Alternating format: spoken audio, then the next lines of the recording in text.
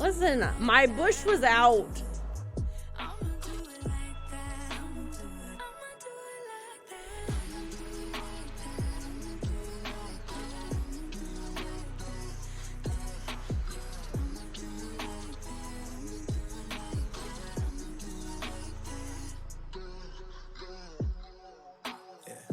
Look how they looking at me. I think they influenced by me. They say they not fucking with me, alright. Wish how they looking at me. She want me to slide for the flame. She want me to show her some things.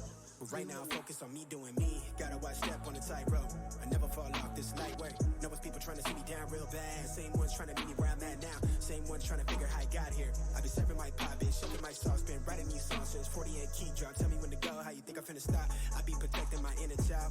You could keep all of that dissonance. They be hating on me cause they see I'm gifted. It's all for the soul, your shit 3D printed. I been doing me like I got a blank check. I been taking shade for the love and respect. Wanna touch stage, cross seas on me, no drama, more flights, next year's looking lit. I'm laid up in somebody's grass, I'm burning the gas to my last breath. Life is so fragile, enjoying the roses so high you can't see me, I'm seated. She wanna breed me, I'm trying to do Fiji, I live on the island alone. I'm trying to be one with my aura before I allow your soul.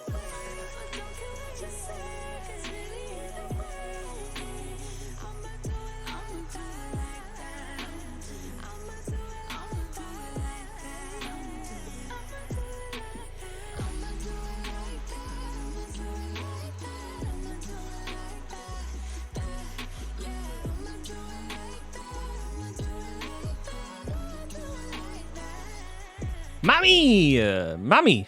Yeah, I think she want more than a flame. Want me to give her that moonlight. Everything not what it seems. Real one from the jump start. Gotta watch step on a tightrope. I never fall off this light work. Lord knows it's God's work.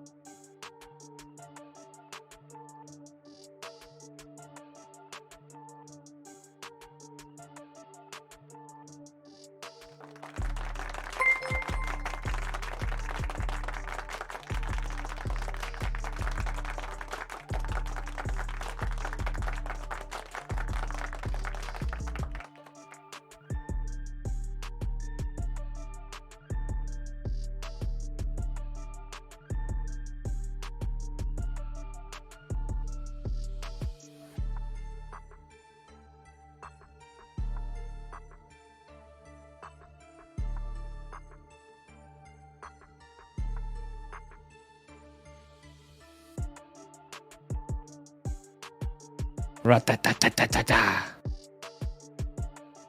Mommy! Pew, pew, pew. Pew, pew.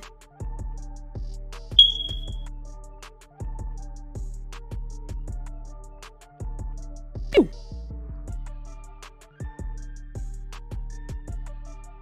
Ra-ta-ta-ta-ta-ta-ta. Mommy.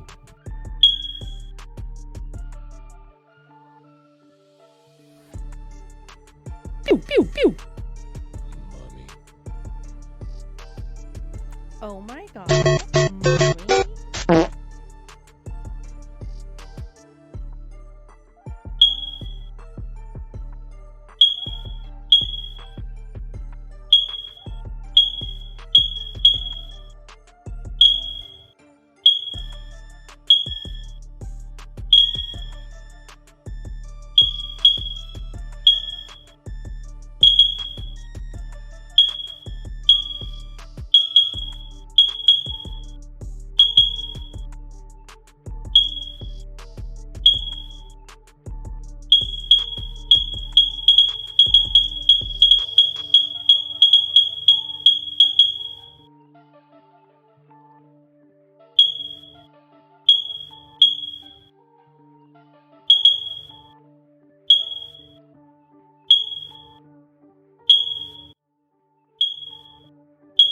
Mommy.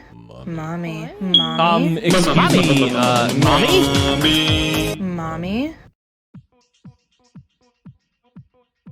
Mommy. Mommy. Excuse Oh me. my Mom. Are y'all good? Are you good? Also, hi? I need to test something new. Go ahead and write something in chat that's not a command. There we go. Thank you. I need to change something just a little bit. Here. There we go. What? She says. What? Not a command. Yeah, not a command. Thank you. It's new, yeah. We like new things sometimes. Occasionally. And I needed to test it out and get it the way I want it to be.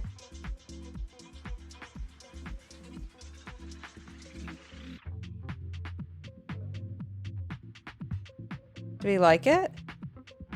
Welcome in, Chloe. How are you doing? Okay, they're just gonna... We're just gonna do beeps and farts and fake gun mouth noises. Yeah, so I updated my chat in a couple of different ways. So we've got this horizontal like gameplay chat. Let me turn off my heater. I'm like super warm. Okay. Mommy! And let's turn down the I don't know if this game has like, I hope it has some level of voice acting. Otherwise, it's going to be very interesting because I don't do voices. So we've got that chat, right? And then we've got this chat, which I also got today. It does not. That's excellent. So then I've got like this cool chat. I just labeled it cool chat in OBS. But I thought it was fun. It's kind of fun. I know it's kind of moved over, but like the longer the message that you type, the further over it goes. So like I could do this, but if you do like a really long message, then you're not gonna see it. You know? I'll do this. But I thought it was fun. I thought it was neat. Yeah, see? That's what it does. So I haven't had a ton of time to get that figured out today. Because I was streaming with Funky for the last few hours. Shoo. I'll turn off that chat. It is dope as heck. I like it quite a bit. And depending on like if you're a subscriber or if you're a mod or a VIP, like the colors of your chat boxes are a little bit different, which I think is kind of neat too. Yeah. So we are playing Doki Doki Literature Club. I wonder if there's even like background music, maybe? We'll see. Like I said, I don't have any context for this game whatsoever. We raided into another VTuber at one point, and they were playing this game, and I was like, what the heck is this game? I've heard the name Doki Doki Literature Club. And Funky was like, oh, that game's like really fucked up. And I was like, huh? It looks like an anime like dating sim kind of game. And he's like, oh no, it's really messed up, but I'm not going to tell you anything because I don't want to ruin it for you because it's an experience. And I was like, oh, great. Well, maybe I need to try it. Well, then last night on Twitter, I was like, I'll just throw up a poll and see if people want me to play a certain game today. Because I was going to play Hitman. But I was like, I'll put Doki Doki Literature Club in the poll. Well, and then overwhelmingly, you guys voted for this game. So I'm going to play it with little to no context at all, or any kind of experience with whatever kind of game this is. Because now Funky's telling me there's no voice over stuff, so that's gonna be fun. This game is giving me a warning right now. I'll slide over a little bit so you can see it. Individuals suffering from anxiety or depression may not have a positive experience playing this game. So there are trigger warnings, which indicates to me that the game is not for everybody. So watch at your own risk. For some reason, the trigger warning command is not picking this game up, which is great, which is why I have a pinned message in chat at the top. So you don't have to do the trigger warning command. I already took care of that. I try to be prepared. So we're going to experience this together. Would you like to review detailed content warnings, which contain spoilers? Alternatively, in-game content warnings can be enabled in the settings menu at any time. I'm going to click no. All right. So if you want spoilers or content warnings that are more detailed, I'm going to ask that you Google that, because I don't want to give myself spoilers, because that kind of ruins the whole point for me. So you've been warned. Go Google the spoilers and content warnings for yourself so that my experience is not totally tampered with. And know that any opinions, viewpoints, and things held by characters in the game are not the same as mine. And all that good stuff. So, all right, I'm going to say no. Okay, there is some sound, which is nice. Playing Doki Doki Literature Club, you agree that you have noted the game's age rating in your region, and you consent to your exposure of highly disturbing content. Yes. Broseph, why do all my hot dogs sound like they would taste like ass? Listen, it's a luck thing. Sometimes you get a good hot dog, but it's pretty rare.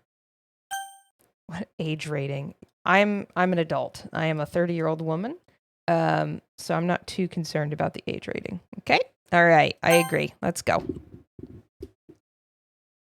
I mean, I'm a waifu now, so I figured I should play a game like this. This game is not suitable for children. Got it. You've noted that. Am I old enough? Sprinkles? You got pizza bread topped with sprinkles and smaller chopped up hot dogs, and it tastes like the best thing you've ever eaten. Wow, I look like them?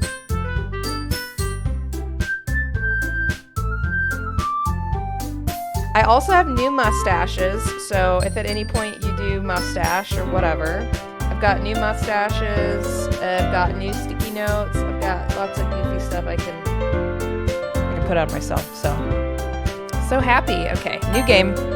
Enter your name. Obviously, it's Meat Mommy. Duh. Can't forget the underscore. Oh, it won't let me underscore. All right. Music is so loud. Listen. I will turn down game music.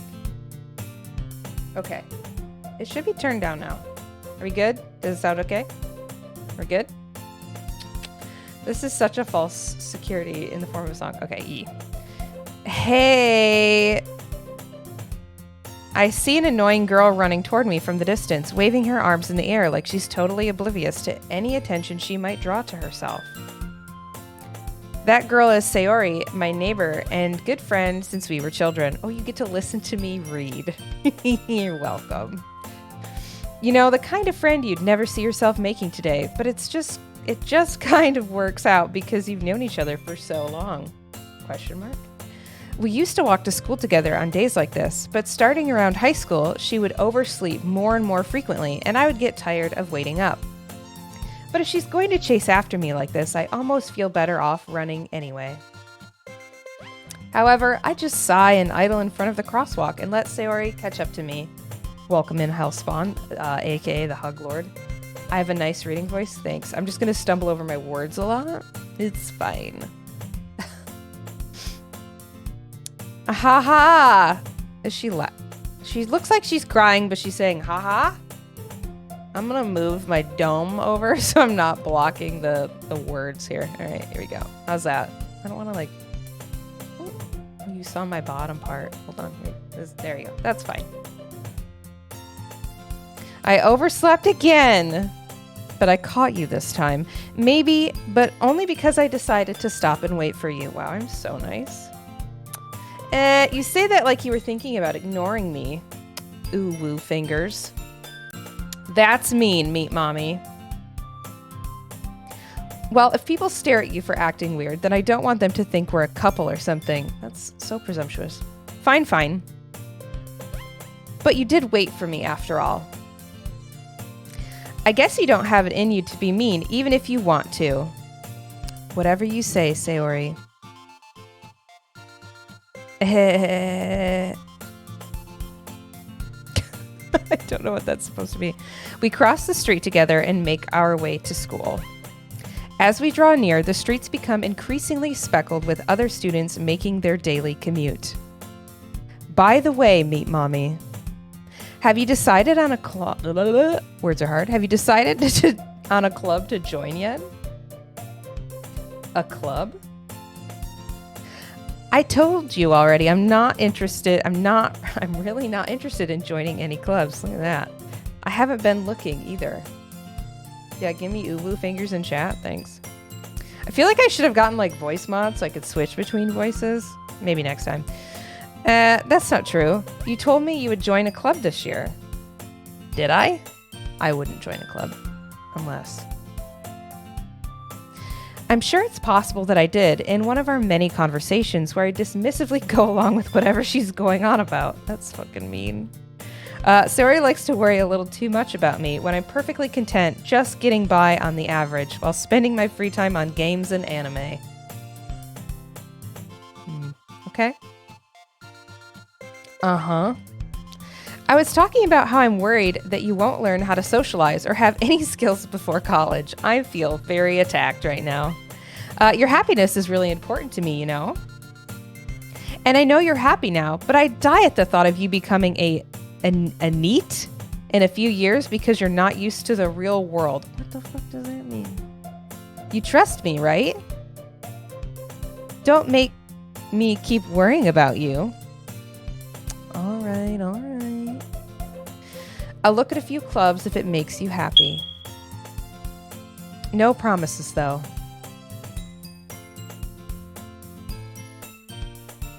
What are you gonna look up? Oh, you're gonna look up what neat means? Oh boy, okay. It's not a slur, right?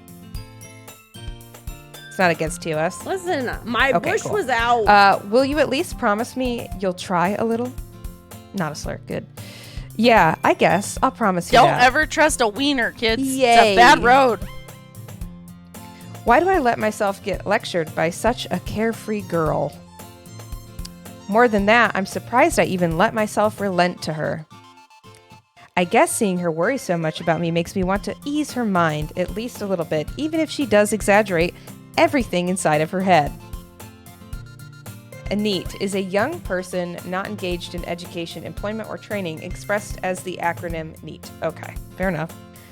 The school day is as ordinary as ever, and it's over before I know it. After I pack up my things, I stare blankly at the wall, looking for an ounce of motivation. Okay, fair enough. Welcome in, trip out. Hope you're having a good day. Clubs. Sayori wants me to check out some clubs. I guess I have no choice but to start with the anime club. Naturally, I have no choice. I have to just go straight for anime club. Hello? Welcome in, Mom. Sayori? Sayori must have come into the classroom while I was spacing out and disassociating. I look around and realize that I'm the only one left in the classroom. I thought I'd catch you coming out of the classroom, but I saw you just sitting here and spacing out, so I came in. Honestly, you're even worse than me sometimes. I'm impressed. You don't need to wait up for me if it's going to make you late for your own club. Well, I thought you might need some encouragement, so I thought, know what? Well, that you could come to my club. Sayori. Yeah. There's no way I'm going to your club. Freaking weirdo. Meanie. I'm so mean. It's canon. Sayori is vice president of the literature club. You know what I don't like to do anymore after getting a bachelor's degree in English and literature? Read, but here we are. Not that I was ever aware that she had any interest in literature. In fact, I'm 99% sure she only did it because she thought it would be fun to help start a new club. Since she was the first one to show interest after the one who proposed the club, she inherited the title Vice President, assistant to the assistant manager. That said, my interest in literature is guaranteed to be even less. Reading is hard. Yeah, I'm going to go to the anime club. Come on, please. Why do you care so much anyway? Well, I kind of told the club yesterday I would bring in a new member. Well, that sounds like a you problem, big dog. You shouldn't have done that. And, okay, we're going to have fun names for me to read. And Natsuki made cupcakes and everything. This is great. This is going to be painful. I just made that noise, so we're just going to keep going. Don't make promises you can't keep. I can't tell if Sayori is really that much of an airhead or if she's so cunning as to have planned all of this out. Boundaryful Meat Mommy wouldn't put up with this. You're right. I would have been like, that sucks that you made a promise, but that's not my problem. I let out a long sigh. Yes, I did. Fine, I'll stop by for a cupcake, okay? Oh, so you're bribing me. Make it a crumble cookie, and it's a deal. Let's go. All right. What are boundaries? And thus today marks the day I sold my soul for a cupcake. I dejectedly follow Sayori across the school and upstairs, a section of the school I rarely visit. Sayori, full of energy, swings open the classroom door. Everyone, the new member is here. Yay. I told you, don't call me a new member. You piece. I glance around the room. Girl 1. Welcome to the Literature Club. It's a pleasure meeting you. You could be real good at the... I can't even read that. You're going to be real good at reading at the end of this. Yeah, we'll see. Sayori always says nice things about you. Seriously, you brought a boy? I'm a boy?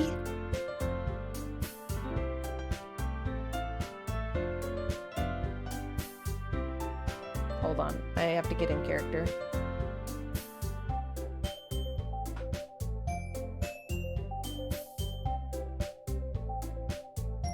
Okay. What about this? Does this... Is that... No, hold on. I got something else. I'm getting into character. Is this good? Is this like help with the immersion? Are you immersed with this? Did we break the chat? Did you break the chat? No, maybe you did. Did you break the chat? Try saying something. Here goes. I think it fades after a while, maybe? I don't know. Huh? It scrolls when you type. It's not like a constant thing. We were talking. I don't know. Maybe you broke it. Maybe you broke the chat. Oh shit. I missed what she said. Girl 2, way to kill the atmosphere. Girl 3, Meat Mommy, what a nice surprise. Elder Scrolls, welcome to the club. All words escape me in this situation. Yeah, because it's weird and uncomfortable, and I'm not good in group settings. This club is full of incredibly cute girls. How's that? Oh shit. I love this game. Girl 2, what are you looking at? If you want to say something, say it. Sorry. Natsuki. Mommy. The girl with the sour attitude, whose name is apparently Natsuki, is one I don't recognize. Her small figure makes her look like a first-year student. She does look very young. My mustache is like slightly off. We need that to be... There we go. Yeah. There we go. She's also the one who made cupcakes, according to Sayori. You can just ignore her when she gets moody. Most people do. Sayori says that quietly into my ear, then turns back toward the other girls. Our favorite narcissist waifu just staring at herself.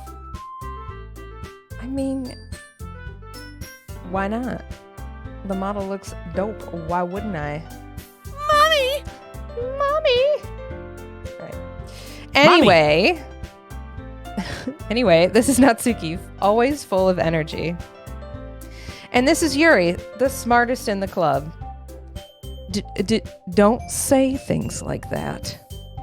Yuri, who appears comparably more mature and timid, seems to have a hard time keeping up with people like Sayori and Natsuki. Well, it's nice to meet both of you. And it sounds like you already know Monica. Wait, hold on. It sounds like you already know Monica. Is that right? A name that I can pronounce confidently. That's right. It's great to see you again, Meet Mommy. But apparently I'm a boy. Monica smiles sweetly. We do know each other. Well, we rarely talk, but we were in the same class last year. Okay, so that's very parasocial of you. We don't know each other. Monica was probably the most popular girl in class. Smart, beautiful, athletic, basically completely out of my league. That's not true. Look at me. Not to mention my incredibly charming personality. Hello. So having her smile at me so genuinely feels a little... You too, Monica. Mamacita. Come sit down, Meet Mommy. We made room for you at the table, so you can sit next to me or Monica. So is this my first choice I get to make? I'll get the cupcakes.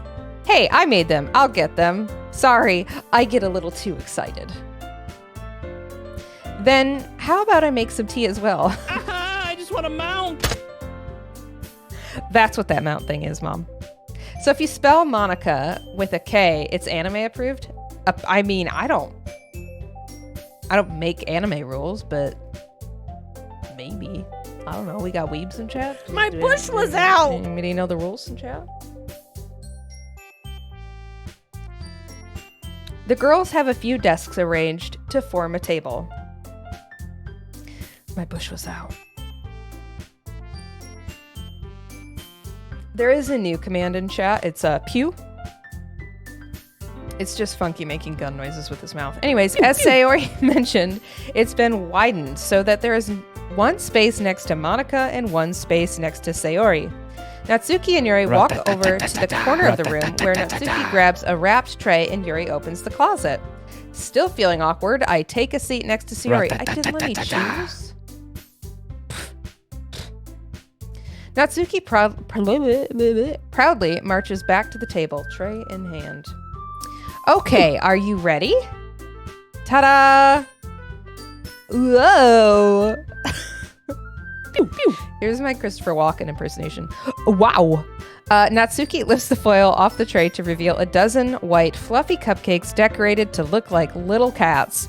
The whiskers are drawn with icing and little pieces of chocolate were used to make ears. Wow! So cute! I had no idea you were so good at baking, Natsuki. Well, you know, Just hurry and take one.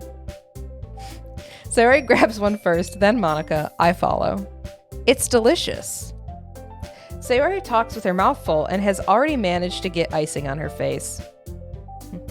I turn the cupcake around in my fingers, looking for the best angle to take a bite, and then promptly shove the entire cupcake in my mouth. Hey lady, do you want a sandwich? Natsuki is quiet. Wait, that's a real question. Yes, I would love a sandwich. That's the IRL question. Yeah, I want a sandwich. Yeah, I do.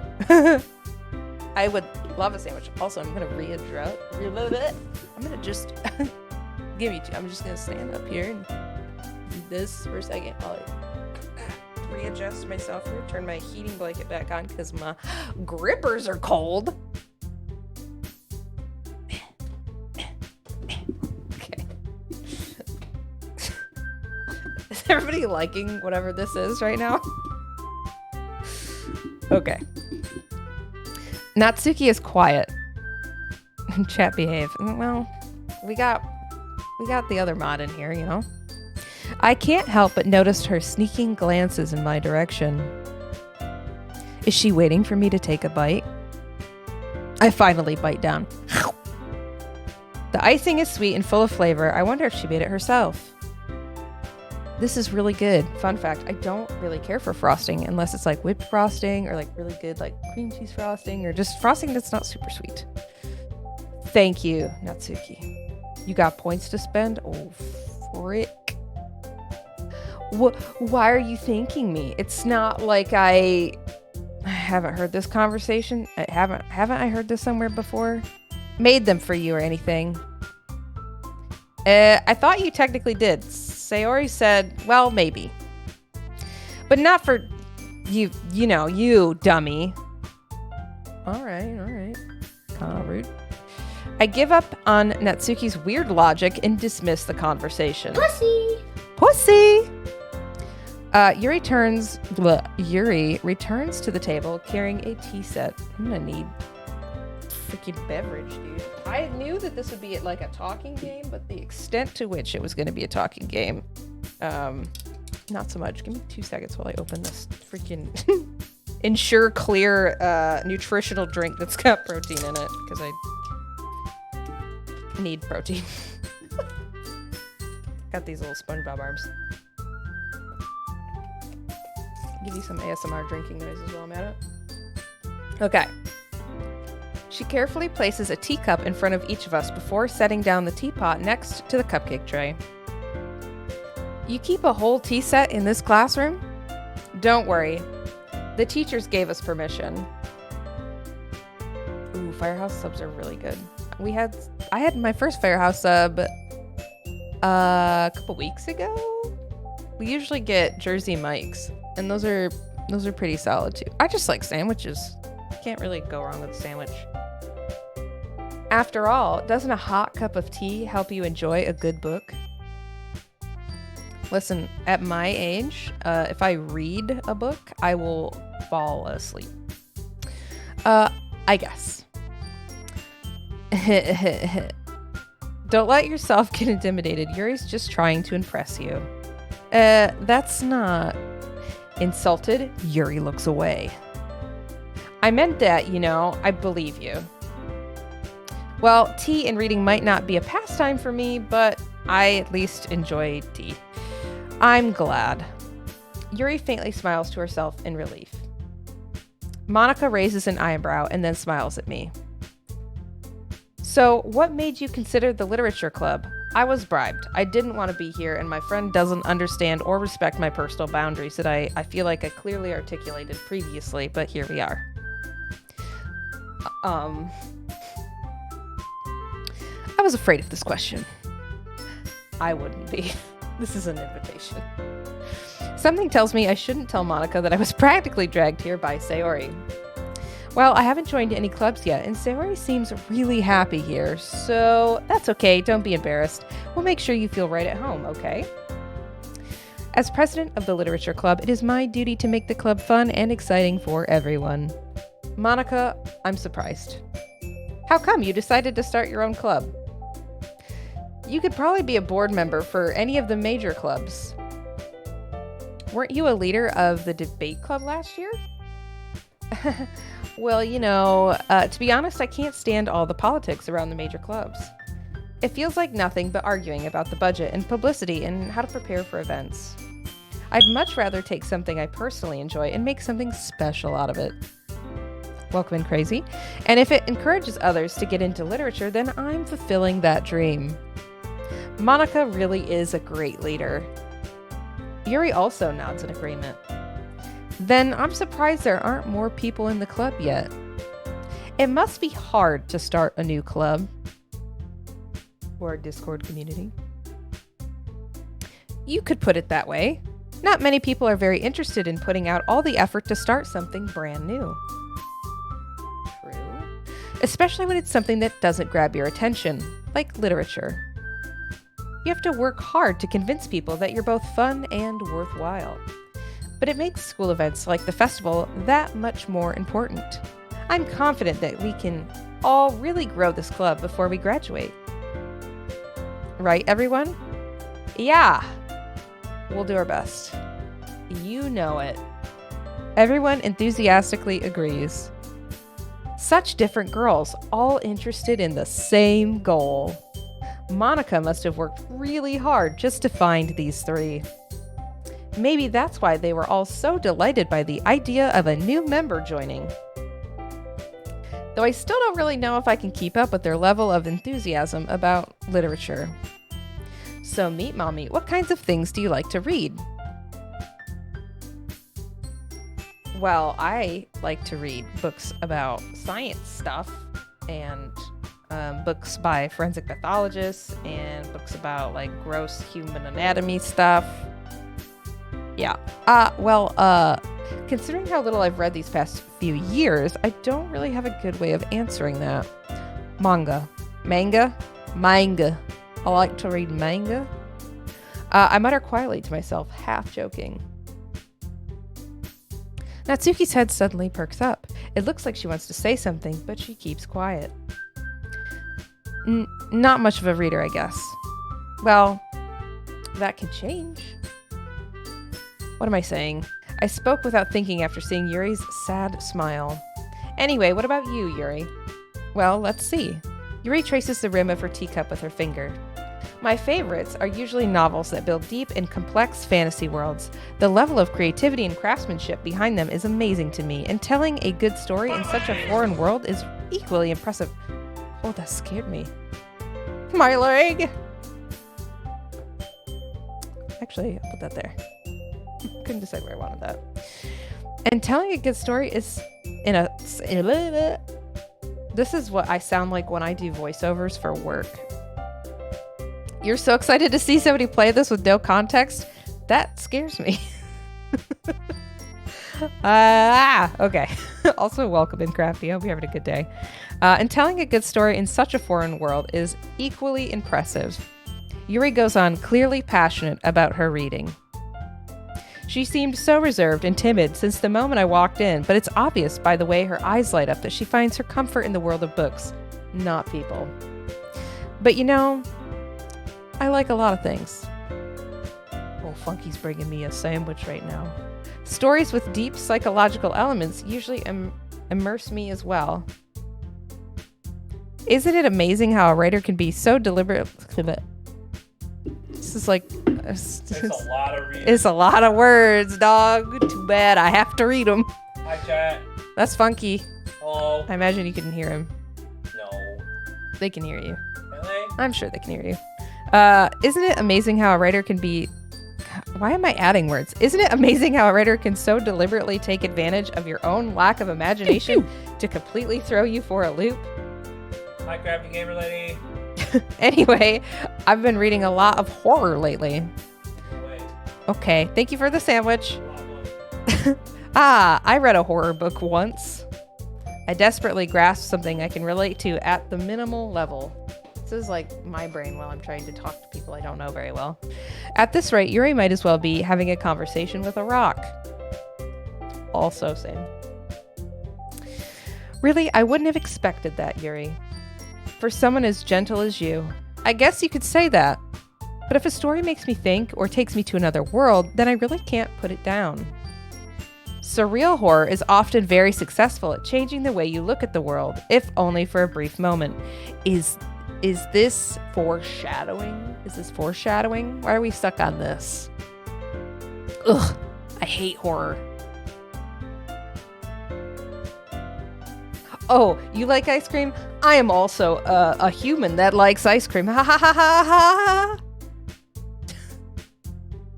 I saw the sun once. Yeah, that's me in social situations. Actually, me in social situations is just this.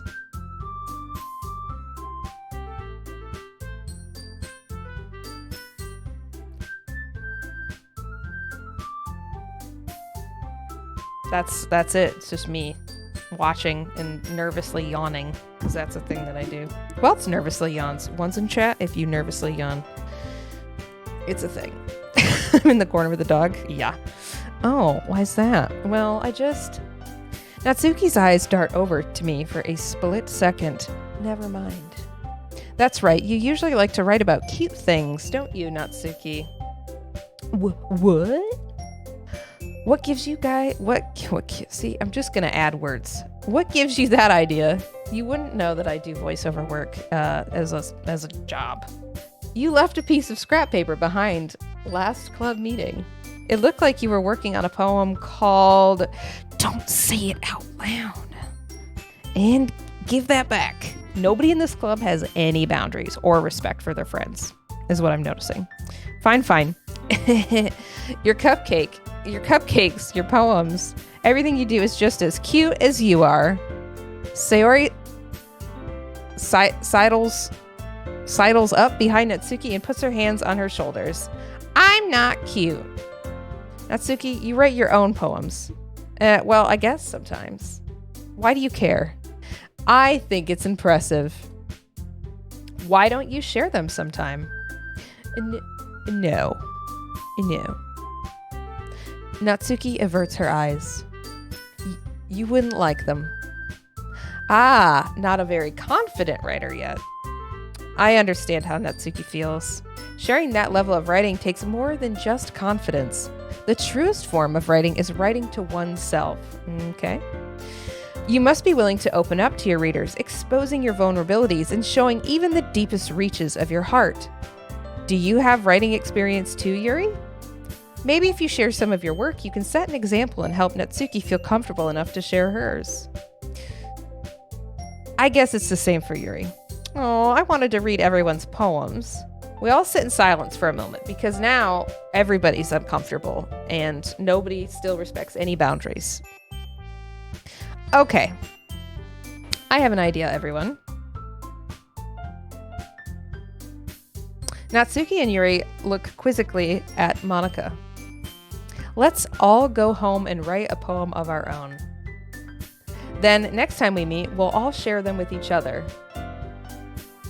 That way, everyone is even. Is the boundary thing going to be the worst part for you? Because it feels like it might be. It might be. It might be the worst part. It might be the worst part for me. We're gonna find out though. Yeah, let's do it. Plus, now that we have a new member, I think it will help us all get a little more comfortable with each other and strengthen the bond of the club. Isn't that right, Meat Mommy? Monika smiles warmly at me once again. Hold on, there's still one problem. What's that? Now that we're back to the original topic of me joining the club, I bluntly come forth with what's been on my mind the entire time. I never said I would join this club.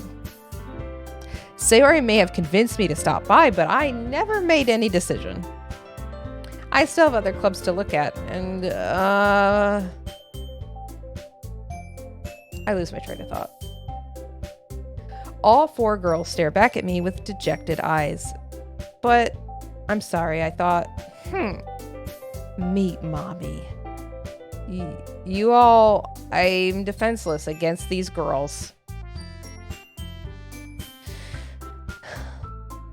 How am I supposed to make a clear-headed decision when it's like this? That is, if writing poems is the price I need to pay in order to spend every day with these beautiful girls. Good Lord. Right? Okay, I've decided then. I'll join the literature club. Okay. One by one, the girl's eyes light up. Based. Yes, I'm so happy. Sayori wraps her arms around me, jumping up and down. Hey.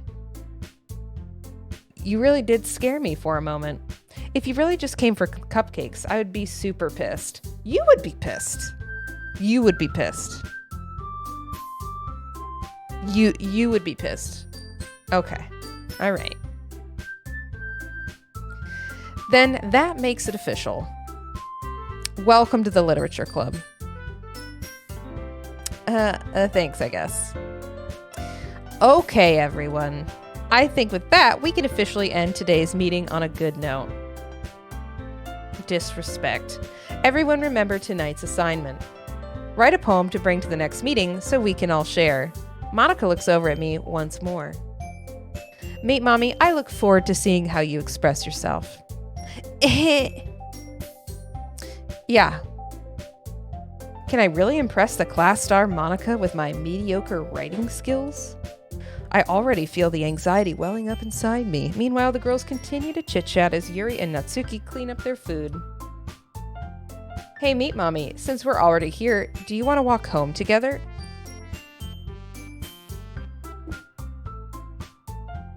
This is a trap. That's right, Sayori and I never walk home together anymore because she's always stayed after school for clubs. I'm like getting so triggered right now by something that is not part of the content warning. Sure, might as well.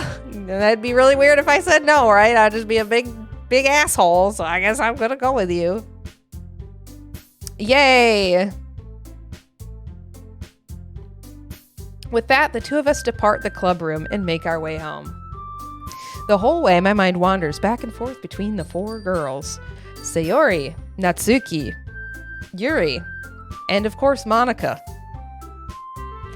Will I really be happy spending every day after school in a literature club? Absolutely not, because you weren't interested.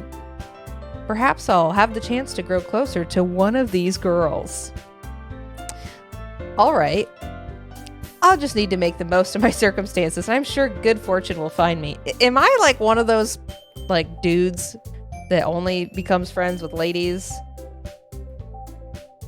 for the hopes that something else happens? Is that me? Is that what I'm doing right now? Am I a good guy? Fuck. Well, shit. Call me a Discord mod and toss me a fedora. Okay. This is gonna be painful for me. All right. And I guess that starts with writing a poem tonight. It's time. Oh, no. Ooh. Okay. I get to pick words. Okay, all right. It's time to write a poem. Pick words you think your favorite club member will like. Something good might happen with whomever likes your poem the most. We got the words kiss, fireflies, effluent, effulgent, passion, giggle, marshmallow, crimson, tragedy, after image, flee. Do we have a preference? What does this word mean? Radiant. That's what that means? Okay. Do we want to go for like, do you want to like double down on like an edgelord? Do we want to like edgelord it? Like tragedy. Oh shit, I clicked on it. Okay.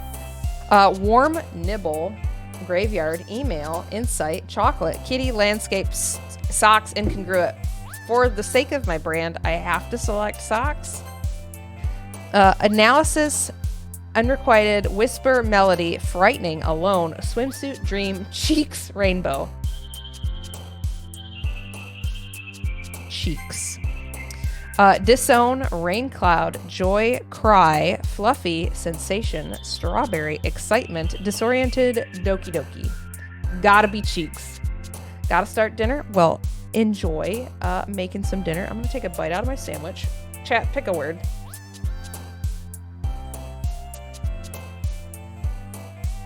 I have truffle potato chips and they smell so strong. Pick a word. Sensation? Bet. Romance, broken, melancholy, playground, infinite, anxiety, explode, breathe, defeat, disaster. I'm gonna go with melancholy. Jumpy, comfort, whistle, lipstick, friends, cage, papa, nature, candy, contamination. A papa. Scars, loud, vertigo, sugar, twirl, smile, whirlwind, dark, entropy, sadness. Dark? We'll go dark. Pink, fickle. I was thinking about entropy. Pink, fickle, skirt, flower, intellectual, bunny, uncanny, time, childhood, sing.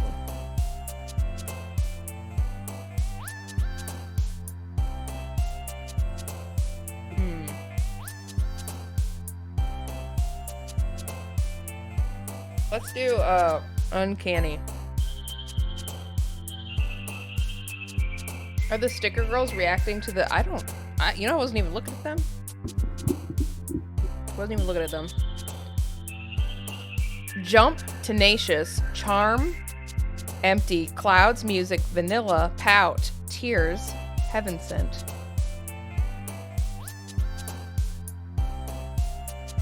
Do they?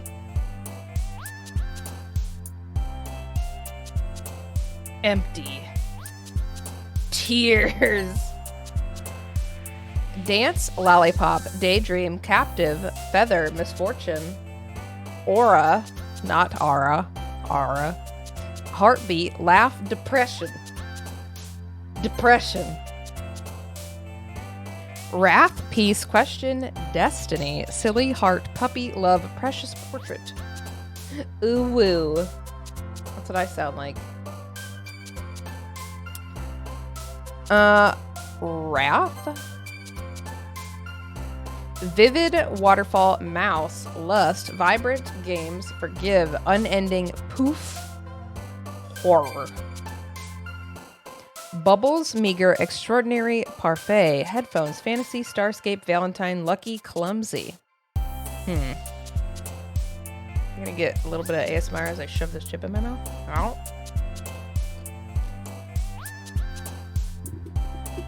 Starscape, bet.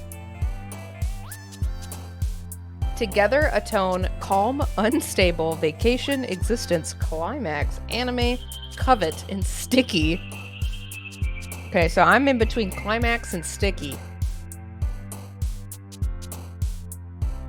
That's what she said.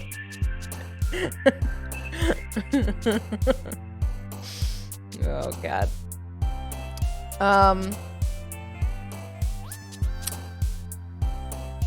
I'm gonna go with sticky. I abstain. Misery, shopping, incapable, electricity, memories, hopeless, color, marriage, happiness, sunset.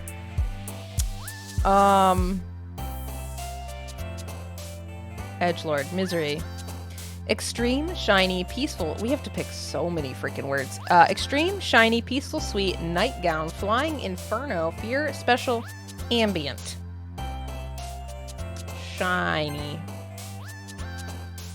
Ocean, determination, spinning, beauty, bed, sunny, dazzle, skipping, fireworks, adventure. Bed. Secretive, unrestrained, pain, promise, lazy, bliss, grief, universe, amazing, ribbon. Pain. Prayer, treasure, journey, hope, kawaii, disarray, shame, vivacious, play, awesome. Kawaii? Pure pleasure, massacre, embrace, blanket, desire, eternity, summer, vitality, anger. Fucking massacre, dude. Okay, what's my horrible poem that I've written? Hi again, Meat Mommy. I'm gonna open a beverage. Hold on. It's a Major Melon Mountain Dew. Hope you enjoy the ASMR that you're receiving right now. Hi again, Meat Mommy. Glad to see you didn't run away on us. Ha ha ha ha. Nah, don't worry. This might be a little strange for me, but I at least keep my word. Same. Well, I'm back at the literature club. I was the last to come in, so everyone else is already hanging out. Thanks for keeping your promise, Meat Mommy. I hope this isn't too overwhelming of a commitment for you. Making you dive headfirst into literature when you're not accustomed to it. Yeah, because you guys are fucking rude. Oh, come on. Like he deserves any slack. I do. It's basic human respect. Sayori told me you didn't even want to join any clubs this year. And last year, too. Yeah, because maybe I just don't like clubs. Nobody's considering what I actually want or enjoy. I don't know if you plan to just come here and hang out or what. But if you don't take it seriously, then you won't see the end of it. Natsuki, you certainly have a big mouth for someone who keeps her manga collection in the club room. Natsuki finds herself stuck between Monica and manga. Manga is literature. Swiftly defeated, and SpongeBob is anime. Natsuki plops back into her seat. Don't worry, guys. Meat Mommy always gives it his best as long as he's having fun. I meet Daddy today. Okay. He helps me with busy work without me even asking. Like cooking and cleaning my room. Oh, how dependable. Sayori, that's because your room is so messy, it's distracting. And you almost set your house on fire once. What the fuck? Is that so? You two are really good friends, aren't you?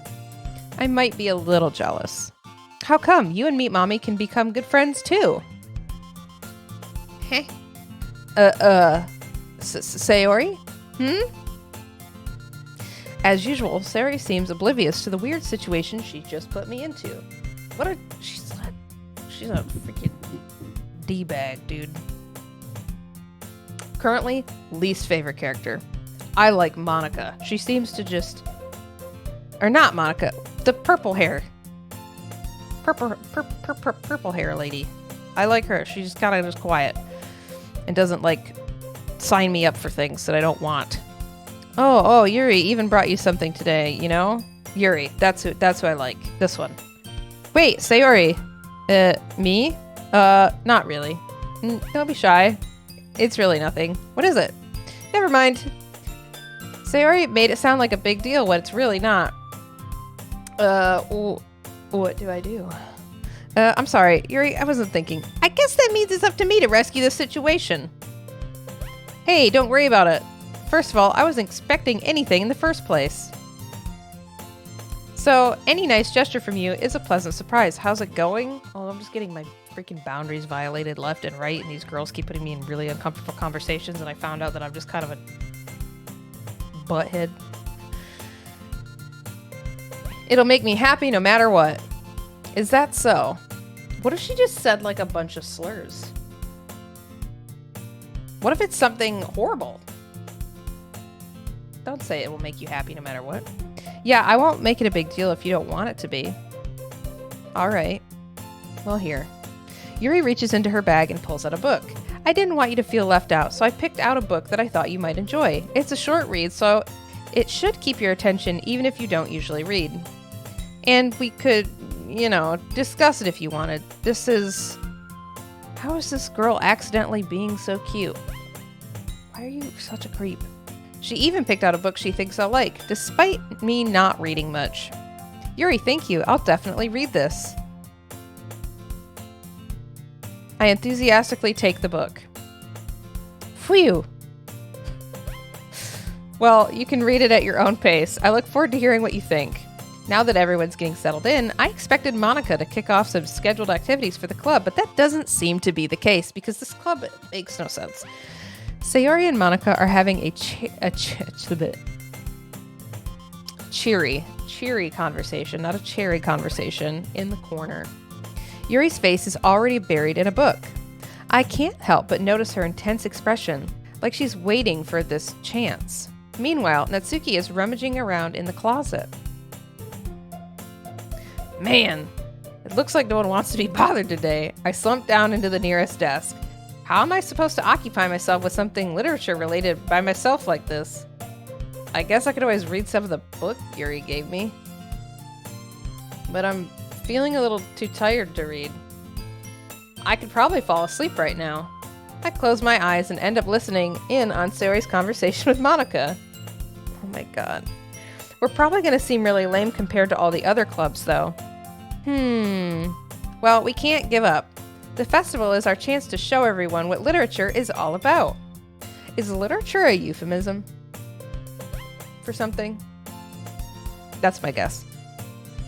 The problem is that the idea of a literature club sounds too dense and intellectual, but it's not like that at all, you know? We just need a way of showing that to everyone. Something that speaks to their creative minds. That doesn't solve the problem, though. What do you mean? Even if we come up with the most fun thing ever, nobody will come in the first place if it's a literature event. So it's more important to figure out how to get people to show up in the first place, you know? And after they come, we can do the thing to speak to their creative minds. What's this? Sayori is taking this really seriously. It's rare to hear her deliberating like this, because normally she doesn't have a single thought in her head. That's a good point. In that case, do you think food will do the trick? Typically. What kind? Any kind of food that's free? Well, I guess we could... Cupcakes. Everybody wants those. Good thinking. Natsuki would love to do that. Tacos. Yeah, fucking free tacos. All kinds of tacos. Vegan tacos, meat tacos. There's, ice cream tacos are a thing. Mac and cheese, spaghetti tacos. It doesn't need to just be fucking cupcakes. I mean, once in a while, cupcakes, yeah, cool, but like all the time? No. Get out of here. Natsuki makes the best cupcakes. We talked about this yesterday. You guys are just like going in a circle. That works out perfectly. That wasn't why you suggested it. Cupcakes speak to my creative tummy.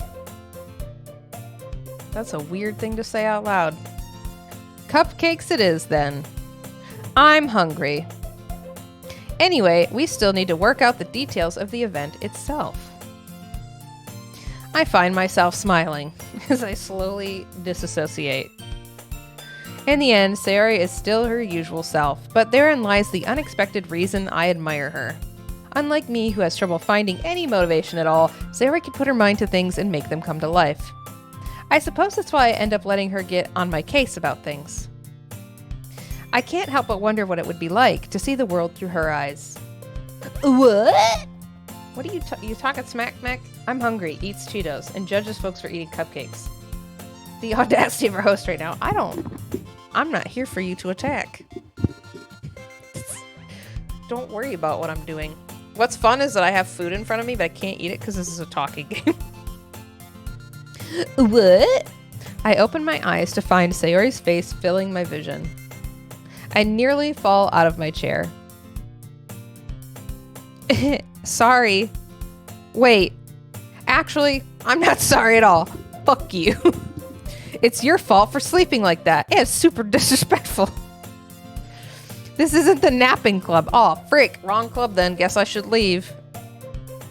Oh, did I freeze? Or am I good? Am I good now? I froze for a second. I know I'm ruining your immersion.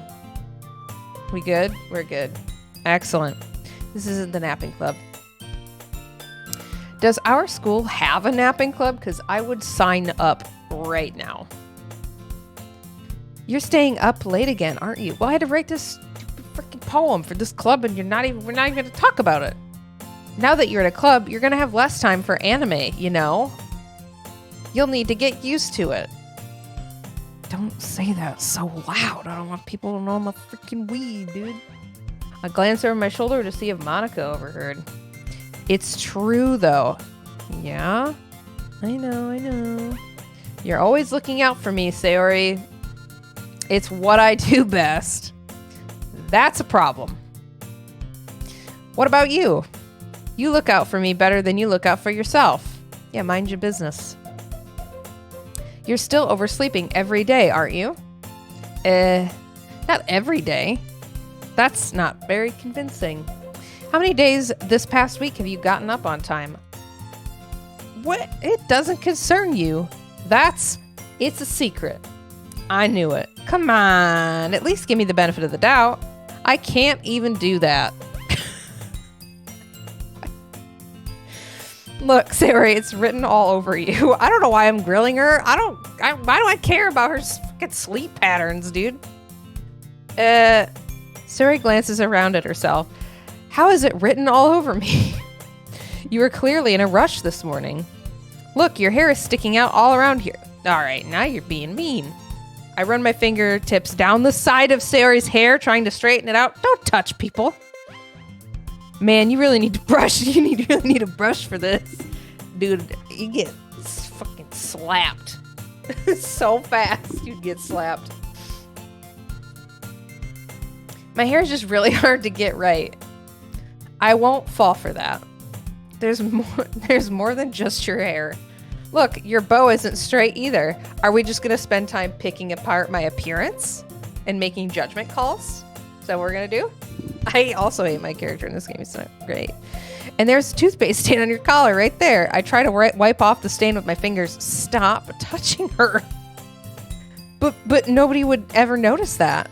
Of course they would. Nobody's going to tell you about it because they don't want to embarrass you. And I do. Fortunately, I don't really care about that. Hey, you meanie. And you don't even keep your blazer buttoned up? I'm such an asshole, dude. Seriously, Sayori. Why do you think you don't have a boyfriend yet? What the fuck? What is my problem? That's super mean. Sorry, but you'll thank me later. Call me nice guy. I start to button her blazer from the bottom? Once you see how much better it looks, you'll change your mind. Stop. Get the fuck out of here right now. I hate this. This is so funny. This is so awkward. This is so uncomfortable. What is? Well, I was just thinking about how weird it is to have a friend who does these kinds of things. Yeah, this is weird. Don't say that. You'll make me feel weird about it, stupid. Oh my god, dudes. What is this? It's okay, though. I'm happy we're like this. Aren't you? I guess. Hey, be careful. The button might come off. Why is this one so hard to close? I struggled to fully close the button near her chest.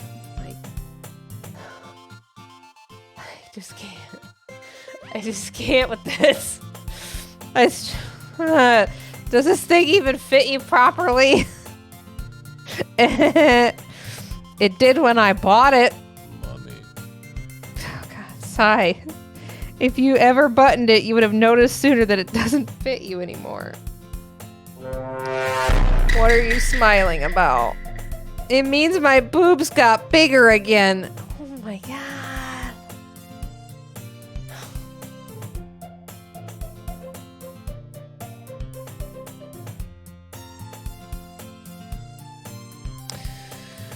Don't say that out loud.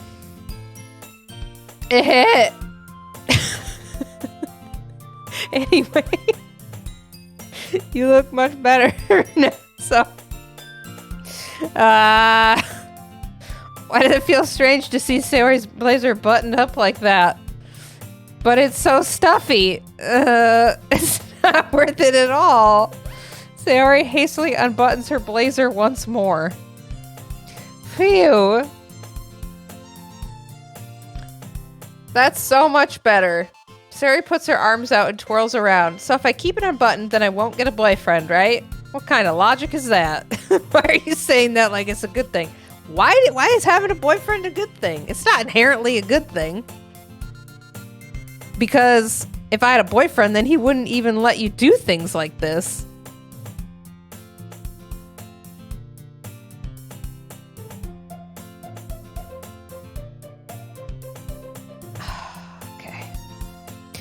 And you take care of me better than anyone else would. Anyway. So that's why I'm keeping it unbuttoned. Stop saying all of these embarrassing things. Boyfriend, make you sandwich. Ooh, woo. You did make me a sandwich, and I appreciate it a lot. It's very nice of you. It's very nice of you. I appreciate it. Thank you for making me a sandwich. I didn't say anything embarrassing. Jeez. Well, anyway, just focus on trying to wake up a little earlier. Only if you focus on going to bed earlier. Bitch. Fine, fine. It's a deal. That was an inclusive bitch. That's for everybody in this game. Everybody in this conversation, at least. Just two terrible people. I guess we really are better at taking care of each other than we are at taking ourselves. That's probably a trauma response. Right? Yeah, I guess so, huh? So maybe you should come wake me up in the morning. Maybe you should get an alarm clock. You're doing it again, Sayori. Well, I was joking that time. I love trauma. Man, it's impossible to tell with you sometimes. Okay, everyone. Feels called out. Monica suddenly calls out. Is a call out? Why don't we share the poems we wrote now? Oh, sweet baby Jesus. Yay! Me, mommy, I can't wait to read yours. Yeah, same. I fail to sound enthusiastic, but Sayori still trots away to retrieve her poem. Is she a horse now? By the way, did you remember to write a poem last night? Yeah. I wrote the best poem. My relaxation ends. I can't believe I agreed to do something so embarrassing. I couldn't really find much inspiration since I've never really done this before. Well, now that everyone's ready, why don't you find someone to share with? I can't wait. Of course you fucking can't. Sayori and Monica enthusiastically pull out their poems. Sayori's is on a wrinkled sheet of loose leaf torn from a spiral notebook. I assumed that. Oh, I forgot to plug. Hold on. Give me 2 seconds. There we go. There we go. My phone was not plugged in. The one I use for my face. On the other hand, Monica wrote hers in a composition notebook. These are very important details, clearly, that we need to know for our immersion in the story. I can already see Monica's pristine handwriting from where I sit. Natsuki and Yuri reluctantly comply as well, reaching into their bags. I do the same myself. Okay, who should I show my poem to first? I love when you phrase in the mouth does that. Let's get this one out of the way. Sayori. I'm definitely most comfortable with sharing it with Sayori first. She's my good friend after all. You say like a lot of fucked up shit to her though. Oh my goodness. This is so good, Meat Mommy. I love it. I had no idea you were such a good writer. I can't wait to see this trash. Sayori, you must be seriously overreacting. I'm not a good writer at all. I honestly have no idea what I'm doing. Well, maybe that's why. Because I have no idea what I like either. Jeez. I'm sure Yuri's opinion has to be a little more constructive than this. Maybe even Natsuki's. Are you sure you don't like it just because I wrote it? Well, I'm sure that's part of it. I think I understand you better than a lot of other people, you know? Because it's a parasocial relationship and we just walk to school together. But I know a lot about you. So when I read your poem, it's not just a poem. It's a Meat Mommy poem. And that makes it feel extra special. You know, back when I used to play Final Fantasy XIV, I would go hang out in the quicksand and I would offer people to write them insulting haikus for Gil while I danced on a table. Here's your fun fact for the day. And it makes me feel extra special. Like, I can feel your feelings in it. Sayori hugs the sheet against her chest. You're so weird, Sayori. I'm really happy just that you wrote one. It just reminds me of how you're really a part of the club now. Not to mention the fact that I'm standing in front of you in the club room. Well, of course. I'm not really into it yet, but that doesn't mean I'll break my promise. See? It's like I said before, deep down, you're not selfish at all, you know? Who said that was selfish? Trying new things like this for other people, that's something that only really good people do. Or again, trauma response, you are incapable of saying no. Mayhaps. Thanks, Sayori. I'm not sure if Sayori sees the full picture of my motive here. That's so gross. Ugh. Then again, I can't deny that she's part of the reason I joined. Knowing how much this means to her and all. Yeah, and I'm gonna make sure you have lots of fun here, okay? That will be my way of thanking you. Alright, I'm going to hold you to that then. Yay! Now you'll read my poem too, right? I don't really want to. Don't worry, I'm really bad at this. We'll see about that. Okay. Dear sunshine, the way you glow through my blinds in the morning, it makes me feel like you missed me. Kissing my forehead to help me out of bed, making me rub the sleepy from my eyes. Are you asking me to come out and play? Are you trusting me to wish away a rainy day? I look above, the sky is blue. It's a secret, but I trust you too. But if it wasn't for you, I could sleep forever. But I'm not mad. I want breakfast. Sayori, this is just a guess, but did you wait until this morning to write this? No. Just a little bit. You can't answer just a little bit to a yes or no question. I forgot to do it last night. Well, at least that makes me feel a little bit better by myself. Don't be mean. I still tried my best. Yeah. I didn't mean to say that it was a bad poem. It came out nicer. How should I put it? It sounds just like you. That could be such a fucked up backhanded compliment. That's totally a you thing. That tracks. That's canon. Really? Yeah. Especially that last line. I made eggs and toast. Even though you were late to school? It's bad to skip breakfast. That's not true. Okay, do you guys know about the cereal industry, about Kellogg? Welcome in, Grave Error 404. How are you doing? I hope you're having a great day. It was perpetuated by Kellogg, specifically, that breakfast was the most important meal of the day. It's not. That's just a marketing thing. I'm gonna get off my soapbox about cereal, but go Google it. Go look up like Kellogg's conspiracies or whatever, and how the cereal industry is just, they're just scamming you. Breakfast is not that important. Food is important. You should eat food for sure, but like the whole breakfast thing, it's a lie. Thank you. I'm glad that you like my stash. I'm playing a boy character, and I wanted to make sure that you didn't, that you were more immersed. I'm meat daddy today. I'm RPing, yeah. I get all cranky. Well, I guess there's no point in arguing. Anyways, thanks for showing me your weird poem. That was so much fun. Monica's the best. Yeah. But next time, I won't forget. And I'm gonna write the best poem ever. Well, I guess I look forward to it. I guess I look forward to it.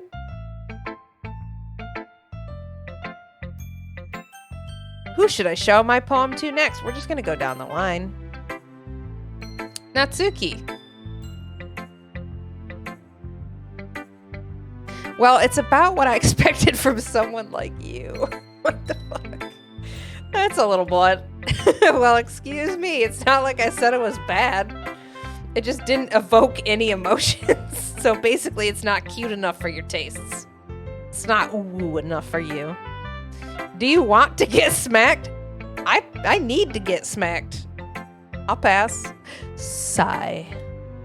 Well, anyway, I guess I need to show you mine. Not that you'll like it. Okay, here we go. Eagles can fly.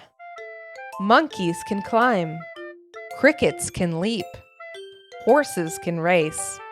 Owls can seek. Cheetahs can run. Eagles can fly. People can try. But that's about it. Okay. All right. Interesting. Yeah. I told you that you weren't going to like it. You were wrong. I like it. Now I'm lying. What? Just be honest. I am. Why are you so convinced that I wouldn't like it? Well, because everyone in high school thinks that writing has to be all sophisticated and stuff. So people don't even take my writing seriously. But isn't the point of poems for people to express themselves? Your writing style wouldn't make your message any less valid. Yes, exactly. I like when it's easy to read, but it hits you hard. That definitely hit me so hard. Emotions totally invoked. Like in this poem. Seeing everyone around you do great things can be really disheartening. Listen, don't compare yourself to others. That's silly. Pew, pew. Compare yourself to yourself. Be better. Evoked.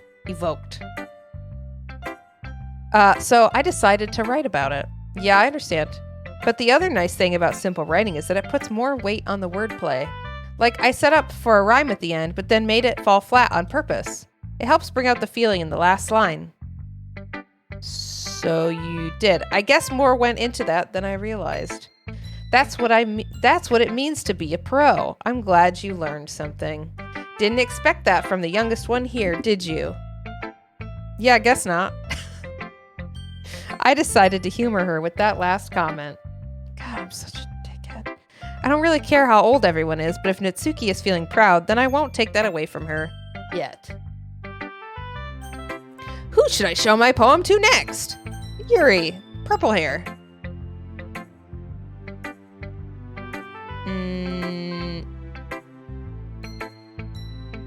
Yuri stares at the poem. A minute passes. More than enough time for her to finish reading. Oh! Sorry. I forgot to start speaking. You ever just forget to talk? Okay. It's fine. Don't force yourself. Don't hurt yourself, big dog. It's cool.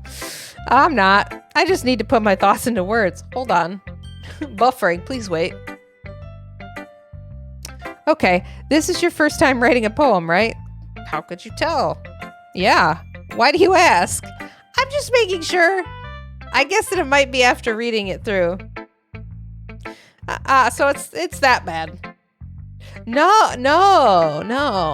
Did I just raise my voice? I am so sorry. Yuri buries her face in her hands. I couldn't help but notice that it's been several minutes and we really haven't gotten anywhere. It might take Yuri a while to get used to new people. It's fine. I really didn't notice. What were you saying? Right. It's just that there are specific writing habits that are usually typical of new writers. And having been through that myself, I kind of learned to pick up on them.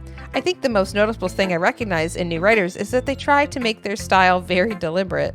In other words, you tend to pick a writing style separate from the topic matter, and they form fit the two together. The end result is that both the style and the expressiveness are weakened. Once Yuri finds her train of thought, it's as if her demeanor totally changes. Her stammering is completely gone and she sounds like an expert. Of course, that's not something you can be blamed for. There are so many different skills and techniques that go into writing even a single poem. Not just finding them and building them, but getting them to work together is probably the most challenging part. It might take you some time, but it all comes with practice and learning by example and trying new things. I also hope that everyone else in the club gives you valuable feedback. Natsuki can be a little biased, though. I was going to say based. I was going to read that as based. Biased? How? Well, never mind. I shouldn't be talking about people like that. Sorry. It's fine. I'm not sure if Yuri is apologizing to herself, to me, or Natsuki. Do you mind if I read your poem now? Please do. I'd love to share my thought process behind it.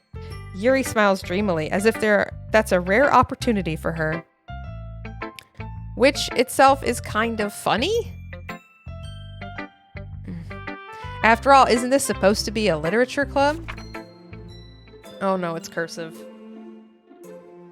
Oh no. Oh no. Okay. It's not too cursive. I should be able to read it. Ghost under the light. Oh, she's also an edgelord. Got it.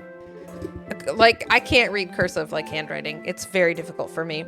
The tendrils of my hair illuminate beneath the amber glow. Bathing. It must be this one. The last remaining streetlight to have withstood the test of time. The last yet to be replaced by the sickening blue-green hue of the future.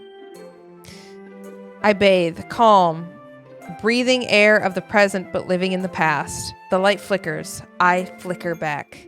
Everyone is so edgy, dude. This is literature club? You mean freaking edgelord club? What's going on? I'm sorry. I have such terrible handwriting. Your handwriting is fine. I just can't read cursive very well. What? I wasn't thinking that at all. But it took you a long time to read.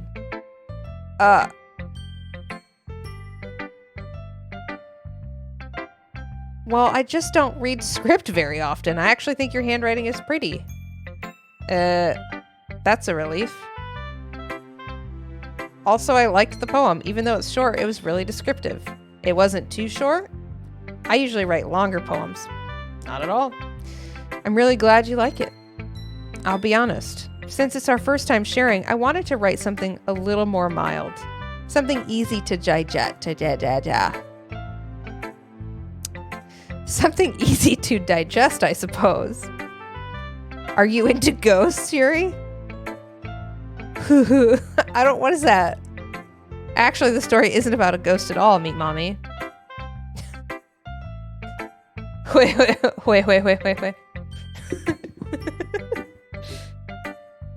This, has anybody seen, what's that called? Crimson,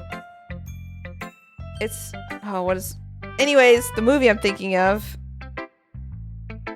the line that they say repeatedly through the movie is, it's not a ghost story, it's a story with a ghost in it. Do you know what that movie is? You know what I'm talking about? Crimson Chin? No. I don't remember what the movie's called, but that's whatever. We're moving on. Really? I must have totally missed the point. Well, I suppose you did only glance over it, after all. But remember that poets... Now, okay, so she's like, it took a really long time to read this, and now it's, well, you just sort of glanced over it. Would you pick?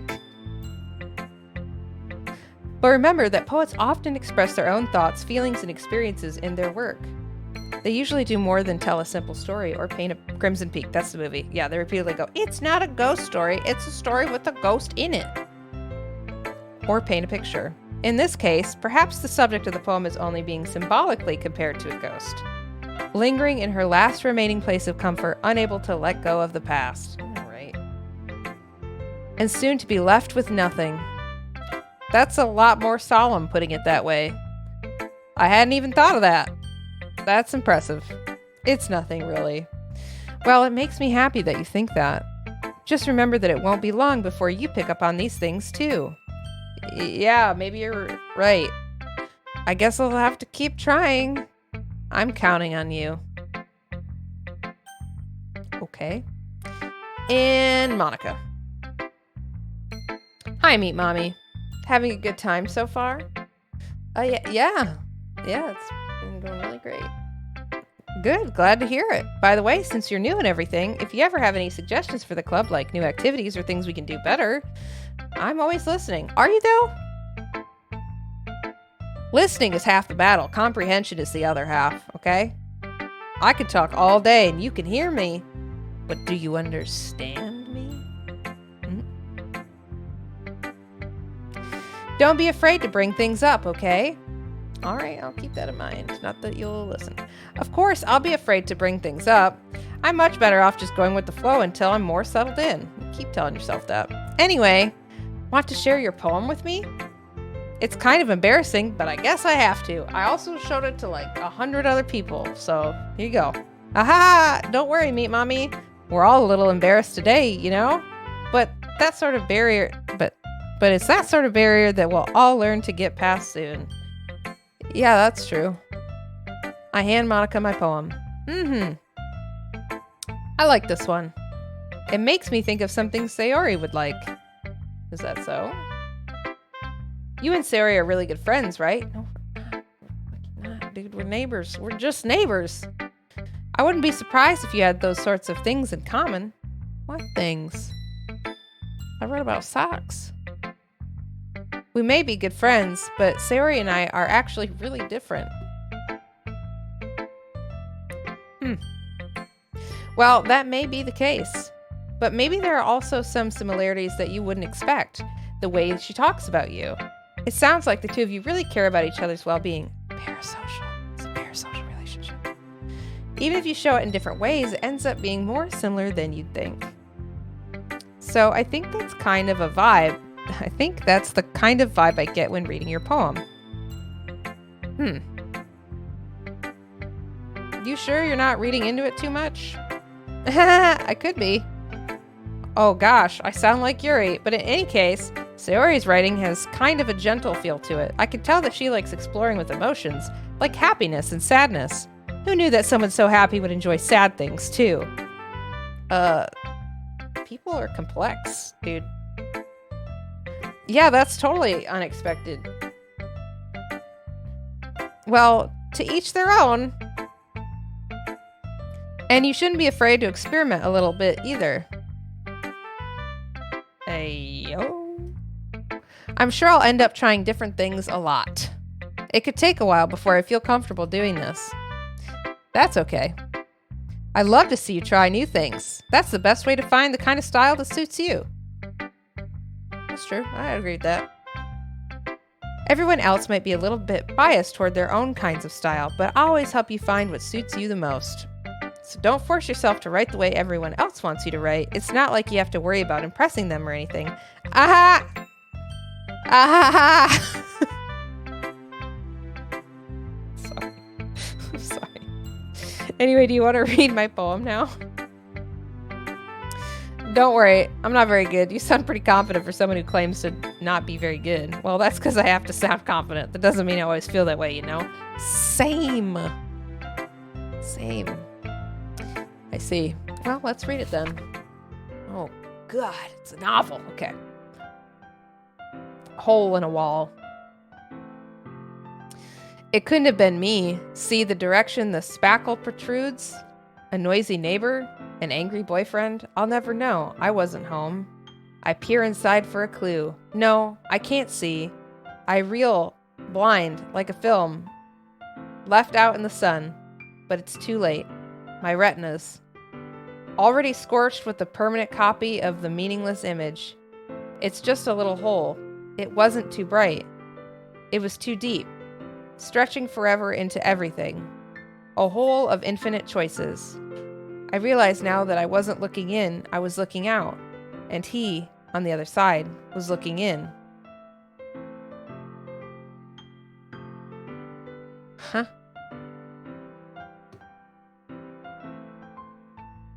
So, what do you think?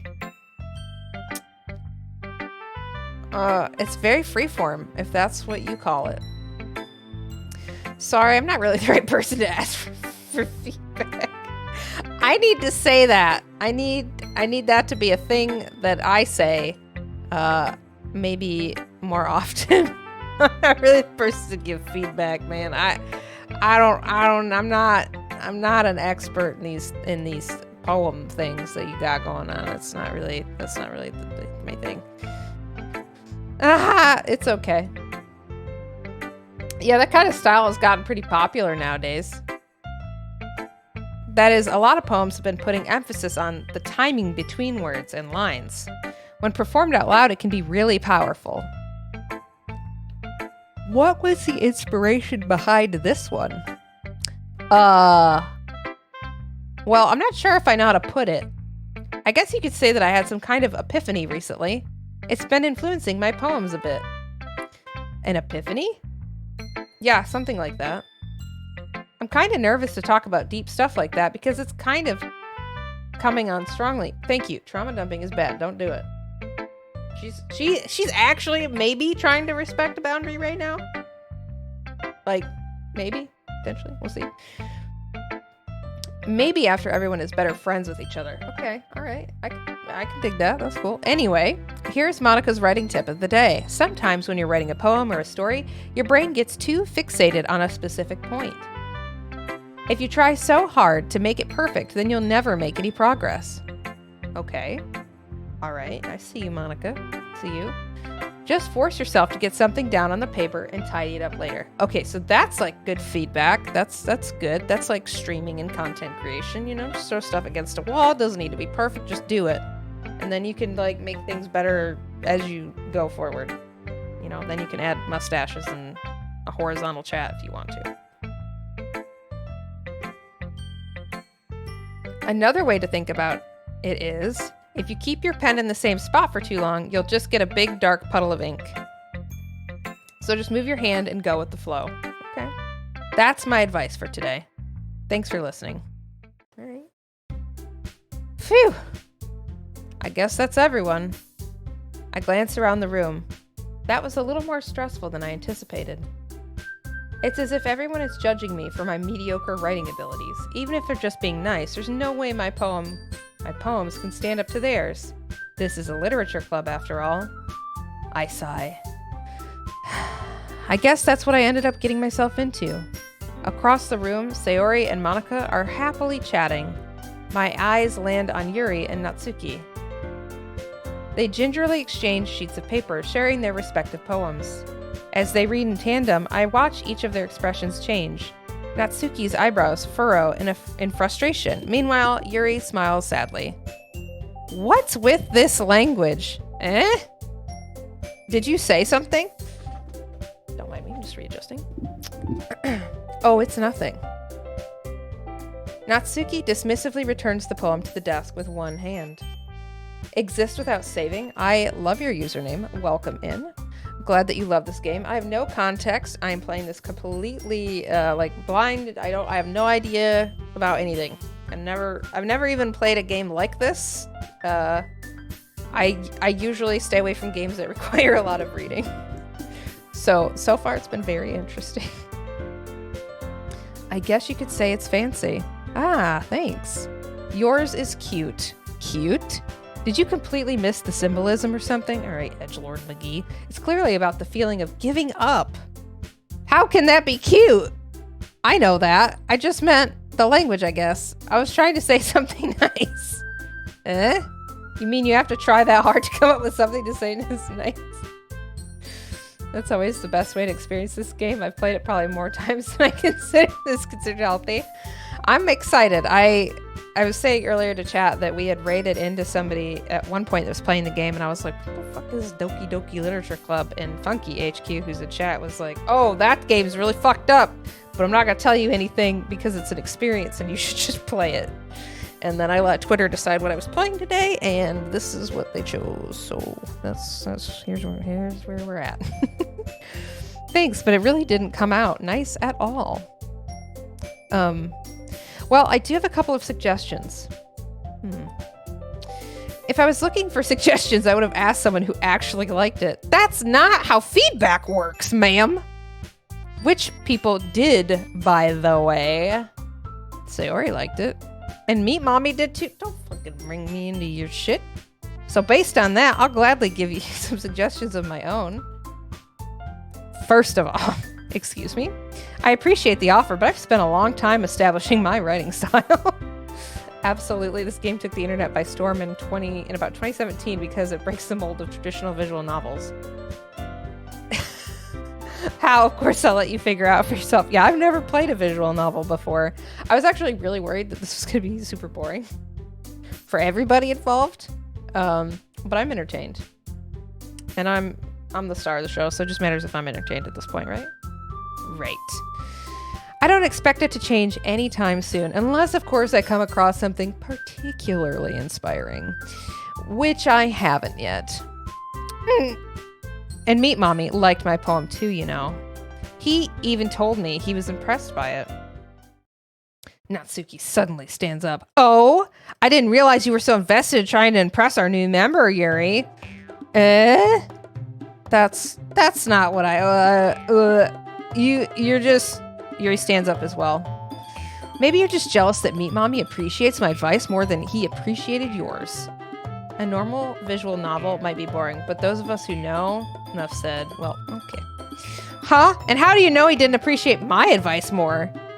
Are you that full of yourself? No. If I was full of myself, I would deliberately go out of my way to make everything I do overly cutesy. Fucking pick me? Ooh.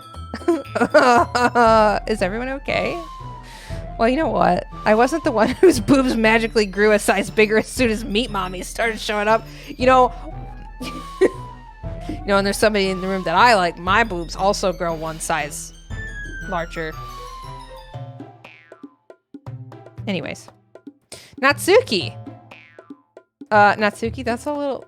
This doesn't involve you. I don't like fighting, guys. Suddenly, both girls turned towards me as if they just noticed I was standing there. Meat Mommy. She's just trying to make me look bad. That's not true. She started it. If she could get over herself and learn to appreciate that simple writing is more effective, then this would have happened in the first place. What's the point in making poems all convoluted for no reason?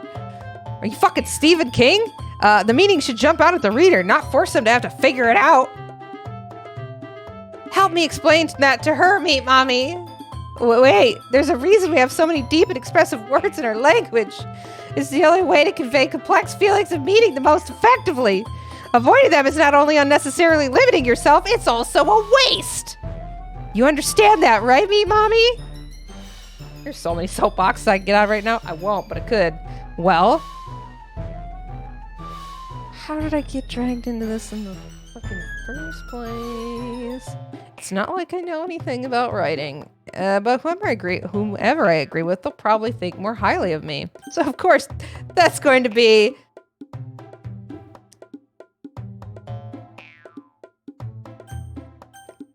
Yuri. Natsuki. You're right that I liked your poem. See? Wait. Shush your mouth. That's not an excuse for you to be so mean. You shouldn't pick a fight just because someone's opinion is different. That's not what happened at all. Yuri wouldn't even take my poem seriously. I understand. Yuri? You're a seriously talented writer. It's no secret that I was impressed. Well, but here's the thing.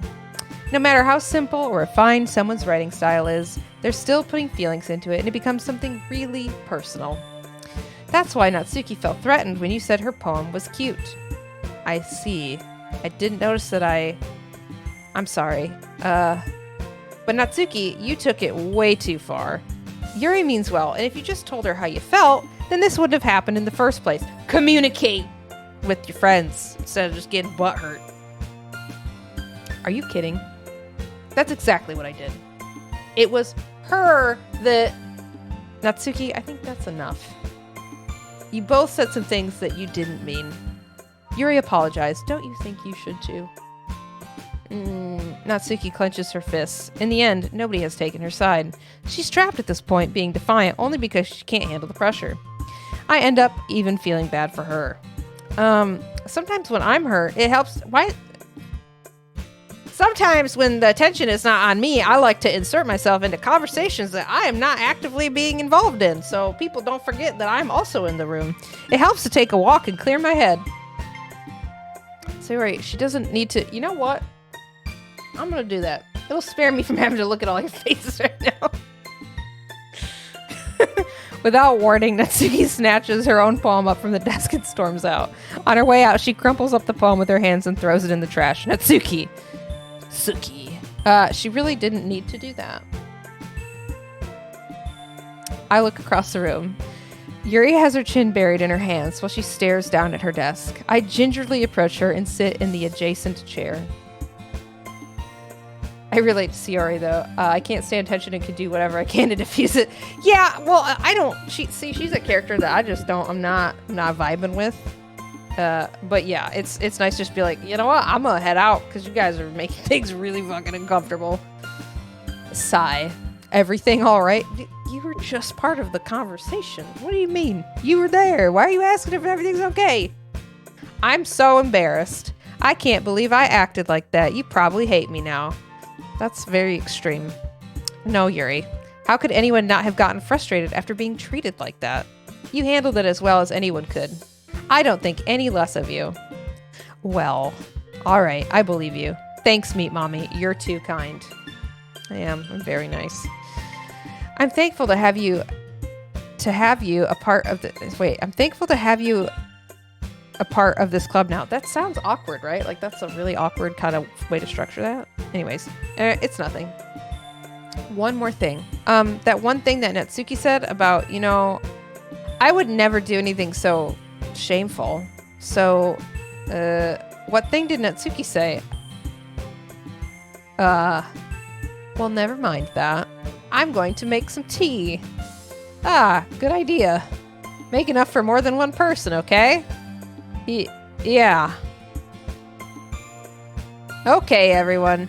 It's just about time for us to leave. How did you all feel about sharing poems? It was a lot of fun. Well, I'd say it was worth it. It was all right. Well, mostly. Meat Mommy, how about you? Yeah, I'd say the same. It was a neat thing to talk about with everyone. Awesome. In that case, we'll do the same thing tomorrow, and maybe you'll learn something from your friends, too. So your poems will turn out even better. I just want to read the poem I made yesterday. Do I not ever get to see the poem? I think to myself, I did learn a little more about the kinds of poems everyone likes. With any luck, that means I can at least do a better job impressing those I want to impress. You have learned nothing. I nod to myself with newfound determination. You fucking piece. Meat Mommy. Ready to walk home? Sure. Let's go. Sayori beams at me. It truly has been a while since Sayori and I have spent this much time together. There's probably a reason for that. I can't really say I'm not enjoying it either. Yeah, this is all just to like slide into some DMs and throw out a I want to talk to you about something. Sayori, about what happened earlier. What do you mean? Between Yuri and Natsuki. Does that kind of thing happen often? No. That's really the first time I've seen them fight like that. I promise, they're both wonderful people. You don't hate them, do you? No, I don't hate them. It was just like really uncomfortable. I just wanted your opinion, that's all. I could see why they'd make good friends with you. That's so backhanded. Phew. Meat Mommy. It's nice that I get to spend time with you in the club, but I think seeing you get along with everyone is what makes me the happiest. And I think everyone really likes you too. That's... Every day is going to be so much fun. Sigh. It looks like Sayori still hasn't caught on to the kind of situation I'm in. What situation do you think you're in? Bud? Sure, being friends with everyone is nice, but does it really need to stop there? I fucking hate this guy. Well, just have to see what the future holds, Sayori. I pat Sayori on the shoulder. I said that more to myself than to her, but it's easy to use Sayori as an internal monologue sometimes. I'm gonna freak out. I'm gonna freak out. Hi, Pizza Mommy, welcome in. Fucking use me as an internal monologue. I'm gonna freak out. I have no context for this game. Sorry. Mommy? Okay, Sorry. Mommy? yeah. Sorry. Let's do this.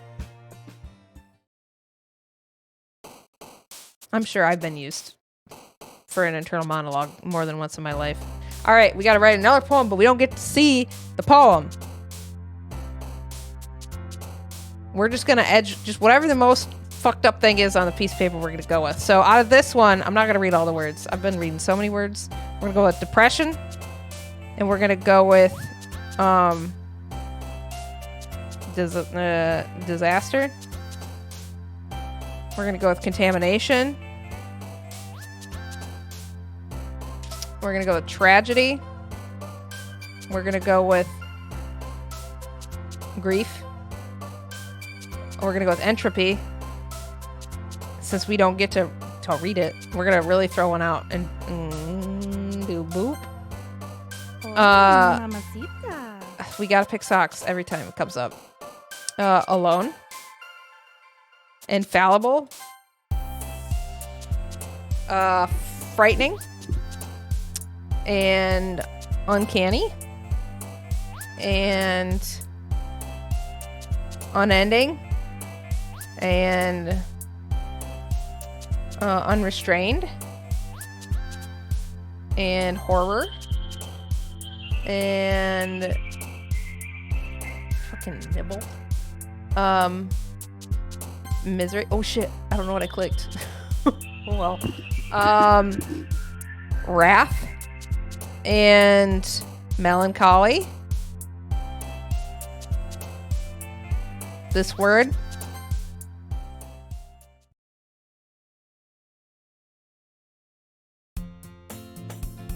Purple hair is into it. Look it. That's my goal. This is like a dating sim game, right? So I gotta get one of them to like me. That's the one. Another day passes and it's time for the club meeting already. I've gotten a little more comfortable here over the past couple of days. Entering the club room, the usual scene greets me. Hi, Meat Mommy. Yo, Sayori. Looks like you're in a good mood today. I'm just still not used to you being in the club, that's all. That's weird. I see. That's a pretty simple thing to get you in a good mood, but I guess it's always the simple things with you anyway. Speaking of which, I'm kind of hungry. Will you come with me to buy a snack? No thanks. That's not like you at all. You said no. I asked you a question. I asked you to do something with me. And you said no? Listen. Fun tip. You can love people and be friends with people and still tell them no. This game is teaching you really bad habits. I have my reasons. Why don't we take a look at your purse, Sayori? What? Hello? Well, now you're going the other way. Eh? Why that all of a sudden? No reason, really. I just wanted to look at it. That's weird. Sayori nervously retrieves her coin purse. She fumbles with the latch and gets it open. Then she turns it upside down and lets its contents spill out onto the desk. Only 2 small coins fall out. I knew it! I could see right through you, Sayori. That's not fair. How did you even know? It's simple. If you had enough money in the first place, you would have bought a snack before coming into the club room. So either you're not hungry and wanted an excuse to take a walk, or you plan to conveniently forget that you spent all your money so that I would lend you some. That's so messed up, dude. That's freaked up. But there's one more thing. You're always hungry. And so that only leaves the one option. I give up. Don't make me feel guilty. If you feel guilty, that means you deserve to feel guilty.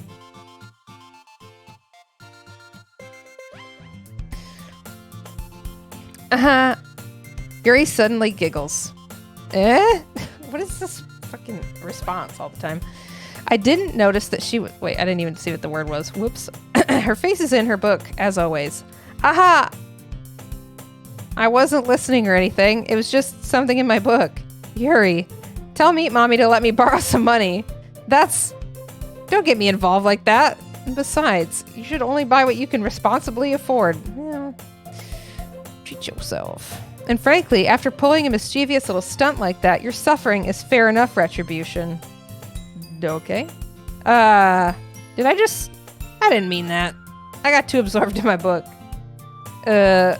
I really like when you speak your mind, Yuri. It doesn't happen much, but it's a fun side of you. There's no way you could think that. You were right, though. I did something bad, and now I have to accept the retribution. That. Still coming from you, Sayori. I guess there's a little devil inside all of us, isn't there? Don't let her fool you. Sayori knows exactly what she's doing. After all, she told you guys she was bringing me to the club before she even told me. But You wouldn't have come if it weren't for the cupcakes. So I had to trick Natsuki into making them. Come on, give me more credit than that, Sayori. Out of nowhere, something smacks Sayori in the face and tumbles onto the desk.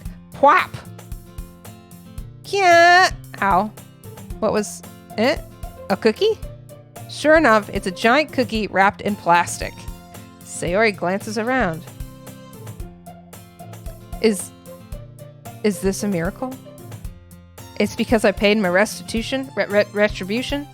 Actually, that one almost worked. I was just gonna give it to you, but then I heard you blab about the cupcakes. It was totally worth seeing your reaction, though. Haha. Natsuki. That's so nice of you. I'm so happy. Sayori hugs the cookie. Geez, just eat it. Sayori rapidly tears open the wrapper and takes a big bite. So good. Oomph. Sayori suddenly clasps her hands over her mouth. I bit my tongue. You're going through a lot over just one cookie. Natsuki takes a bite of her own cookie. Ah, yours looks really good too, Natsuki. Can I try it? What the fuck? No, you have your own. You have your own cookie. Jeez, beggars can't be choosers, but yours is chocolate. Yeah? Why do you think I gave you that one? Fine.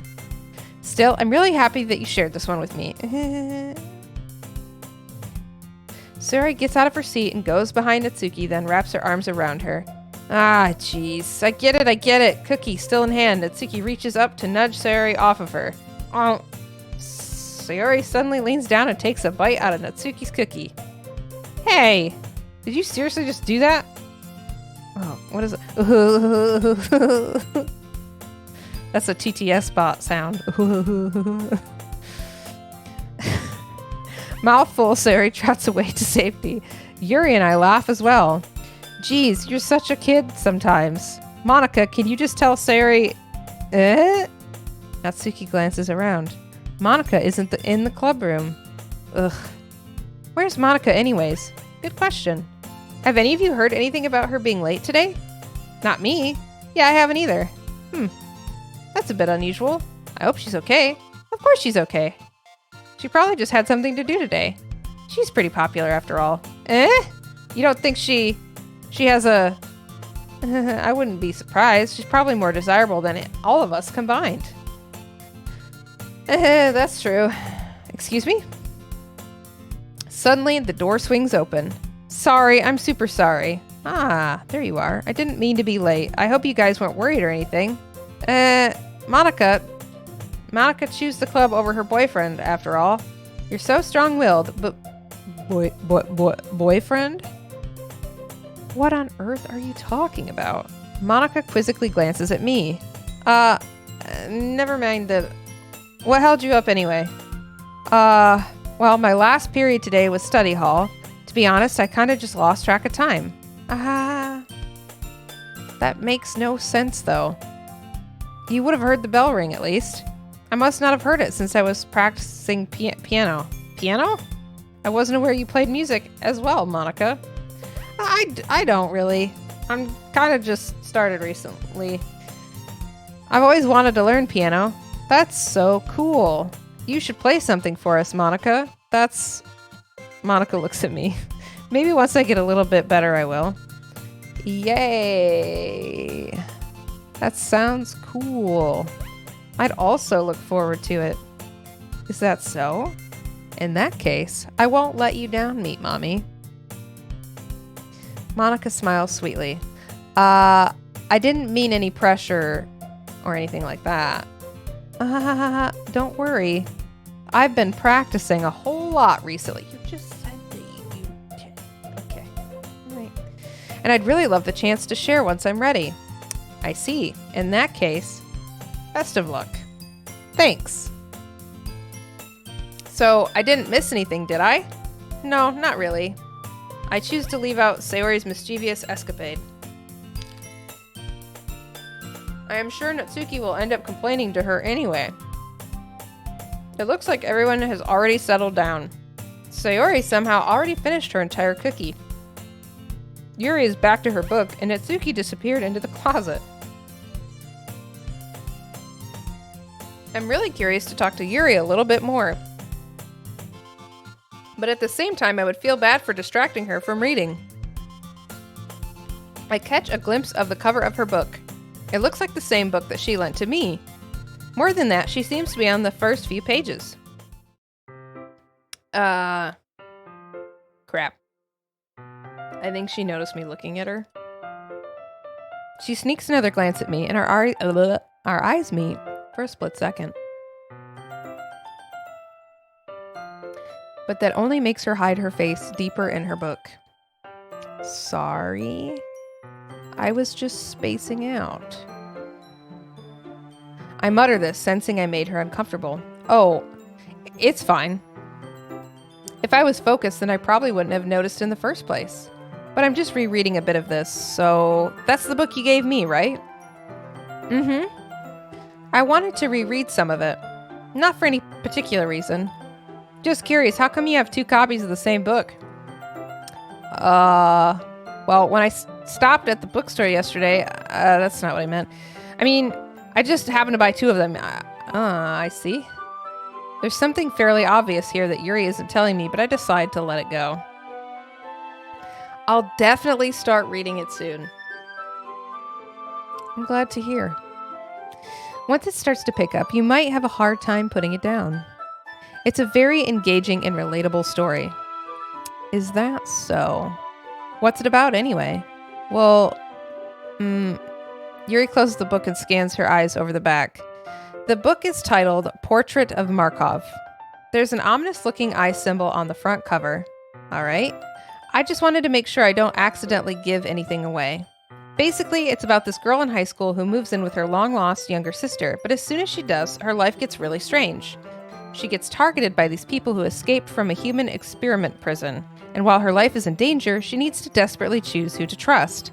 No matter what she does, she ends up destroying most of her relationships, and her life starts to fall apart. It's kind of dark, isn't it? Yuri made it sound like it was going to be a nice story, so that dark turn came from nowhere. Yuri gently giggles all of a sudden. Are you not a fan of that sort of thing, Meat Mommy?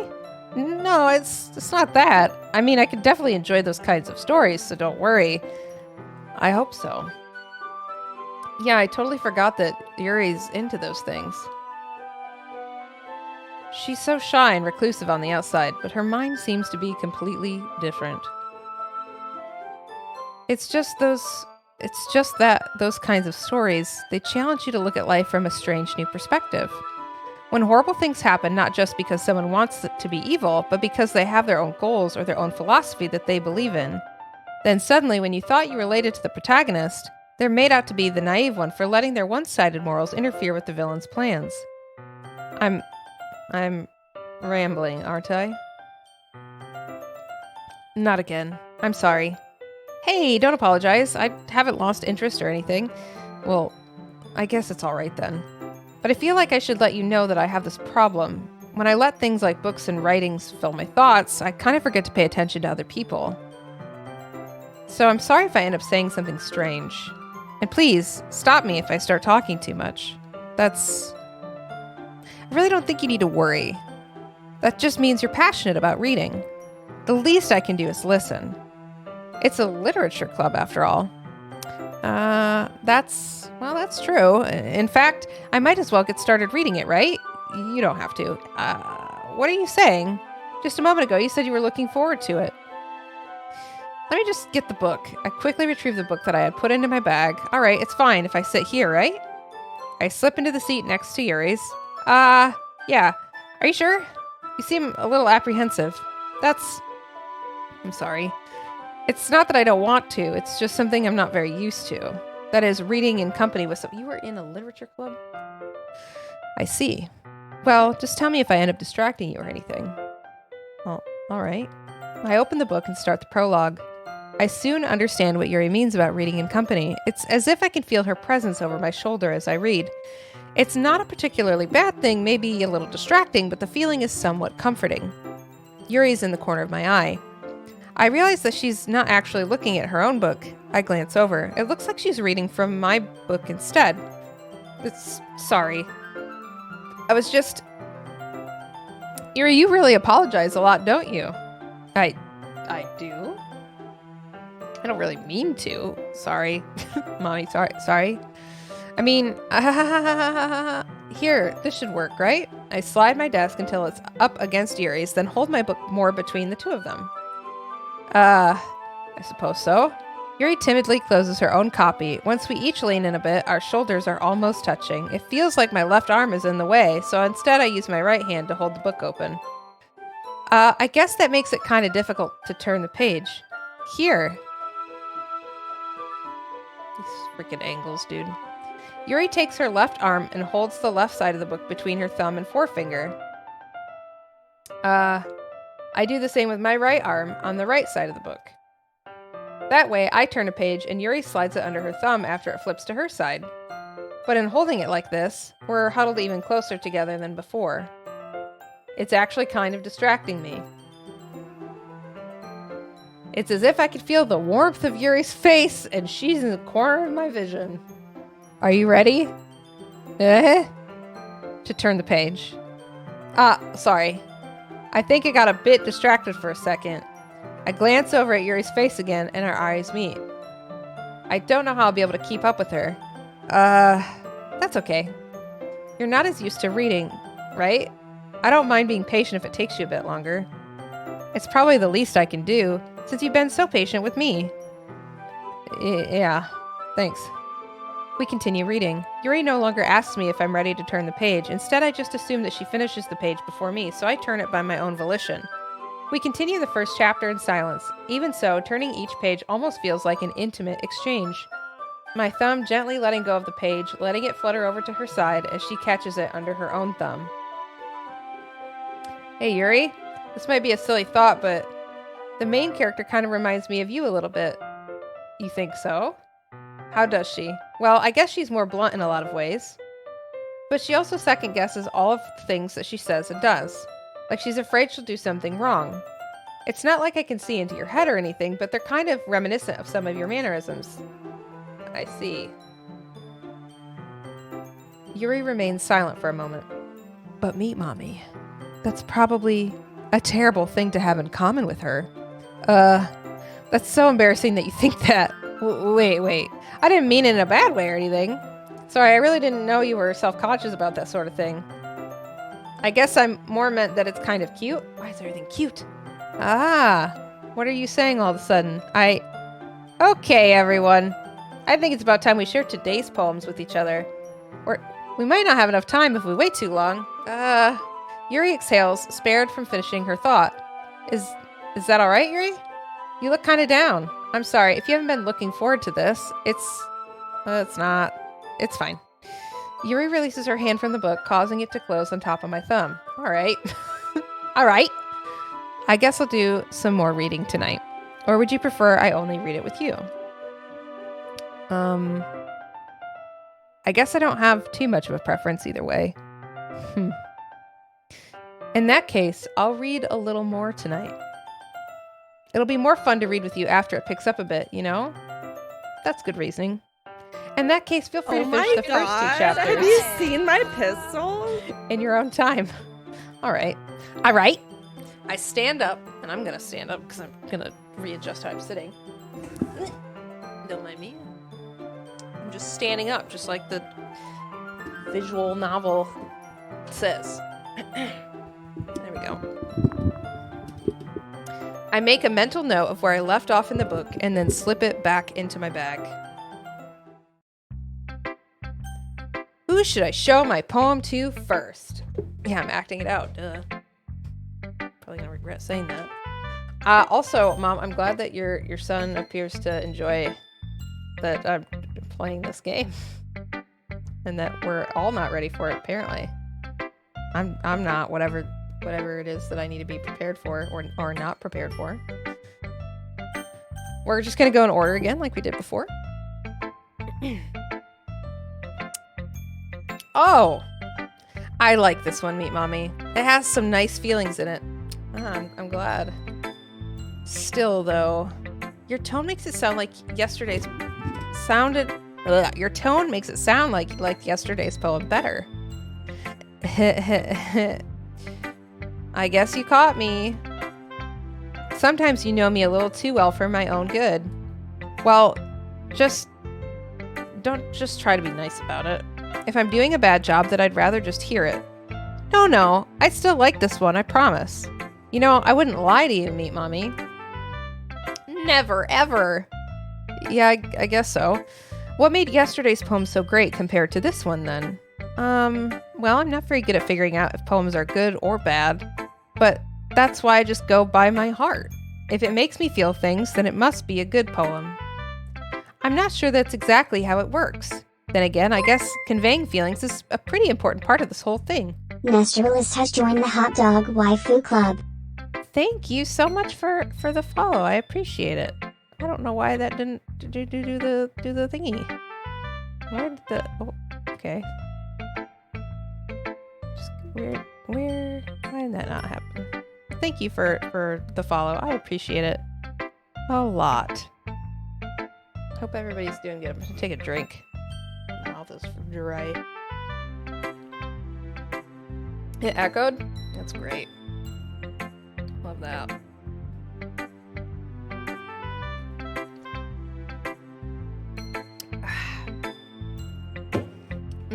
Mountain Dew. Okay. Then again, I guess conveying feelings is a pretty important part of this whole thing.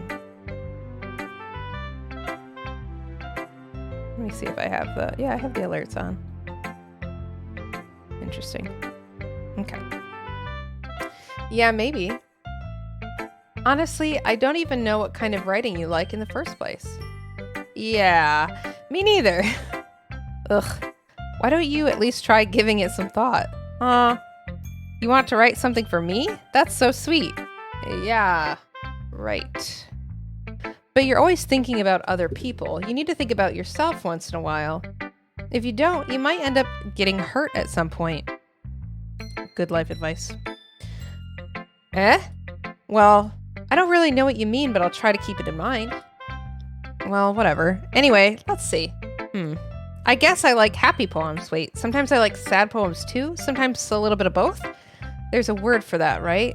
What's the word I'm looking for? Bittersweet? Yeah.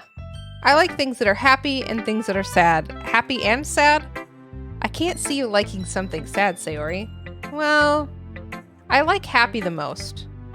But sometimes when you have a little rain cloud in your head, a sad poem can help give the rain cloud a little hug. Okay. And make a nice happy rainbow. Sayori, that's unexpectedly poetic. The emotional intelligence of this girl. It is? Nestor's welcome in.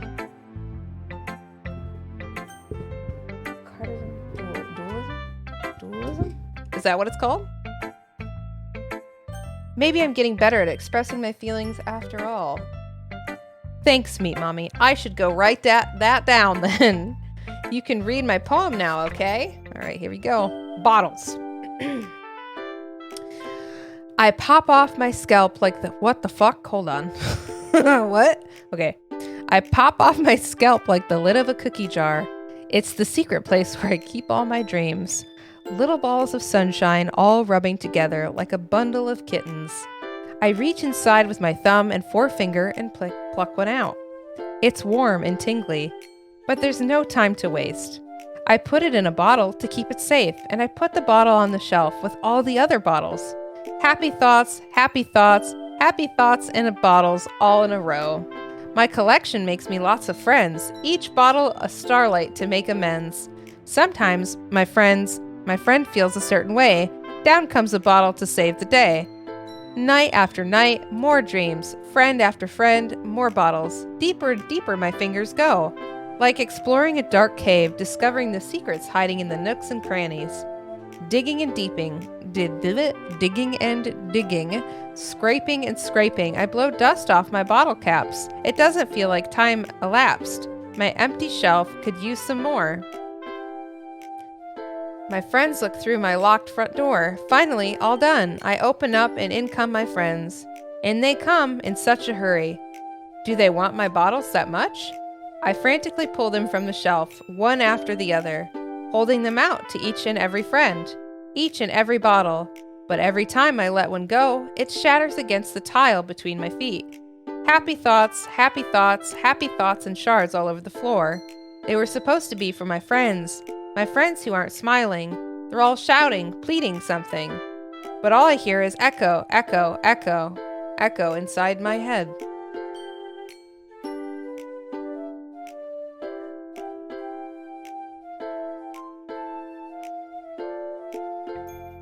Holy crap!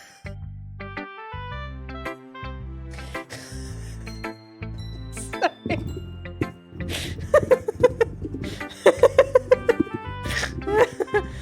Holy crap! Are you good? Are you good, dog? What's going on? Of course I did. Didn't I tell you yesterday I was gonna write the best poem ever? Yeah, but I mean, I didn't expect something like this coming from you. Monica taught me a whole lot, and I've been really in touch with my feelings recently. Oh, maybe don't. Maybe do less so that I see that. It's almost kind of creepy. Creepy? Well, not exactly. Maybe because I'm used to you being cheerful. Well, never mind. I'm thinking too hard about it. The point is, it came out good, so you should be proud of it. Aw, thanks. I feel like I was meant to express myself this way. It even helps me understand my own feelings a little bit better. Writing is like magic. You've gotten pretty passionate about this, huh? I hope you keep it up. Yeah, writing's the best. I'm gonna keep writing until I die. Don't get ahead of yourself. Saori's always had a habit of getting obsessed with something before dropping it no more than a week later. I wonder if this is one of those times. Remember, if your friends write poems like this, see if they need help. Yeah, like, maybe just be like, that sounded really kind of like, maybe we'd have chat. The trigger warning command doesn't work right now, that's why I have the tag at the top of the chat.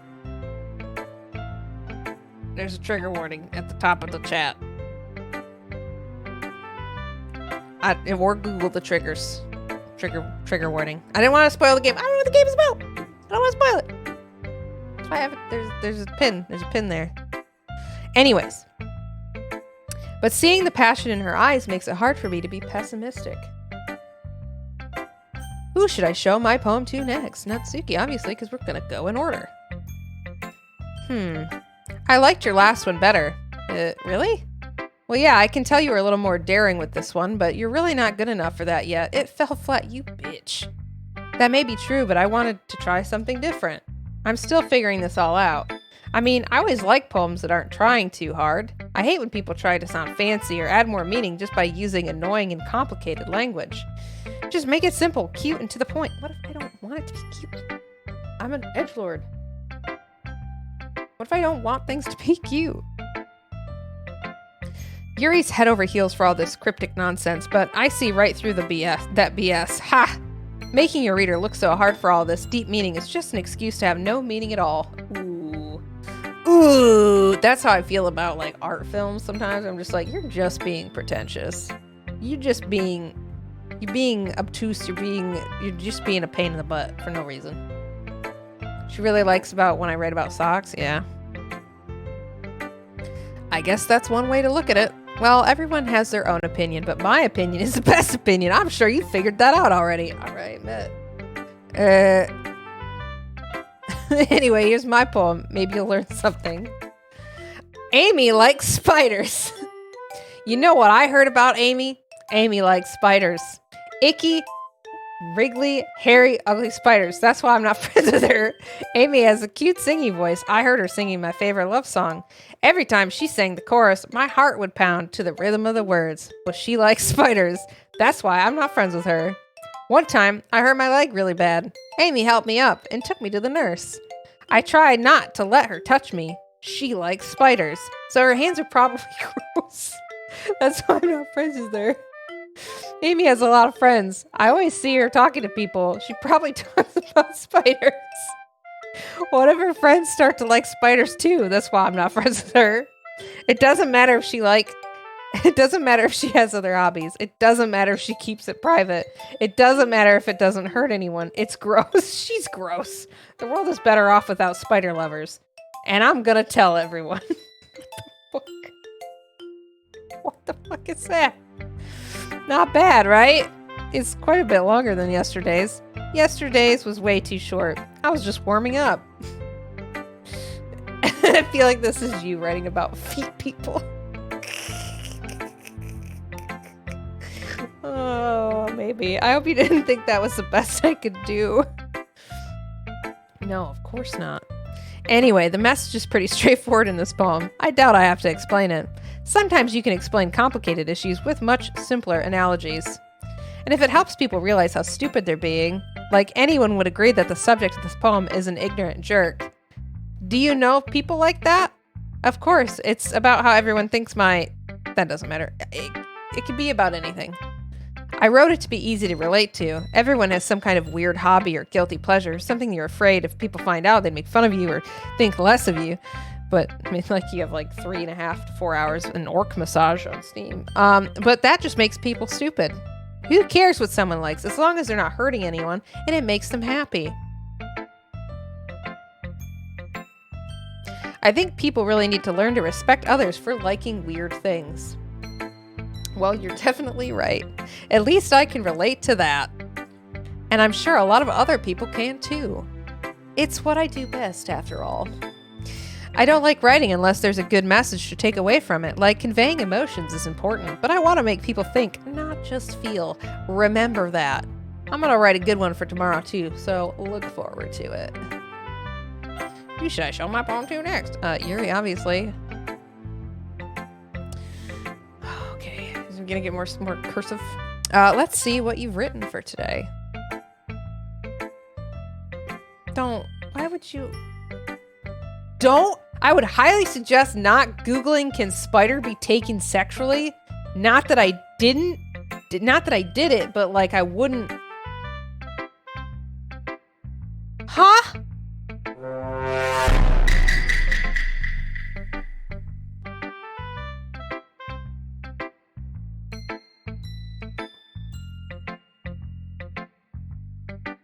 Moving on.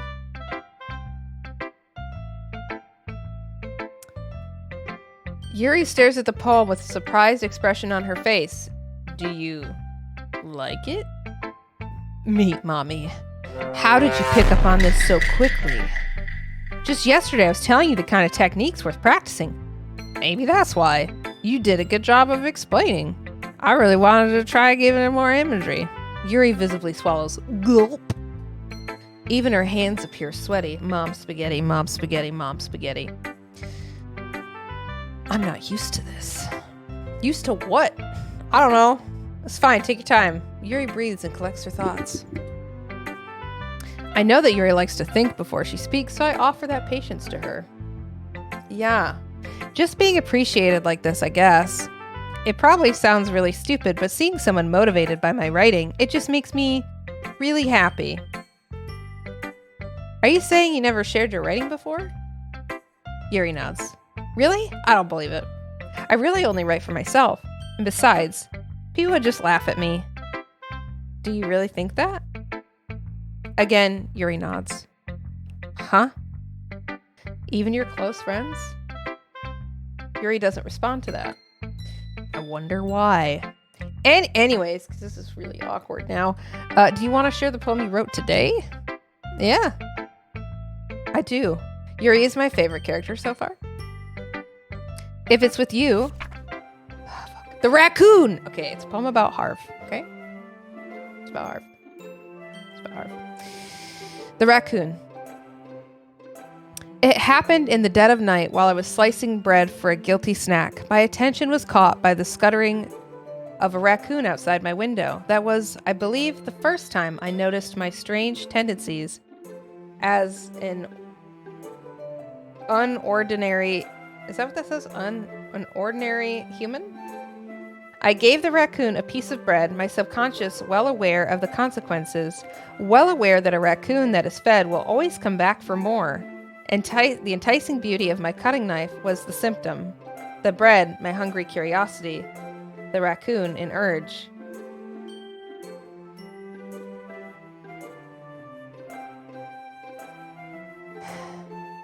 The moon increments its phase and reflects that much more light off of my cutting knife.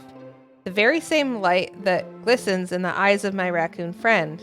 I slice the bread, fresh and soft. The raccoon becomes excited. Or perhaps I'm merely projecting my emotions onto the newly satisfied animal. The raccoon is taken to following me. You could say that we've gotten quite used to each other. The raccoon becomes hungry more and more frequently, so my bread is always handy. Every time I brandish my cutting knife, the raccoon shows me its excitement.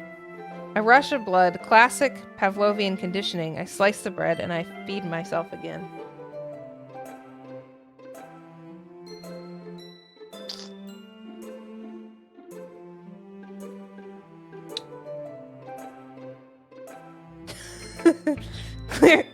Clearly, this poem is an allegory of the German political and economical theories in 1923 in Germany.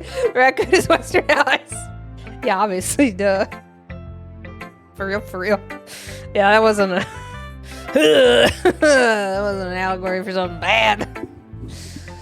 Oh God, what's Yuri's 13th reason gonna be? Good Lord. All right, let's go. I was a little bit more daring with this one than yesterday's. You fucking bet your sweet bippy.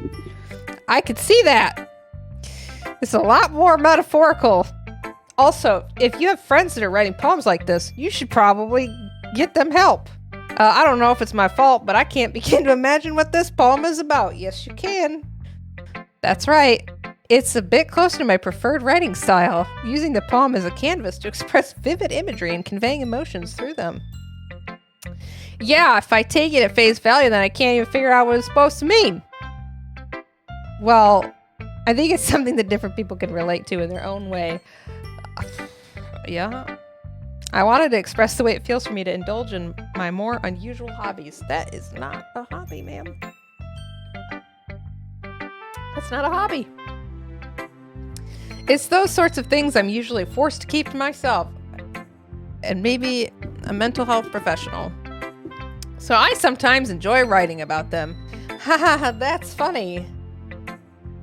Didn't Natsuki also write something about that? About someone being ridiculed? Let's try this again. Take 2. About someone being ridiculed for a strange interest. She did? Yeah. She was talking about how it doesn't matter what you're into as long as you're not hurting anybody. She's right. I mean, does she really feel that way? Yeah. Sounds like you two have a lot in common. I just made up words there. That's interesting. To me, she seemed like the kind of person who would make fun of my hobbies. But I suppose it's my fault for judging, isn't it? Please don't tell her you said that. Don't worry, I have no reason to. Okay. Well, thank you for sharing it with me. After all, if I hadn't learned to embrace my own weirdness, I'd probably hate myself. Okay. I might be ranting a little bit now, but I'm glad that you're a good listener. Okay. Hi again, Meat Mommy. How's the writing going? Alright, I guess. I'll take that. As long as it's not going bad, I'm happy that you're applying yourself. Maybe soon you'll come up with a masterpiece. I wouldn't count on that. You never know. Want to share what you wrote for today? Sure, here you go. I give my poem to Monica. Alright. Great job, Meat Mommy. I was going, oh, in my head while reading it. It's really metaphorical. I'm not sure why, but I didn't expect you to go for something so deep. I guess I underestimated you. It's easiest for me to keep everyone's expectations low. That way, it always counts when I put in some effort. Jesus Christ. For some reason, that gives me like Uber vibes. Uber smog. Right? Yeah. That's not very fair. Well, I guess it worked anyway. Do you know that Yuri likes this kind of writing, right? Writing that's full of imagery and symbolism. Unlike Sayori, who likes using simple and direct words to describe happiness and sadness, Yuri likes it when readers are left to derive their own meaning out of it. It's very challenging to write like that effectively. Both allowing people to get something out of it just by feel, or letting them deeply analyze all the nuances. It can take years of patience, which I'm assuming Yuri has at this point. I never really asked, though. I'm sure I'm nowhere near her level yet. Don't worry so much about that. You do your own thing. Just keep exploring and learn by trying new things. But anyway, you want to read my poem now? I like the way this one turned out, so I hope you do too. All right, let's take a look. Save me! This one is titled Save Me. Save me. The colors, they won't stop. Bright, beautiful colors. Flashing, expanding, piercing, red, green, blue, and endless. Cacophony of meaningless noise. The noise, it won't stop. Violent, grating waveforms. Squeaking, screeching, piercing. Sine, cosine, tangent. Like playing a chalkboard on a turntable. Like playing a violin on a pizza crust. An endless poem of meaningless. Load me. Hey, yo. Hey, yo. Here's. Hey, yo. I bet you can't read that.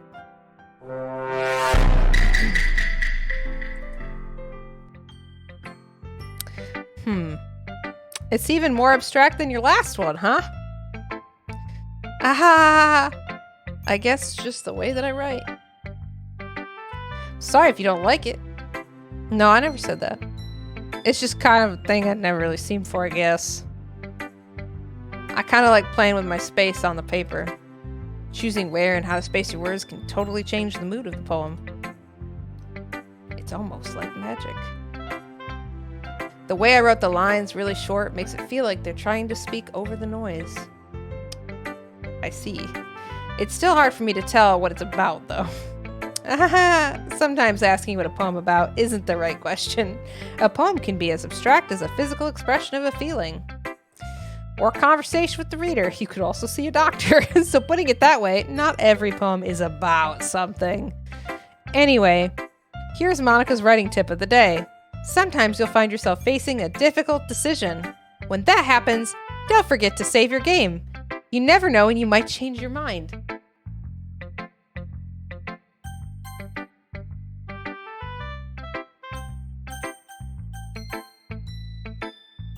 Or when something unexpected may happen. I've played games before. I am a gamer, and you're making comments about saving. Like, I'm not. I don't know what you're gonna do to me, but it's probably not gonna be good.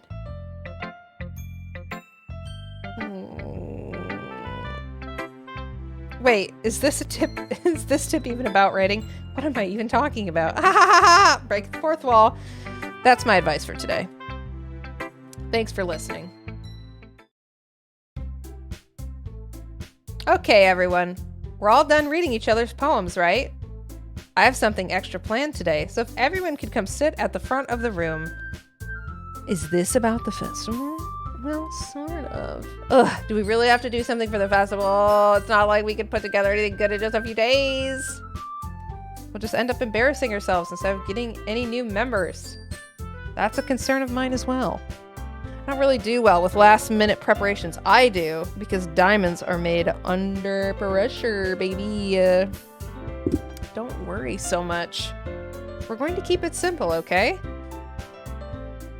We won't need much more than a few decorations. Sayori has been working on posters, and I've designed some pamphlets we can give out during the event. Okay, that's great and all, but that doesn't tell us what we're actually going to be doing for the event. Sorry, I thought you heard about it already. We're going to be performing. Performing? Monica. Yeah, we're going to be having a poetry performance. Each of us are going to choose a poem to recite during the event. That's a concern of mine as well. Yuri being the best girl as usual. I hope someday I'm somebody's best girl. Ooh woo. I would like to be the best girl. All right. But the cool part is we're going to let everyone else come up and recite poems too.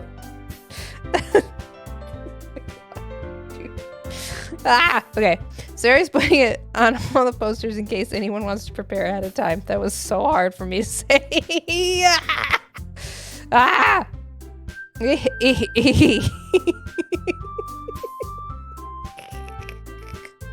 Okay.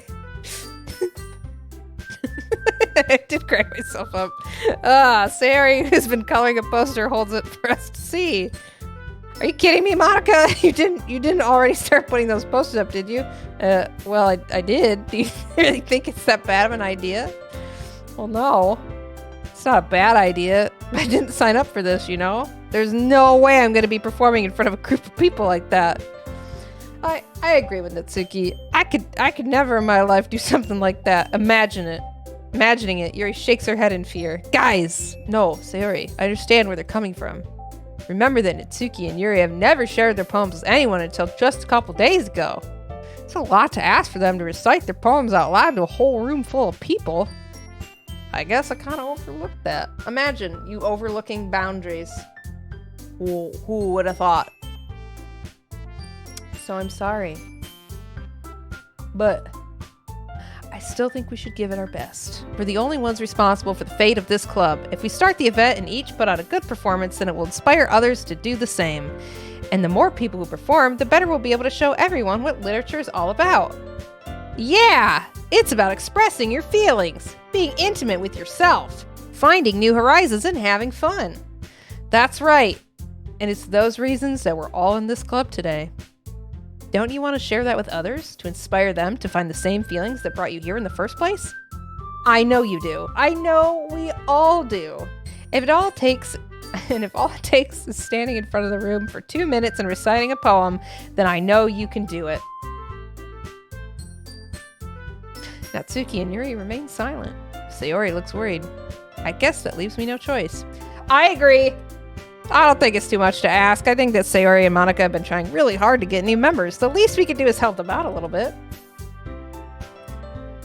Well, maybe, but Act 1 is so smooth that I now have the urge to make some tea. Tea is pretty good. I could drink tea from all this talking I'm doing. Good lord, I've not read and talked this much so long. It looks like Natsuki doesn't have any arguments left. Okay, fine. I guess I'll just have to get it over with. All right. Phew. Thanks, Natsuki. What about you, Yuri? Yuri dejectedly glances around at everyone else's expectant faces. A sigh. I guess I don't really have a choice. Aha! That's everyone. You're the best, Yuri. This club is seriously going to be the death of me. Oh gosh, you'll be fine, Yuri. But anyway, let's move on to the main event. I want each of you to choose a poem of yours. We're going to practice reciting them in front of each other. No way. Monica, this is too sudden. Well, if you can't recite your poem in front of the club, how do you expect to do it in front of strangers?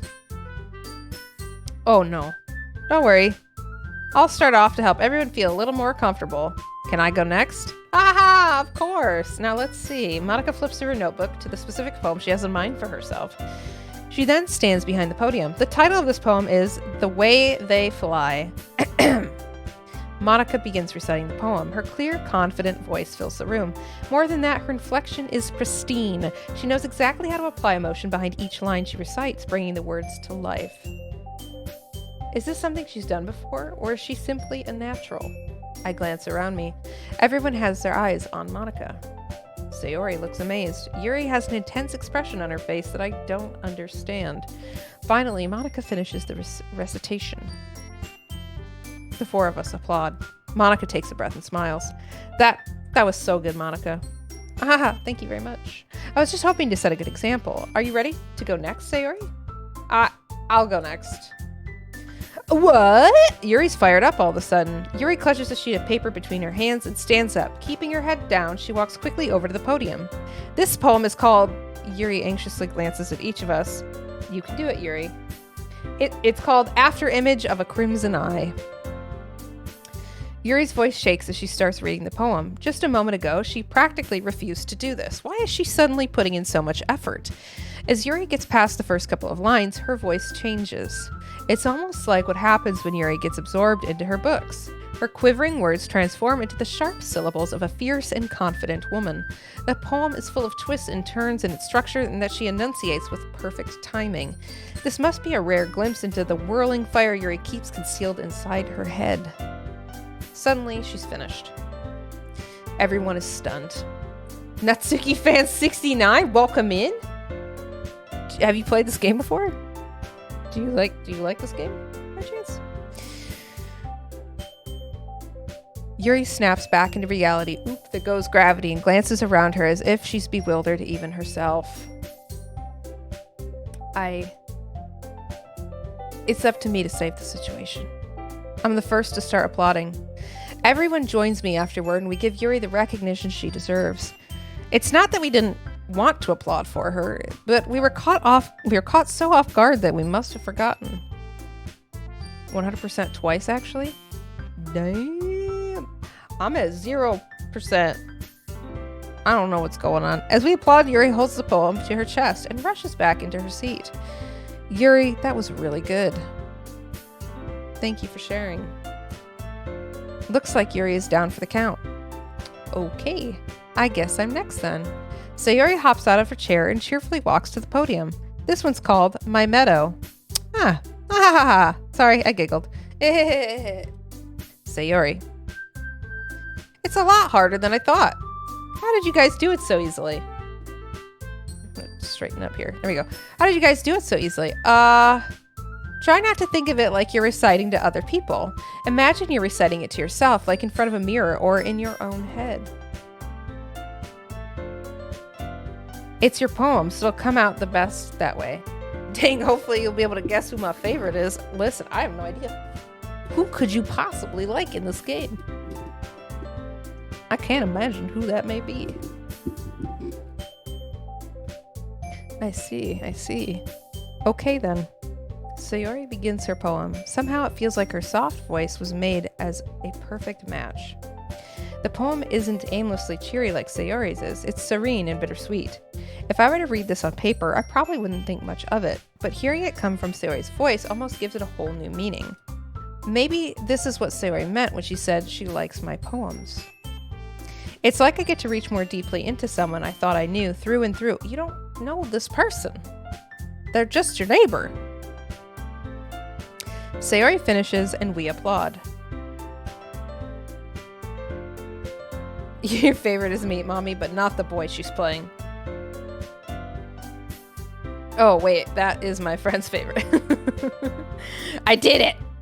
Good job, Sayori. I'm your friend's favorite? Or...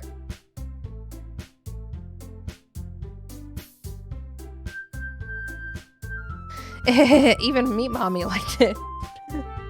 Yeah, I guess that's a good sign. What does that even mean? It came out nicely, Sayori. The atmosphere of the poem fits you really nicely. Mine is Natsuki. Not you. Not everything is about you, big dog. Sometimes it is about me. Hello, it's my show. It's probably about me. But it might be that other poems wouldn't work quite as well with that kind of delivery. I don't really understand. In other words, I've seen poems of yours where that sort of gentle delivery wouldn't work as well. They might need a little more force behind them, depending on what you're reading. Oh. I know what you mean. That's, well... Natsuki-san69 has joined the Hot Dog Waifu Club. Thank you so much for the follow, Natsuki. Appreciate it. I don't know why my things ain't showing up on the stream, but they're there. I feel like I need to fix something. I don't know why they're not working, but I appreciate the follow a lot. Much, much, much appreciated.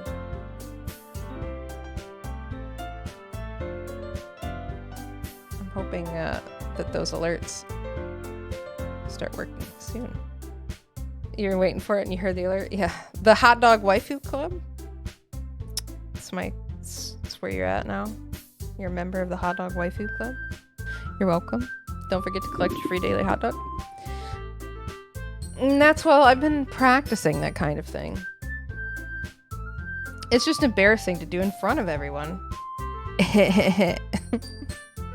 The next time, I'm going to make you pick a poem that challenges you a little more.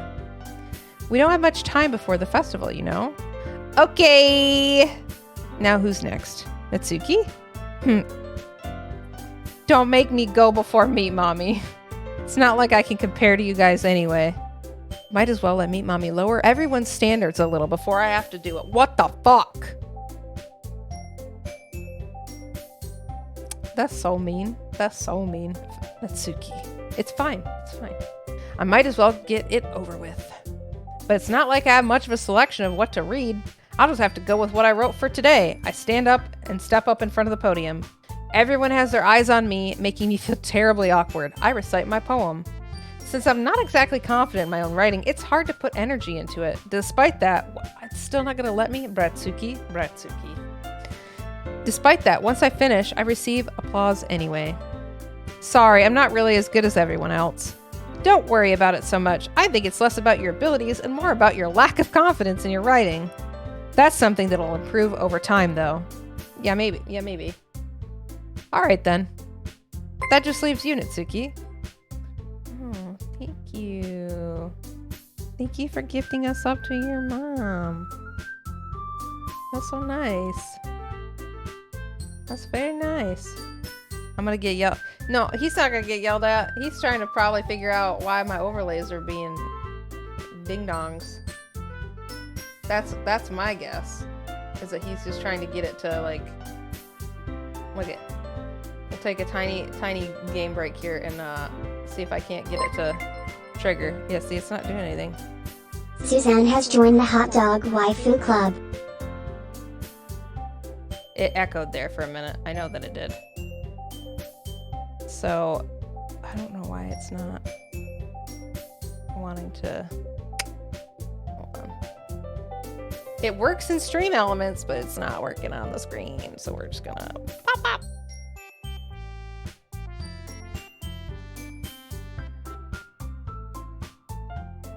We're just doing an immersion break here real quick.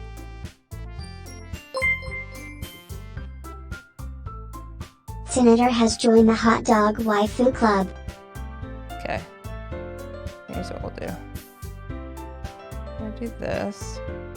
There we go. You know what? Everybody needs to get up and stretch and move around for like 3 seconds for me, okay? Get up. Do I look like I know what a JPEG is? I just want a picture of a goddamn hot dog. Do I look like I know what a JPEG is? I just want a picture of a goddamn hot dog. JPEG.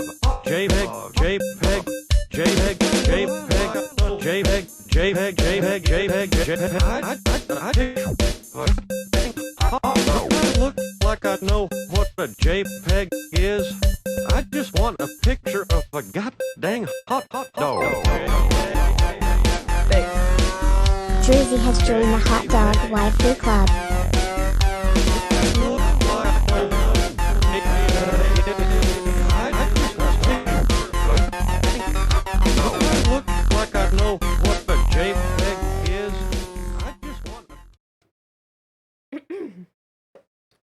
What you came back was me shoving sandwich in my mouth while playing. Don't be scared. Don't be scared. I'm just eating a little bite of a sandwich. I fixed my alerts. It's all fixed. It's all good now.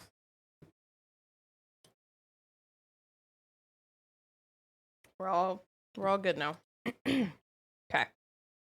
Back to our story. You already have a lot of phobia of girls. Well, I'm meat daddy today. That's why I have my sticky note on so that you know who I am. Because of this game. You just heard me so many times, meat mother in stereo.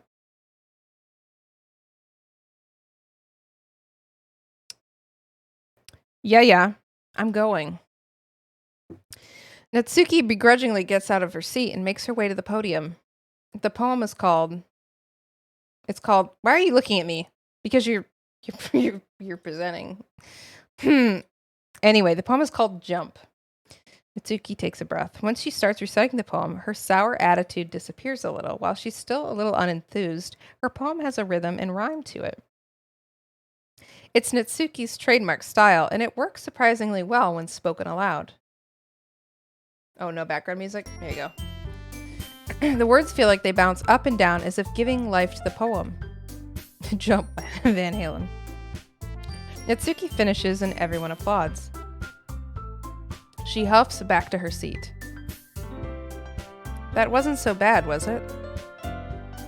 Easy for you to say. You'd be better not to make me do that again. Do you at least feel prepared enough to recite a poem in front of other people? I mean, doing it in front of other people will be way easier. I can put on whatever face I want for other people. But when it's just my friends, it's just embarrassing. That's a surprise, Natsuki. I think it'd be the other way around for me. Well, that's just how it is, so... Well, I guess in that case... You won't have much to worry about for the festival. That said, I want to thank everyone for coming through. It might be hard, but I hope that you all have an idea of what it's like now. Pussy! Pussy! Make sure you pick a poem and get enough practice before the festival, okay?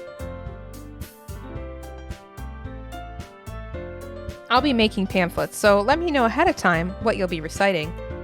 Jeez, I should probably find some other poem to recite instead. That's fine too. It doesn't have to be your own. I'm already pleasantly surprised that you'd be putting in all this effort for the club. It makes me really happy. Yeah, no problem. Okay, everyone. I think that's about it for today. I know the festival's coming up, but let's try to write poems for tomorrow as well. It's been working out really nicely so far, so I'd like to continue that. As for the festival, we'll finish planning tomorrow, and then we'll have the weekend to prepare. Monday's the big day. Boner alert! I can't wait. I can do this. I can do this. Alright. I stand up. There's no way I'll be able to find the same enthusiasm as Sayori and Monica, but I'll do my best to get through it. If it's for the sake of the club. Listen, I just want to live in the walls of your house. And impressing Monica. Then I'll have to do my best. Ready to go, Sayori? Yep. Look at you two always going home together like that. It's kind of adorable, isn't it? Geez, guys. Don't make such a big deal out of it. It must be a little nice, though. Well, how am I supposed to respond to that? It's okay, me mommy. You don't have to say it. Whatever. Let's go already. I walk home with Sayori once more. Even though it's only been a few days, a lot of things have already changed. But today, Sayori is being a little quieter than usual on the way home. Hey, Sayori? Sorry, I was spacing out. Ah, no wonder. I was thinking about something from earlier. I like how we get to... Sayori fumbles with her words. So let's just say that one day, Yuri asked to walk home with you. Huh? What would you do? What kind of question is that? You're kind of putting me on the spot here. Well, I would walk home with Yuri because she asked me. Walking home with Yuri. Why does the thought of that make my heart pound? I mean, given how hard it is for her to socialize, I'd feel awful turning her down. So, isn't she so beautiful and smart? That's nothing to do with what I just said. Based.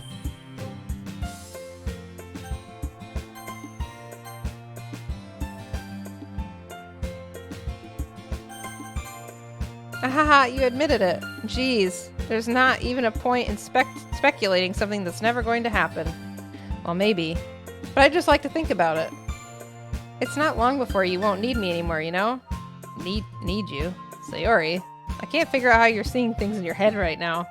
Sorry. Everyone is different. Nobody in the club is a replacement for you. If you say so. The conversation trails off, and I'm left feeling awkward. I have no context for when things happen, but you know, saving is good or whatever. But it was kind of her fault for trapping me with such a weird question. I can't just lie to her. But if there's something that makes her happy, I would hate to take that away from her. That's why I said there's no point in speculating. Then again, the festival's only a few days away. Who knows what will happen in that time?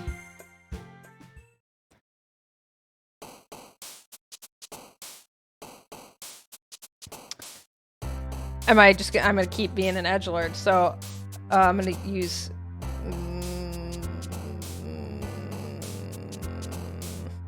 contamination.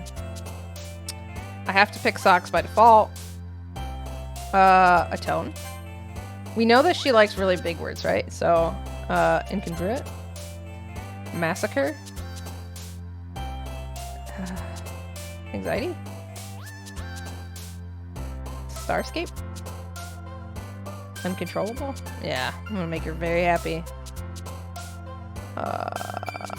Unending? Infallible? Embrace? Nope, shit. Pain? Nope, shit. Universe? Melody? Nope. Philosophy? Sadness? Nope. Agonizing. Inferno.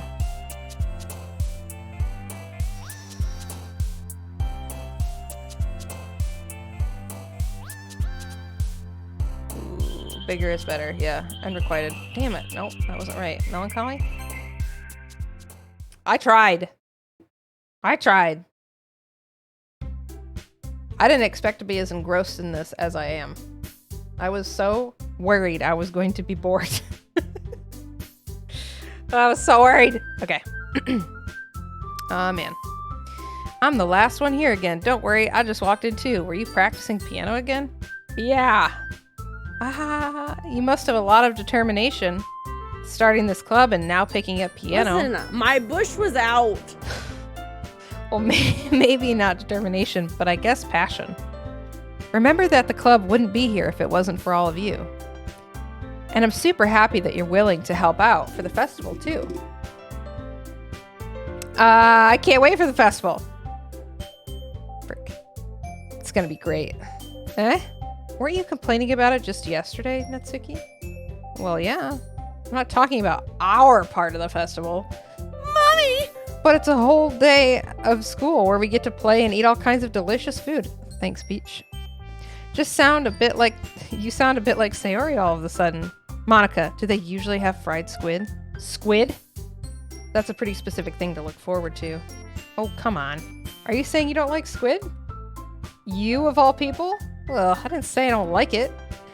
Besides, what do you mean by you of all people? Because it's right in your name. Monica. Eh? That's not how you say my name at all. Also, that joke makes no sense in translation.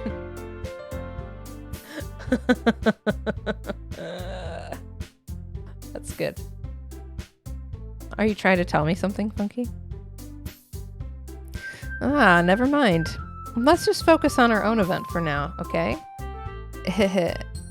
Oh, cool. 2 bots. No. Fine. Your reactions aren't as fun as Yuri's or Sayori's anyways. Excuse me? Where is Sayori anyway? After meeting Biden, Monica may have liked squid. What? Oh, there you are. Sayori is sitting at a desk in the corner of the room, looking down at nothing. I walk over to her. Hey, Sayori. I wave my hand in front of her face. Eh? You're spacing out again. Sorry, don't mind me. You can go talk to everyone else. Huh? Is everything all right? Of course, why wouldn't it be? It just feels like you're a little off. Sorry for assuming things. Geez, you worry too much about me. I'm fine, see? Sayori shows a big smile. Don't let me distract you from having fun with everyone. Well, alright. If you say so. I worriedly glance at Sayori before turning back towards everyone else. But the conversation has already dispersed with everyone back at their usual activities. Maybe I should ask Monica if she's noticed anything about Sayori recently. Since they've been preparing for the festival, they must be spending a lot of time together.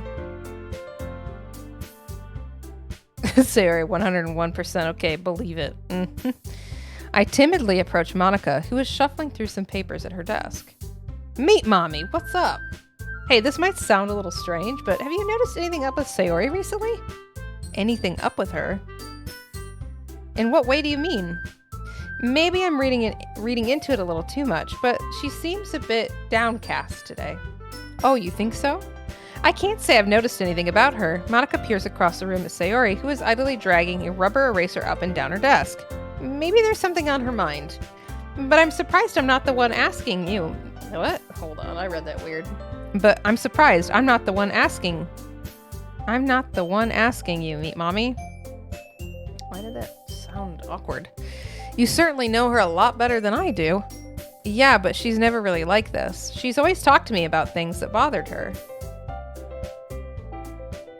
But this time when I asked her, she was really dismissive.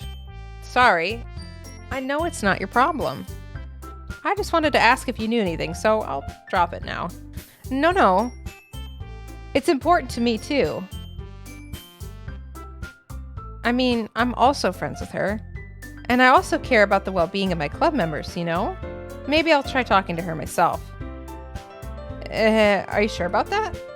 She seemed like she wanted to be left alone. Are you sure? Maybe she just has a hard time bringing it up with the person of interest. Person of interest? What do you mean by that? I'm saying that maybe the thing on her mind is you, Meet Mommy. Come on, everybody's my baby. Me? How on earth would you come to that conclusion? Well, I probably shouldn't say too much, but Sayori talks about you more than anything else, you know? She's super obsessed with you and it's really unhealthy. She's been so much happier ever since you joined the club. It's like an extra light was turned on inside her. What? No way. Sayori is always like that. She's always been full of sunshine. It's not any different now than it always has been.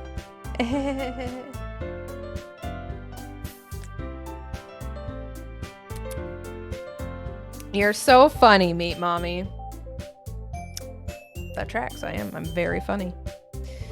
Have you thought that maybe you've always seen her as so cheerful because that's just how she is when she's around you? I said too much. I'm sorry. What do I know anyway? I didn't mean to jump to conclusions, so you should just forget about what I said. I'll try to talk to her, so try not to think about it for now. Alright. Alright? Monica smiles meaningfully. I know she said to forget about it, but I already know that I won't be able to get her words out of my head. Monica stands up from her desk and walks across the room to where Sayori is sitting. I watch her kneel down next to Sayori and gently talk to her, but she's keeping her voice so quiet that I can't hear her from here.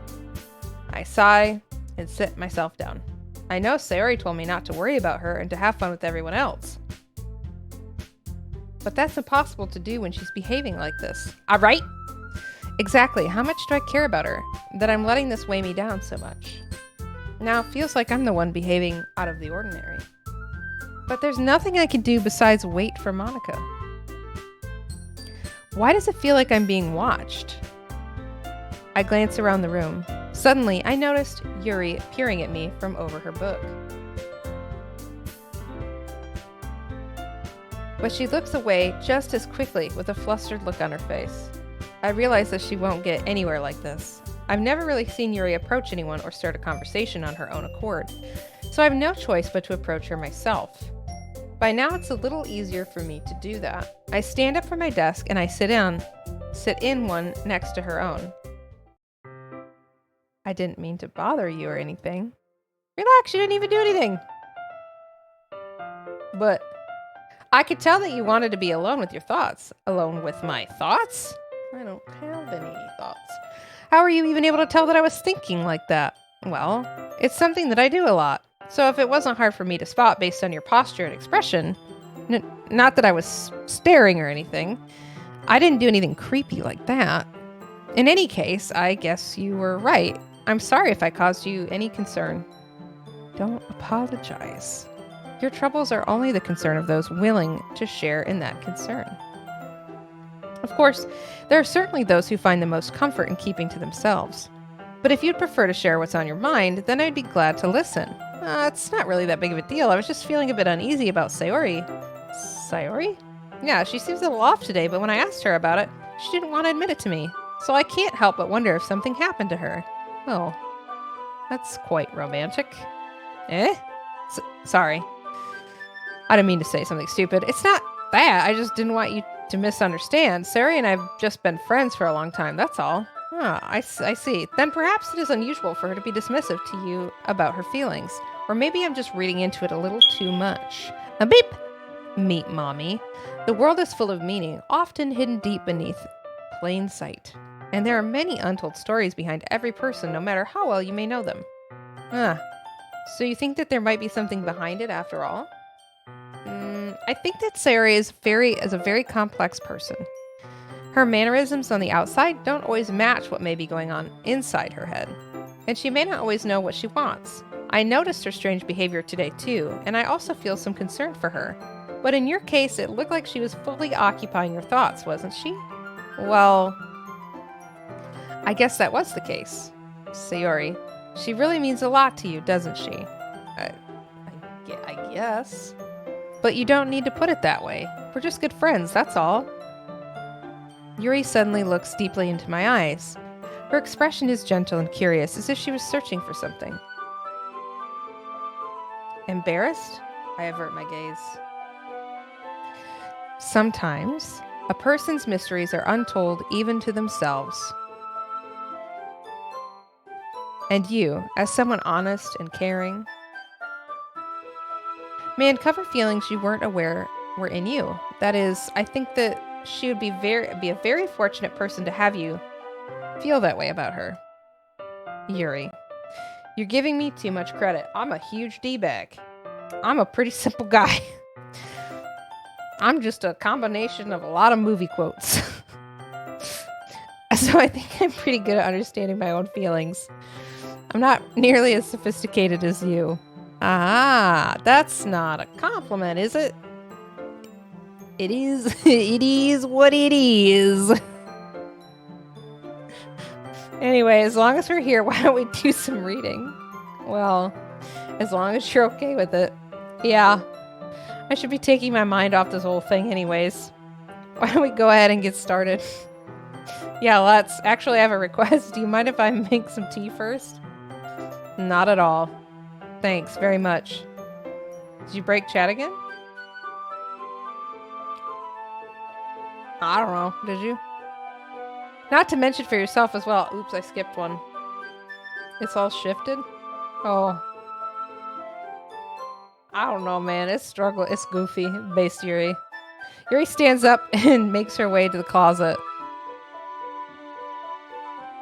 Why do you guys keep breaking my chat? It's not very nice. It's not very nice to do.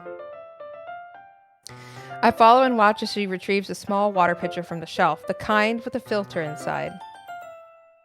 Can you hold this for a second? Sure.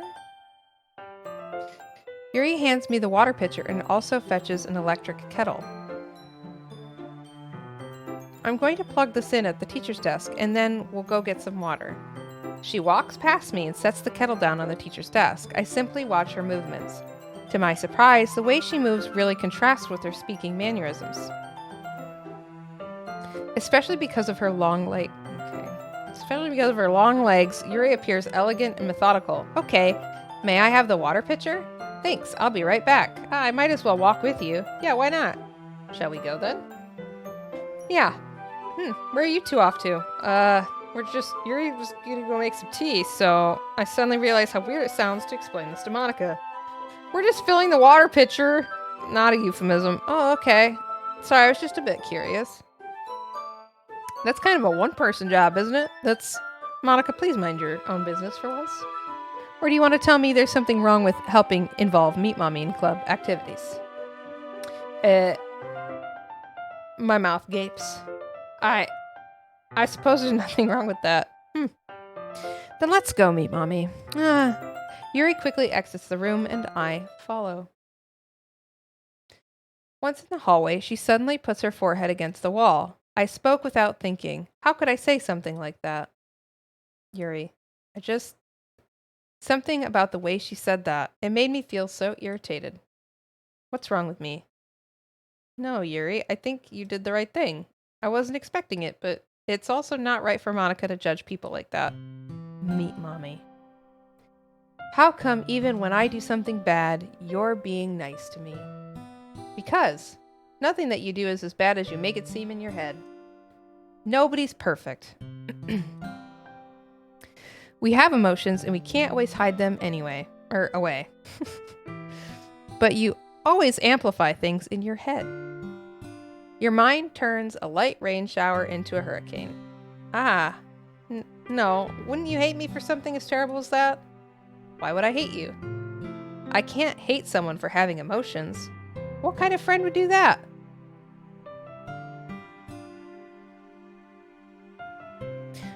Friend, you say? Friend and Maud? Yuri lifts her head. Meet Mommy. I really like being friends with you. Thanks, Yuri. I like being friends with you too. Leave me be, woman. I froze. I said Yuri and my phone thought I said the name that starts with an S. I feel kind of awkward saying something like that. But I'm doing my best to help Yuri feel better. Anyway. Yeah? Shall we go? Yeah. Yuri and I walk to the nearest water fountain. Once we fill up the water pitcher, we return to the classroom. Meet Mommy. Do you like oolong tea? Yeah. Anything is fine. Very well. Yuri sets the temperature on the kettle to 200 degrees. Now it's time to get the teapot. You really do this properly, don't you? Of course. I shouldn't do any less when I'm making tea for others, even if I'm not an expert on tea or anything. In that case, you'll only be even more impressed. Perhaps I will. Yuri fetches the teapot and begins measuring the tea leaves. To my surprise, she even starts humming a little to herself. You must be in a good mood now. Is that so? I was letting it show, and you noticed.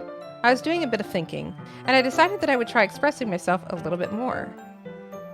It turns out it's not very hard for me to do. 200 degrees? Oh, I forgot. Merkins. Merkins. Midwestern Americans. So we bleed ranch. Turns out it's not very hard for me to do. When it's you who's around anyway. That's great, Yuri. Just don't push yourself too much. You're always worrying about me, Meet Mommy. It's very endearing. Yuri wasn't kidding. I don't even know if I can keep up with this. I watch Yuri... Oh, shoot. There we go. I watch Yuri pour a cup of tea for each of us. Meet Mommy, I have another request. Do you mind if we sit on the floor today? Why is that? It's a little easier on my back. I can read with my back against the wall rather than bending over at my desk. What? Oh, sorry, I didn't realize. No worries. I just have back pain fairly regularly, so I do my best to manage it. Is that so? I wonder why that is. It's most likely because of your posture, right? Always hunched over like that while you're reading? Yes. I have terrible reading posture. So that's why we should sit on the floor. Fair enough. I'll go ahead and get the book. I retrieve the book from my bag. I have some chocolate as well. It's a bag of small chocolate candies that I kept hidden from Sarah's candy radar. I take it since it'll go well with the tea. Yuri and I sit against the wall, teacups at our side. As if in sync, we assume the same reading position as last time, each holding one half of the book, except this time, our bodies are even closer to each other. I can't see too well. Yuri slides closer until our shoulders are touching. How am I supposed to focus on reading like this? Yuri was always kind of cute, but she's being less apprehensive. It's almost more than I can handle. Oh, because she's like blatantly consenting? It's difficult for you? No. Your teacup. Yuri hands me my teacup. Holding it with my hands that's not holding the book, I end up in a position that makes it even harder to focus because now I need to worry about making sure I don't accidentally touch her chest. Her boobies. Meanwhile, Yuri hasn't noticed a single thing. Yeah, I don't think tea and chocolate go together at all. That sounds nasty. I like tea and I like dark chocolate on occasion, but I would not consume both of those things at the same time. Odd. She wears her intense reading expression and I can only presume the world around her has faded away. I use all of my willpower to focus on reading. After a few minutes, I finally manage to relax a little. I put the teacup between my legs and fumble with the chocolate wrapper. Sorry, I briefly let go of the book to finish opening the wrapper. You can have as much as you want. That's okay. I won't take any. Are you sure? Well, if I touch it, then it might get smudges on the pages. You're right. I didn't even think about that. My bad. No need to apologize. I'll hold the book, okay? Are you sure? Of course. Yuri opens the book with both hands. She holds it so that I don't have any harder of a time reading from it. But as a result, her left arm is practically resting on top of my leg. Ooh. Wouldn't want that. Well, in that case, Yuri is already totally focused on reading again. I take a chocolate candy and pop it in my mouth. Then I take another chocolate, and I hold it up to Yuri. She doesn't even look away from the book. She simply parts her lips as if the situation was completely natural.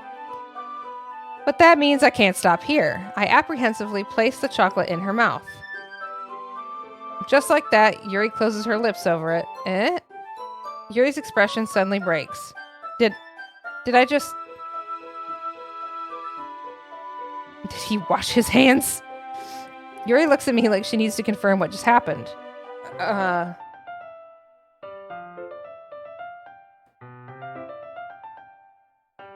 What? Random fact, most of the particles that you see floating through light is human skin.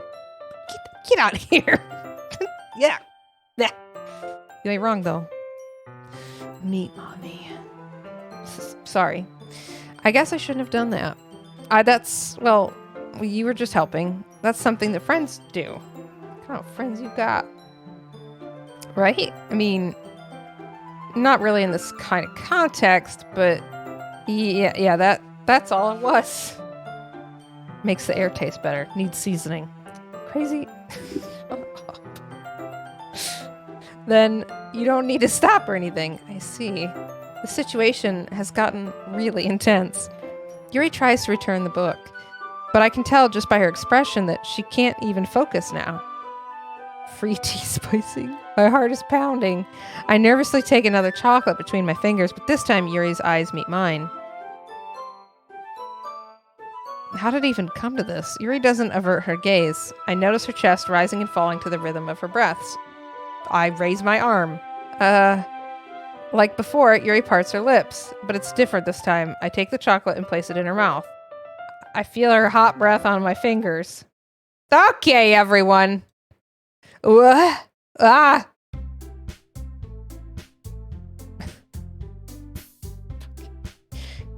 of here. Yuri jolts back. It's time to share poems. Oh, God. Meat mommy, you can help Yuri put away the tea stuff, right? Yeah, of course. Okay, thanks. Spell is abruptly broken. I'll take care of the cups. Yeah. Yuri picks up the teacups from the floor. Ultimate cock block. For real, though.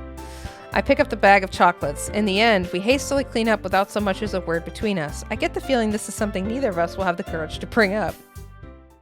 Well, I guess this isn't orc massage. It's not. Because I've beat orc massage already. It's a rhythm game! Okay, we start in order. With probably the most fucked up one. Is my guess. Beat off all them orcs. Oh wait, weird flex, but okay. It's not like, I wasn't like flexing, I'm just saying. Like a thing. Don't worry about it. Mind your business. It's nice, I guess. Come on, I can already tell you don't like it. Well, you don't need to worry about what I think. After all, you wrote this for someone else, didn't you? Probably Yuri. Eh? I didn't write this for anyone specifically. Maybe. It's not really what I meant, though. But it's okay. You're making new friends, just like I was hoping. That makes me really happy. Does it? And you're happy too, right? In this club? Well, of course I am. Good. That's all that matters to me. Thank you, Meat Mommy. Yuri. Something wrong? Huh? No, nothing. I'm just a little tired today. Alright. Alright? Just tell me if you need anything. I will. Don't worry about me, okay? You can go play with everyone else now. What the fuck? They're not playing anything. If you insist. Yay! I'm gonna go home a little bit early today. Sayori? Tell Monica I wasn't feeling well, okay? I'll see you tomorrow. Before I could say anything else, Sayori cheerfully walks out of the classroom, humming to herself.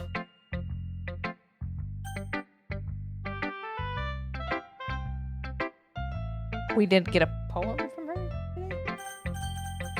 Okay. Intrigued. I'm intrigued. Mitsuki? Meh. I guess you really haven't learned anything after all. Honestly, I don't know why I got my hopes up in the first place. What, I didn't think this one was that bad. What did I do wrong? Poems don't need to be all deep sounding to express something. It's going to just sound like you're forcing it unless you really don't suck at it. Honestly, don't bother trying to write poems like this until you're on Yuri's level. Too tired to write a poem. Mitsuki stops short all of a sudden. Don't tell me. Eh? You're not just trying to impress Yuri, are you? What are you talking about? And keep your voice down. You know Yuri would love this kind of this angsty. Just because she's a talented writer doesn't mean I mean. Ugh. Looks like I'm in trouble. I somehow struck a nerve, though what I did is beyond me. Ratsuki. I'm so done with you. Natsuki shoves the poem I handed her back over to me. Take your stupid poem. If you wrote it for someone else, just don't show it to me. Ouch. This is what I get for letting a younger girl step into my business. Unless I was a mind reader, I was destined to be in a world of pain from the start. Alright. At least Natsuki wasn't really the girl I was trying to impress in the first place. No poems. No poems. Okay. Meat Mommy. Your writing has only improved in these last few days. Every poem you've shown me has been nothing short of spectacular. I can really feel the emotions. I'm a little envious even. I don't think it ever came to me this naturally. Yuri, that's the wrong way to put it. This never did come naturally to me, but I've been able to improve so much thanks to you. You're really the example I was chasing after. Is that so? Yuri gently smiles to herself. This feeling. I'm so glad I got the chance to share my writing. I never thought it would feel like this. I remember you mentioning that yesterday. I can't believe that you're so good at something and you've never even shared it with anyone. It's kind of a shame. Maybe, but it's not like I really had a choice. What do you mean? Well, Yuri smiles sadly. Meat Mommy, during lunchtime I eat by myself. Did you know that? It's a great time to find a quiet spot and do some reading. In fact, I always have some books with me. You could say I really enjoy reading. Well, that's one way to put it anyway, but books are so full of amazing and inspiring people you want to fall in love with, or people you just know would make a really good friend. Cheerful people who always put a smile on your face, or deep thinkers and problem solvers who discover the mysteries of life. So when you look at it that way, I'm surrounded by friends every day, you know? And those friends don't laugh at me. They don't tease me for spacing out all the time. They don't make fun of my body type, and they don't hate me for acting like a know-it-all. People say that about you? I'm not a know-it-all, Meat Mommy. It's the opposite. I don't know anything. I don't know how to talk to people. I don't know how to make people see me as normal. I don't even know how to make myself happy. I have all these feelings, and all I can do with them is read and write, but it wasn't until now that I started sharing it with you that I really understood what was missing all this time. But I haven't really done anything. No, that's wrong. Just being patient and respectful, that's really important to me. I know I'm a difficult person, Meat Mommy. I speak too slowly, I second guess myself all the time, I read too deeply into things, but every time You've always treated me just like anyone else. It's so rare that I feel comfortable with myself when I talk to others. But that's why every time I talk to you, I just feel really happy. Oh, thank you so much for the sub, Mom. The more I know, the least I know. I see. Well, I treat you how you deserve to be treated, Yuri, and if other people don't see it that way, then screw them. I mean, I joined this club hoping I would make friends, and I would say I've had at least one success. Wouldn't you? If you put it that way, yeah. We really are friends now, aren't we? Yuri puts her head in her hands, but this time she's smiling as she does it. Do you want to show me your poem? Yeah, I do. Let me get it for you. Beach. A marvel millions of years in the making, where the womb of Earth chaotically meets the surface, under a clear blue sky, an expanse of bliss, but beneath gray rolling clouds, an endless enigma. The easiest world to get lost in is one where everything can be found. One can only build a sand castle where the sand is wet, but where the sand is wet, the tide comes. Will it gently lick at your foundations until you give in? Or will a sudden wave send you crashing down in the blink of an eye? Either way, the outcome is the same, yet we still build sandcastles. I stand where the foam wraps around my ankles, where my toes squish into the sand. The salty air is therapeutic, the breeze is gentle yet powerful. I sink my toes into the ultimate boundary line, tempted by the foamy tendrils. Turn back, and I abandon my peace to a road at the shore. Drift forward, and I return to Earth forevermore. Wolf. Life's a beach. Ooh, cringy. I'm aware that the beach is kind of an insane thing to write about. Big fan of tendrils, this one. You like tentacles, ma'am? But I did my best to take a metaphorical approach to it. Huh. You say that like you didn't even want to write about it. Oh, you haven't heard? After yesterday, Itsuki and I, well, it was amusing that we wrote about something similar in such different ways. So Itsuki wanted us to write about the same topic as each other again. I see. Itsuki didn't even let me read her poem, so I don't have much to contribute. I suppose to better compare the differences in our writing styles or thought processes. Anyway, it was her idea. Knowing her, it's no surprise that she'd want to do something like that. She probably just wants to show off. It's not like I have a particular interest in her writing style, I just went with her request. But, well, I suppose it's not so bad to write about something simple on occasion. It can be refreshing, you know? It's good for me to calm my thoughts once in a while. Yeah, I think I agree. Thanks for sharing. Who should I show my poem to next? The last person on the list, obviously. Hi, Meat Mommy. Have you thought about what you want to submit to perform at the festival?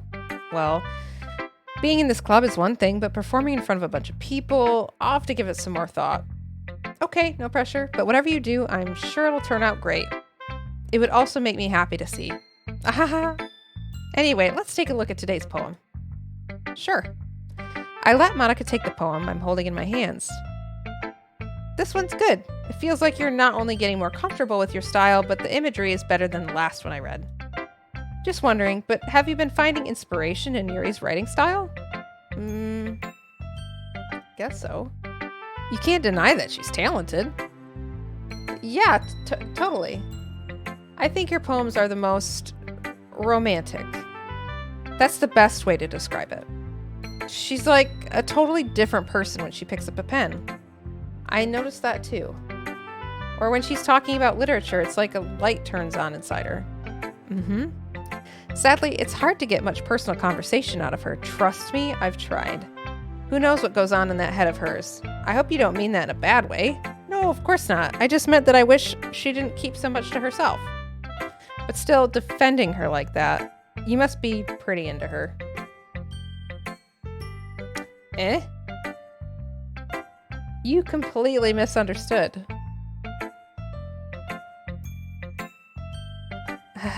Calm down, I'm kidding. Besides, I'm pretty sure she's already got a boyfriend. Wait, really? Yeah, a fictional one anyway. Alright. Monica kind of whispers that last part to me. It's just a hunch, but, well, there's not really anything wrong with that. Oh, well, I know. I was just saying. Anyway, I'll share my poem with you now, alright? Alright. The Lady Who Knows Everything. An old tale tells of a lady who wanders Earth, the lady who knows everything. A beautiful lady who has found every answer, all meaning, all purpose, and all that was ever sought. And here I am, a feather. Lost adrift the sky, victim of the currents of the mind. Day after day I search with little hope, knowing legends don't exist. But when all else fails me, when all others have turned away, the legend is all that remains. The last dim star glimmering in the twilight sky? Until one day the wind ceases to blow. I fall, and I fall, and I fall, and I fall even more, gentle as a feather, a dry quill, expressionless. But a hand catches me between the thumb and forefinger, the hand of a beautiful lady. I look at her eyes and find no end to her gaze. The lady who knows everything knows what I'm thinking. Before I can speak, she responds in a hollow voice. I have found every answer, all of which amount to nothing. There is no meaning, there is no purpose, and we seek only the impossible. I am not your legend. Your legend does not exist. And with a breath, she blows me back afloat, and I pick up a gust of wind. Okay. You know, I feel like learning and looking for answers are the sorts of things that give life meaning. Not to get too philosophical or anything, but it was kind of on my mind, so that's what I wrote about. I see. I never really put much thought into it or anything in general. Head empty. In a way, it's almost paradoxical, because if we had all the answers, wouldn't the world start to lose its meaning? You know, there's one thing I noticed. It seems like everyone in this club prefers writing about things that are more sad than happy. Are you surprised? I mean, if everything was okay, we wouldn't really have anything to write about, would we? Humans aren't two-dimensional creatures.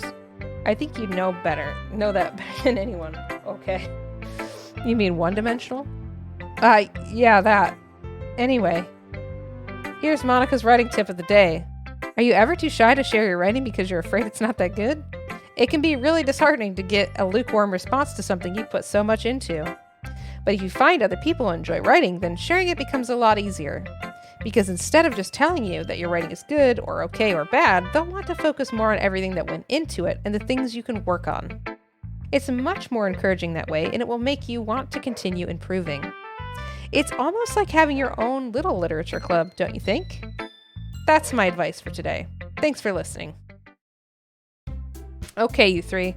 We're all done sharing poems, right? Why don't we start figuring out... Hold on a second. Is it just me, or did you say something strange just now? Something did sound a bit unusual. That's right. You deviated from your usual catchphrase when addressing the club. Catchphrase? I don't have a catchphrase. Jeez.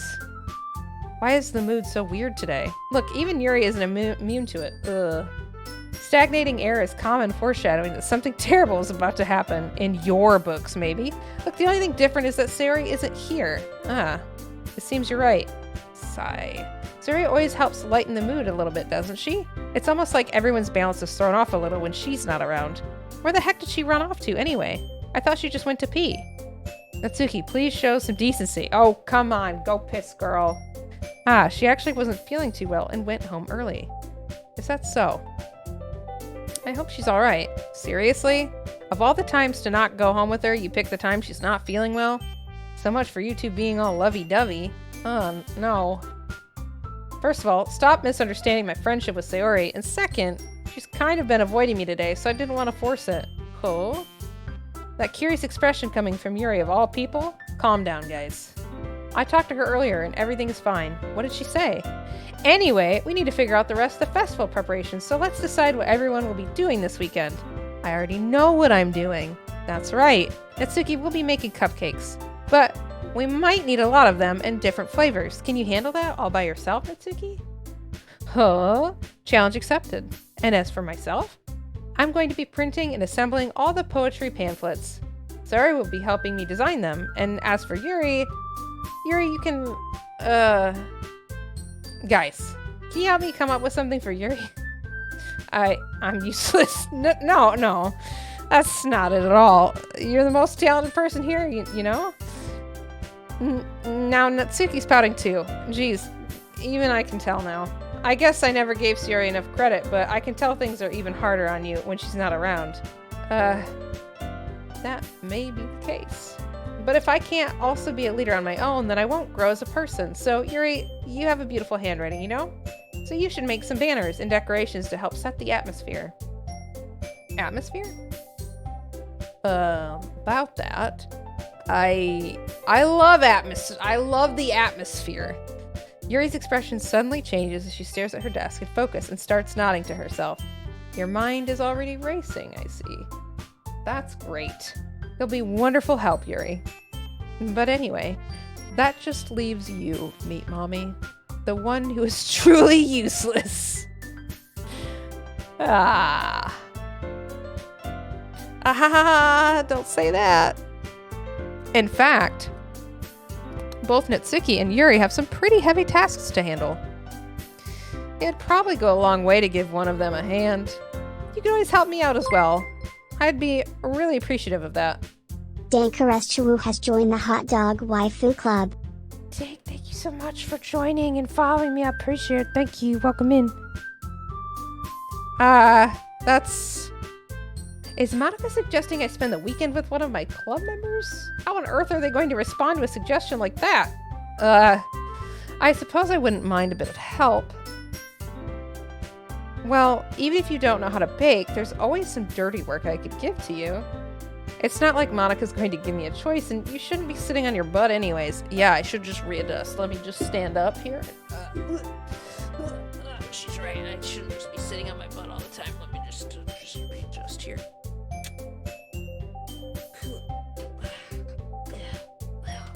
And to readjust. It's very important. The waifus told me to do it. Natsuki tries to mumble a bunch of excuses like that. If I recall, Natsuki, you mentioned that you would like to handle the baking on your own. Meat Mommy may not like to be around if you only make him out to be a nuisance. So therefore, he may be more suited to assisting with the decorations. Hold on, I never said that. How hard could it be to make a few decorations anyways? Sounds more like you're just making excuses for Meat Mommy to... What are you saying? It will be extremely meticulous work. And baking isn't? Just what do you think? Guys, let's settle down for a moment. In the end, I think it's up to Meat Mommy to decide how he'd like to contribute. Besides, he hasn't really gotten the chance to spend any time with me yet, you know? So I'm sure he's interested in... You literally just said... I'm surprised as well. Sorry, I was just saying. Though, geez. Can we just settle this already? Yeah, Meat Mommy, you're okay with this, right? In the end, it's up to you. Of course. I'm gonna do this. I'm just gonna save, like, a bunch of saves. Very well. In that case, everyone looks straight at me. But of course, I'm going to go with...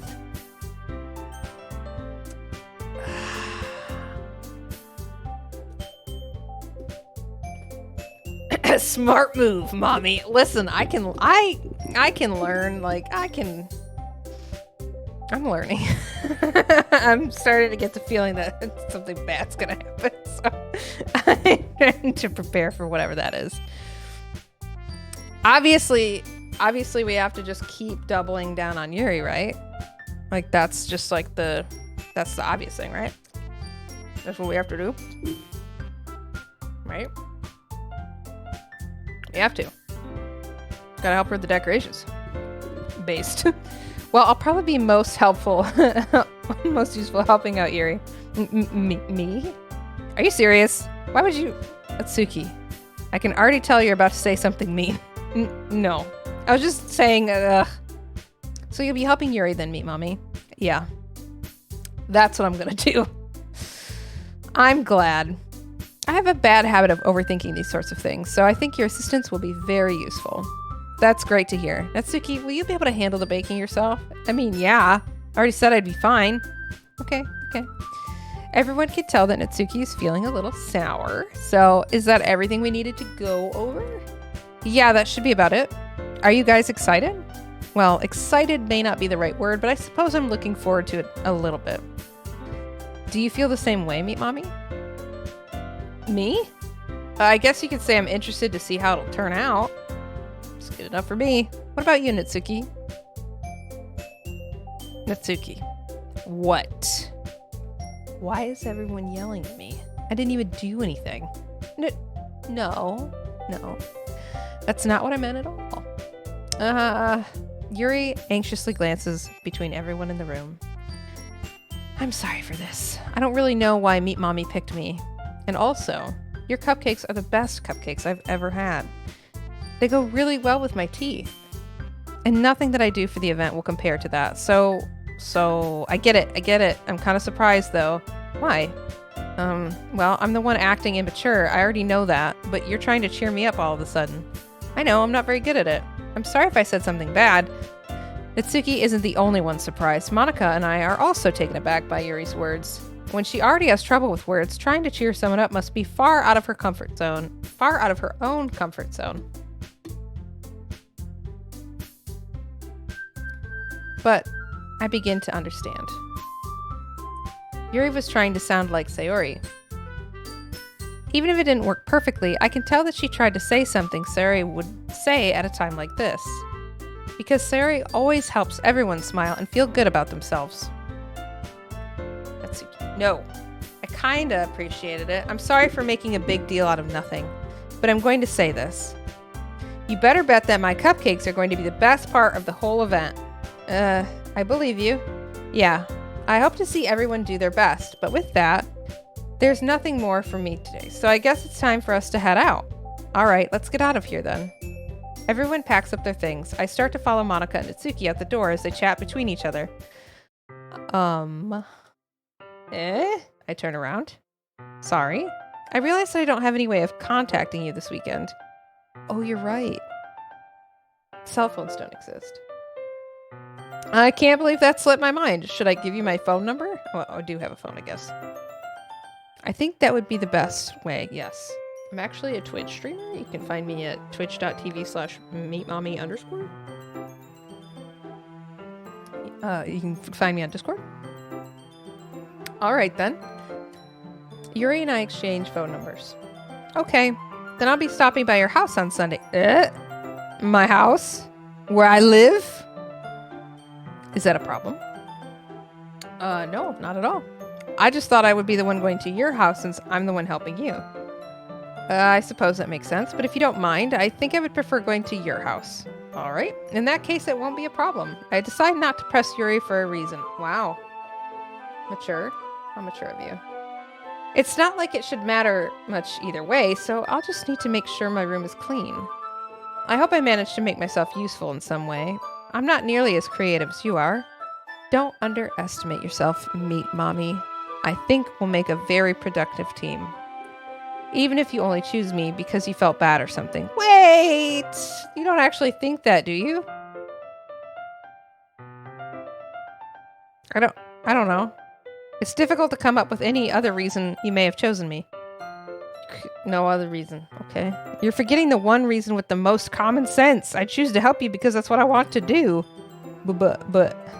Yuri thinks to herself with an extremely tense expression. Welcome in, Tori. Good to see you. Yuri, you're overthinking this. You wanted me to point out when you're overthinking, right? I didn't realize. I'm telling you, I want to. That's all there is to it. Do you believe me? Yuri thinks really hard again. She looks straight into my eyes for a long time. I believe you. As if it took her tremendous effort, Yuri finally says that and relaxes her expression. And I'm really looking forward to Sunday. Yeah, I am too. After that exchange, I make my way out the door, and Yuri follows. I can't believe this. Yuri is going to be coming to my house on Sunday? My anxiety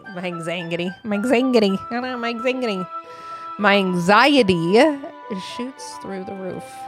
Even though I've gotten pretty used to handling her at this point, there's no telling what might end up happening when we're outside of the school. Yeah, don't forget to get your free daily hot dog. I feel like this is about to get good. I'm waiting for the rug to be pulled off from underneath me. Like, I'm waiting. New word unlocked. Anxiety? More than that, she told me she was looking forward to it. Is this the chance I have to make something happen between us? Or is it too early for that? Only time will tell. But until then, I won't be able to take my mind off of it. I seriously can't wait. It's already Sunday. I've been getting increasingly anxious about Yuri's upcoming visit. I keep telling myself there's no reason to be nervous, but it doesn't help much. Yuri is clearly an introvert and also an intimate person in general. I'm just waiting for something really bad to happen because obviously there's like a bunch of trigger warnings and a lot of warnings. And DDLC, what does that mean? DDLC has the power to make you slowly... Oh, Doki Doki literature. Hold on. To make you slowly lose your ability to read your own language. For real, though. And I know that there's like a bunch of warnings, and I've been told this game is fucked up, though not like how or why. But I'm waiting for it to get fucked up. Like, obviously, like, the poems have been kind of like messed up, but like nothing like inherently bad has happened. So, like, I'm just waiting. And yeah, I'm worried I'm just getting trolled and like it's not a bad game and everybody's just messing with me, you know? Because nothing bad has happened yet. Yuri is clearly an introvert and also an intimate person in general.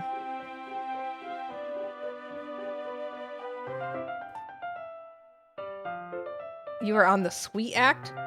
How many acts are there? How long is this game? Is this a multi-stream kind of thing? Is that what is it? We like have other parts to this?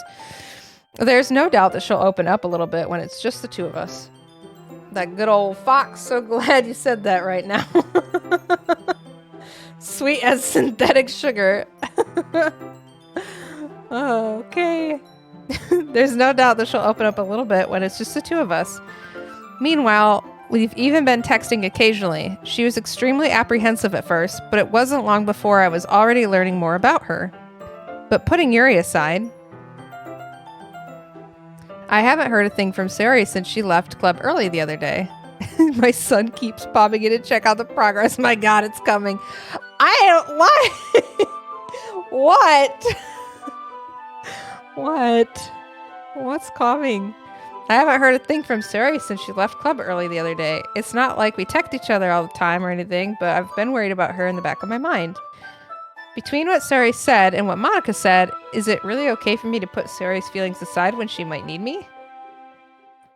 That's boundaries, man. You can't make everybody happy, dude. I decide to visit Sari's before Yuri comes over. Rather than asking, I simply tell her I'm coming over, much like we've done in the past. Again, boundaries. Once I reach Sari's house, I knock on the door before entering it myself. Again, we used to play so often that we've made it a habit of simply entering each other's homes like we were family. The house is quiet. Sari isn't anywhere on the first floor, so I assume she's up in her room. It's already strange of her not to run down and greet me. I head up to her bedroom where I finally find her.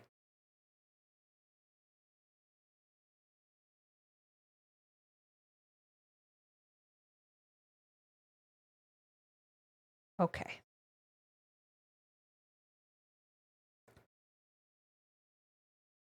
Sayori? Ah! She's fine! She's fine. Okay, she's fine. Hi, meet mommy. I sit down in her room. Sayori forces a smile, but it's easy to tell us that she's different. There's a minute of silence between us. You haven't come over like this in a long time, have you? I guess you're right. It has been a long time. Not much has really changed, has it?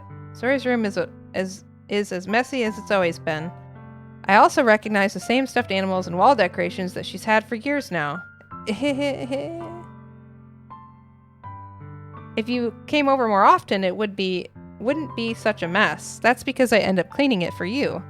How come you suddenly wanted to come over today? Aren't you supposed to see Yuri today? First off, how would you know that? Yeah, but wait, okay. How did you know that? Sayori had already left by the time we decided that last meeting. Monica told me. Okay, fucking Monica, that bitch. It's only natural for her to keep me informed about the festival preparations, right? Ah, that's true. But what about you? Aren't you going to be helping Monica today? Of course, but I'm just helping her online. We didn't plan to meet up or anything. Ah, so it's just me and Yuri then. Yep. There's more silence between us. Sayori stares in a random direction. Everything about her behavior is really uncharacteristic. If I what? If you right click on the background, it'll hide the HUD. Yeah, I did that a couple times and scared myself. I finally get to the point. I just wanted to see how you were doing. After you left on Friday, when something's wrong, you can't hide it from me. I know you too well. So, Sayori smiles, shaking her head. That's no good, Meat Mommy. Why can't it just be like it's always been? This is all my fault.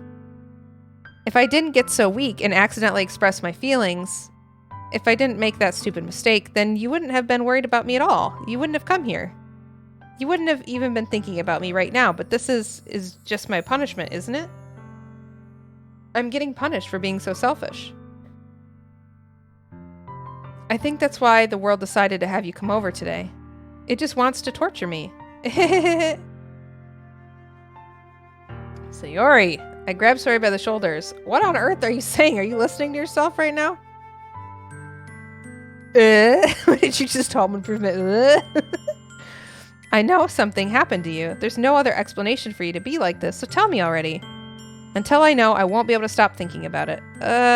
Sayori gives me an empty smile. You really put me in a trap, Meat Mommy, but you're wrong. Nothing happened to me.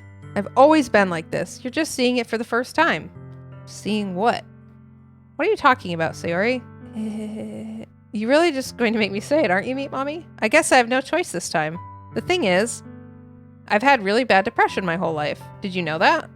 Why do you think I'm late to school every day? Because most days, I can't even find a reason to get out of bed. What reason is there to do anything when I fully know how worthless I am? Why go to school? Why eat? Why make friends? Why make other people put their energy and caring to waste by having them spend it on me? That's what it feels like. That's why I just want to make everyone happy, without anyone worrying about me. Okay. That's a lot. That's a lot. I'm in shock. I can't even figure out how to respond. Sayori, you live in Japan. Healthcare is free. Go see a therapist. Except mental health stuff is not as well, I think, popular. I don't even know the words to say. It's not as easy to get access, I don't think. My throat's a bit dry, so I'm just taking a little drink here. I'm not going to get on a soapbox. I'm drinking some beverages because I've been talking a lot. Agreed. Some people who need mental health treatment don't even know they need it. That's true. How is it possible that Sayori kept this from me the entire time that I've known her? How did you, as her friend or parasocial relationship, whatever, not notice it? Did she really want so badly for me to just not think about her? Why, Sayori? Why is it that you've never told me about this? It almost feels like I've been betrayed as your close friend, because if I knew, I would have done everything I could to support you, even if there's only so much that I could do. I would have tried a little bit harder to make every day a little bit better for you, but then it's disingenuous, isn't it? Because you're not just doing it, you're doing it because you feel some sort of like strange guilt, right? That's why I'm your friend. All you had to do was tell me. You don't understand at all, Meat Mommy. Why do you think I didn't tell you? Because if I told you, then you would have to waste effort caring about me instead of doing important things. I don't want to be cared about. It's bittersweet when people try to care about me. It feels nice sometimes, but it also feels like a bat being swung against my head. Ooh. Ha ha ha.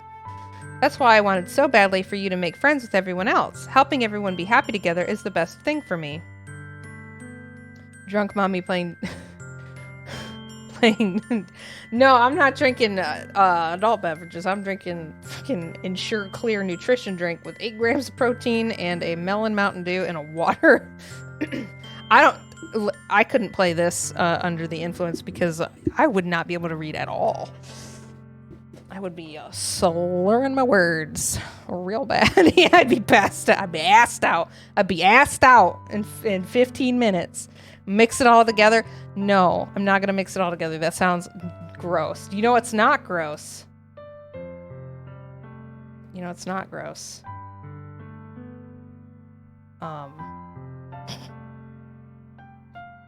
Pilk. Make a potion. I'm a pilk drinker. But then I discovered something else too. Seeing you make friends and get closer with everyone in the club, it feels like a spear going through my heart. What the fuck? So that's why. That's why I decided the world just wants to torture me. Ra-ta-ta-ta-ta-ta-ta. Ra-ta-ta-ta-ta-ta. It's canon. She drinks pilk. Yeah, I drink pilk and I eat socks. That's canon, apparently. Every path leads to nothing but hurt. You're right. That I don't understand. I don't understand your feelings at all, Sayori. But I don't need to understand. Whatever it takes for me to help you stop hurting. That's what I'll do. No, Meat Mommy. There's nothing at all. The only thing that could have helped is if everything could be like it always was. But I was selfish. I finally showed you what a horrible person I am.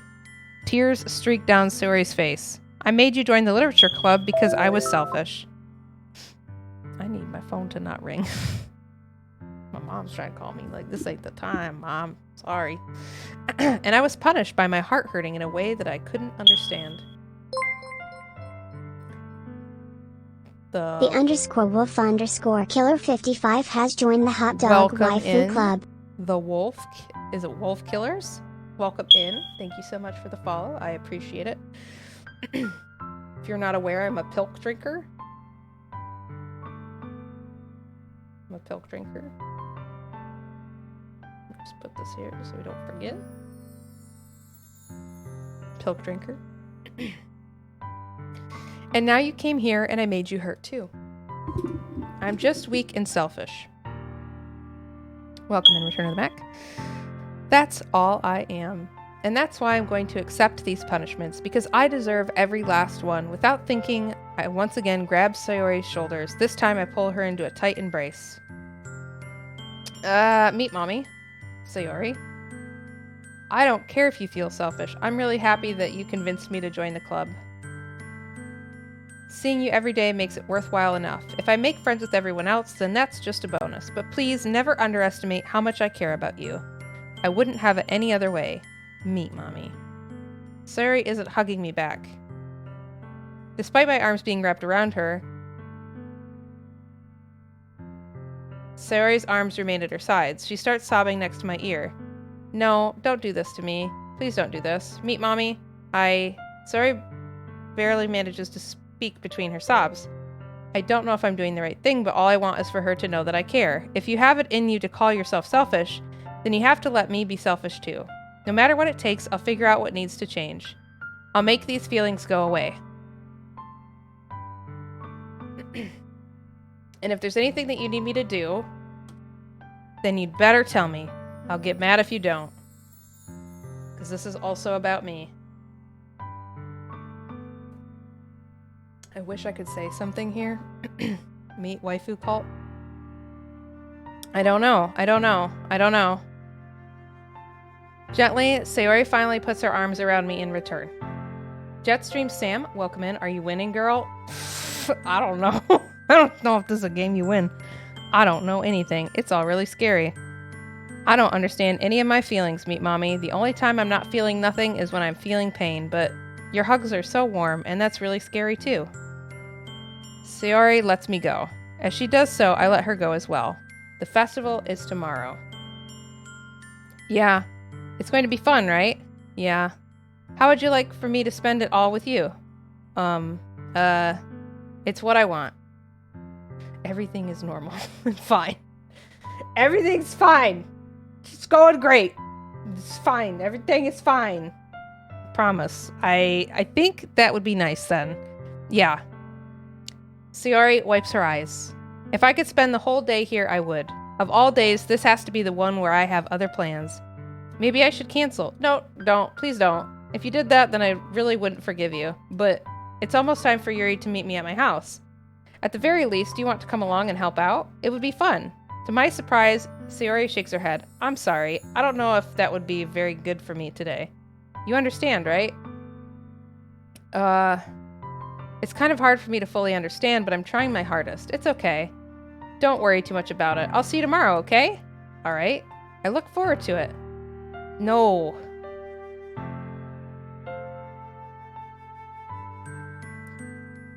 That's...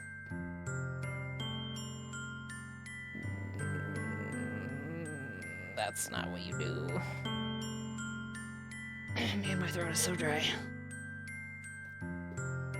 It didn't give me a choice to not leave, okay? If I had a choice to not leave, I wouldn't have left. It didn't give me a choice to not leave. It didn't give me a choice, okay? So, like, that's not my fuck up. Mine. I say goodbye to Sayori and exit her house. On the way home, I find myself still feeling uneasy. Yeah, you should feel really uncomfortable. But it's hard for me to keep thinking about it when Yuri is about to come over. Dude, oh my god, all you think about is your wing. I think Sayori is right. I shouldn't be worrying too much, and we're definitely going to have a great time tomorrow. No, you're not. I should just focus on what's ahead of me. I fucking hate this. I hate this. This is not gonna be haha. It's not a haha funny. It's gonna be a, oh god, I'm so uncomfortable. Okay, as I approach my house, I see something that makes me feel a moment of panic. Yuri? Thank goodness. Oh, she changed her clothes. You're a little early. I'm sorry, I wasn't home yet. Were you waiting for a long time? No, I just got here, but I started to get really nervous when nobody answered the door. You always could have texted me. We literally exchanged numbers. We did that intentionally so you could contact me. If I had known, I would have reassured you and hurried more on my way home. I suppose that's true. It's almost like people wear normal clothes outside of school. Listen, it's been so long since I've gone outside and worn clothes. Like, I wear clothes. What I mean is, pants. Not sweatpants. Not pajamas. That's what I meant. It's been at least it's been 2 weeks. Yeah. Wait, what? I'm wearing sweatpants. I'm wearing pants. I have a shirt on. I have a Meet Mommy shirt on because I've been releasing new merch recently. And it's a really nice shirt. And I also got an ass sticker. It's really cool too. Anyways, back to the story. I didn't think of that for some reason. It should be common sense to do that, but I decided to ignore it. Okay. Anyways, let's go outside. That seems to have been the theme for the whole game so far. So ass what? My ass sticker? Sticker that's of my ass. I also have a spicy desk mat. It's fine. It's just a thing. It's for Valentine's Day. I see you brought a lot of stuff with you. That's right. And did you manage to find everything I asked you to buy as well? Yeah, pretty much. At least, I hope I got everything right. I'm sure it will be fine. I take Yuri to my room. Nodders. Yeah. The first thing she does is glance around curiously, which makes me feel anxious. Does anybody remember the MTV show Room Raiders? God. It's so clean. Everybody nervously laughs in this game. I cleaned it before you came over, so that's very considerate of you to do. No. I would be really embarrassed for my room to be a mess while you were here. Well, I do enjoy cleaning. I would have gladly helped you clean. That defeats the purpose, ma'am. That defeats the purpose. See, I have a couple size bed completely prepared. That would be even more embarrassing. Wait, don't look in there. It's where I hide all my hentai. I snatched Yuri's wrist, which was in the process of opening a desk drawer of mine. I'm sorry. I wasn't thinking for some reason. I was just spacing out. It's fine. It's fine. I let go of Yuri's wrist. She puts both her hands firmly in her lap as if to make sure she's keeping track of them. So, should we get started? insert if you know you know sound. Hey, you don't freaking snoop. What are you doing? Who raised you? Ah, yes. I have a few things planned that you can help with. Decorations and other atmospheric enhancements. Atmospheric enhancement. There it is. Okay. All right. Nice enough friend to clean room. Not enough to ditch depressed friend. Right, Tori? God damn. That's, God. Atmospheric enhancements. That's what I'm gonna call all the fucking drinks I have sitting on my desk right now. They're my atmospheric enhancements. It's not trash. You know, mood lighting, aromatherapy candles. Oh wow, I didn't know you planned on taking it that far. Of course, I want to help take our guests to a faraway place, although many will stop by just out of curiosity. And for cupcakes, I guess, I'm determined to provide an experience that will leave them wanting more. That's great. It's easy to forget that you're a pretty intense person. Intense? I guess that's the best way to put it. Is that a bad thing? No, not at all. It's something that I like about you, actually. Is that so? That makes me feel relieved and kind of happy. Yeah, no need to be so anxious. You can relax a little. Relax. I brought some things for relaxation. I was going to use them during the poetry event. Oh yeah? Like what? Let's see. Yuri rummages through her bag. She pulls out a few candles and a wooden cylinder-shaped object. Hey, yo! What? I did some shopping on the way here, so I happen to have these in my bag. I plan to cover the windows in black paper and use the candles to light the room. I think that would be amazing, don't you? Yeah, that'd be really neat. What's the wooden thing, though? Oh, this? It's a diffuser for essential oils. Okay. How familiar are you with aromatherapy? Not familiar at all. Wooden cylinder-shaped object, also known as a knife? Is that so? It's one of my favorite contributors to a positive atmosphere. Depending on the oils or herbs you use, you can change the mood of the air itself. That's not where my mind went. Yeah, I was like, you got like... something bad. Listen, this came out in 2017 at the height of essential oils. Oh, frick. You can even feel it permeate through your body. Because your skin is your biggest organ, dog. You know what the second biggest organ is? Relaxation, positive energy, romance, reflection. It is topical. Are you making a pun? It's almost like magic. Yuri takes the cylinder and pushes a switch on the bottom. In just a moment, a thin ray of vapor appears to sprout through a small hole on the top. This is spicy. Wow, that smells wonderful. What kind of mood is that one for? This is jasmine essential oil. It smells a little sweet and flowery, right? Yeah, that's a good way to describe it. I'm like leaning down in my chair. Let me sit up. Man, my posture sucks right now.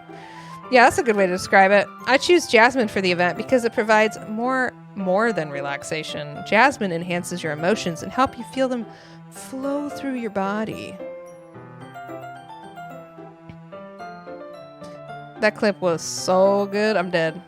What are you making clips? What are you doing? You feel warmer and your heart pounds more heavily. Don't you think that will be perfect for sharing our poems? Hey, yo. It does sound suitable. But you seem to know a lot about this, so I'll trust your opinion with anything. Yuri smiles gently, clearly enjoying herself. She again reaches her bag and pulls out several spools of thin ribbon. Isn't jasmine supposed to be a lovey thing? I don't know. What are those for? Well... It's a fucking shibari. Okay, we're gonna fucking tie you up, dude. Did you purchase the origami paper I asked you to get? Yeah, I have it over here. We won't be using the paper for folding origami. What I'd like to do is write a different word on each paper. We'll need about 100 of them. Oh yeah? What will those be used for? Well, I'm going to cut pieces of ribbon to hang from the doorway of the classroom. Then we can fasten the paper onto the ribbons to create a doorway curtain. Wouldn't that be beautiful? It would also catch the eye of those passing by the room. It may attract some to peek inside. That's really creative. I had no idea you'd be so good at this, Yuri. Is that so? Well, I suppose I do get a little intense, as you'd put it.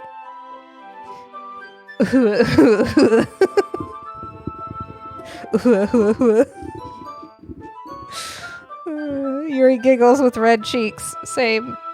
Is it just me, or is she more relaxed when it's just the two of us? Or maybe it's the excitement she feels from sharing something she enjoys. Here's a marker, Meet Mommy. Meet Mommy promptly shoves marker up nose. You can write any characters you want. I'll help you once I finish cutting the ribbons. Alright. Sitting on the floor together, the two of us get to work. I carefully draw a different character on each paper, doing my best to manage my bad handwriting. Yuri unravels a long strand of red ribbon to her desired length. Then she reaches into her bag once more and pulls out a pocket knife. The knife is strangely beautiful. The silver handle has an intricate pattern of waves etched into it. The blade itself is gently tinted blue. That's no ordinary pocket knife. I'm just really happy to see you. It looks really fancy. Well, embarrassed, Yuri looks away. What is it? You're going to think it's weird. Yuri, whatever it is, I have no reason to judge. To each their own, you know? If you promise you won't be weirded out, like, I can't make that promise, dog. I don't know what you're gonna do or say. Yeah, I promise. Alright. The thing is, I'm kind of into knives. Oh, okay. They're just so pretty. I can't help it. I don't know what it is. A combination of craftsmanship and the feeling of danger, maybe. What I'm saying, please don't think I'm weird for this. You're laughing at me. No, I'm just very nervous. No, I'm not laughing at you. I'm just kind of scared. It's just funny how nervous you got about sharing. It's an interesting thing to be into, I guess. Yeah, very interesting. Do you have the game files up? Do I have the what? But I think it kind of suits you. Suits me? Yeah, it's kind of intense. Ha ha ha ha. Besides, it's a really cool looking knife. I can't deny that. It is, isn't it?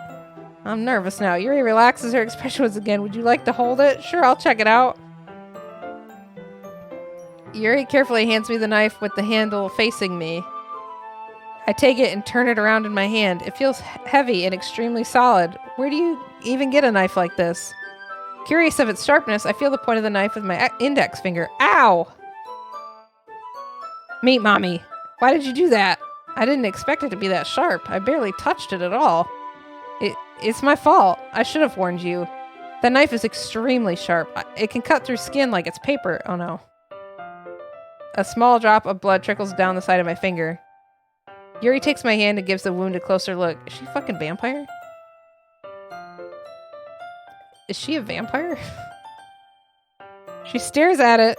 If you're squeamish, I'll go wash it off now.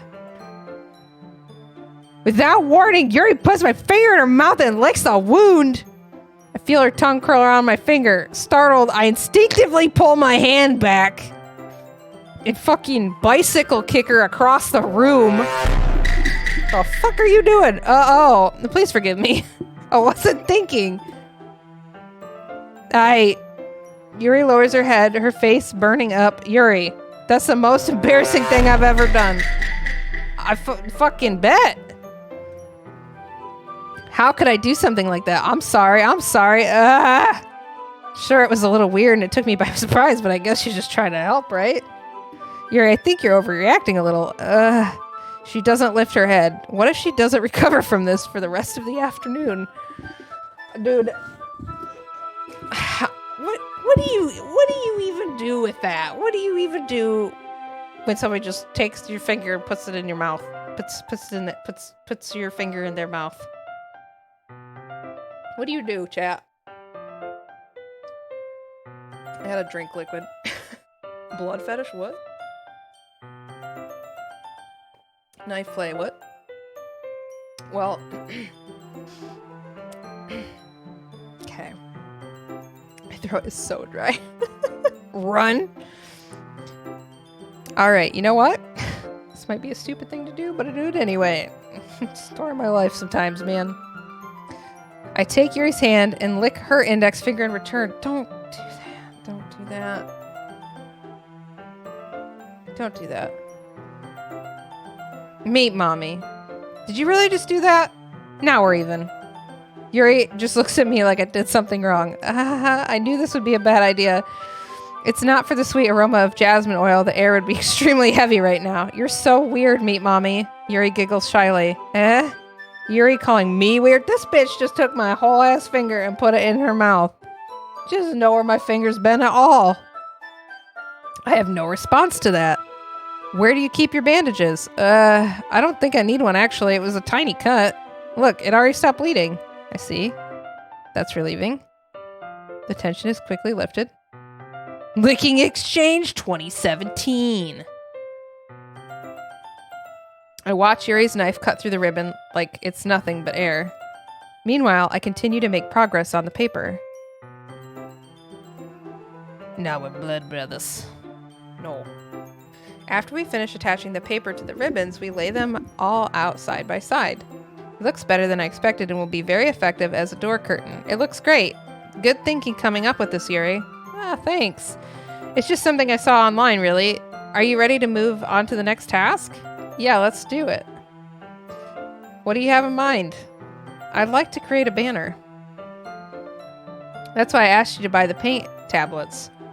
Oh, that's right. One of the items Yuri had asked me to buy was a kit of watercolor paint tablets. Well, need about 6 cups of water to put each of the tablets in.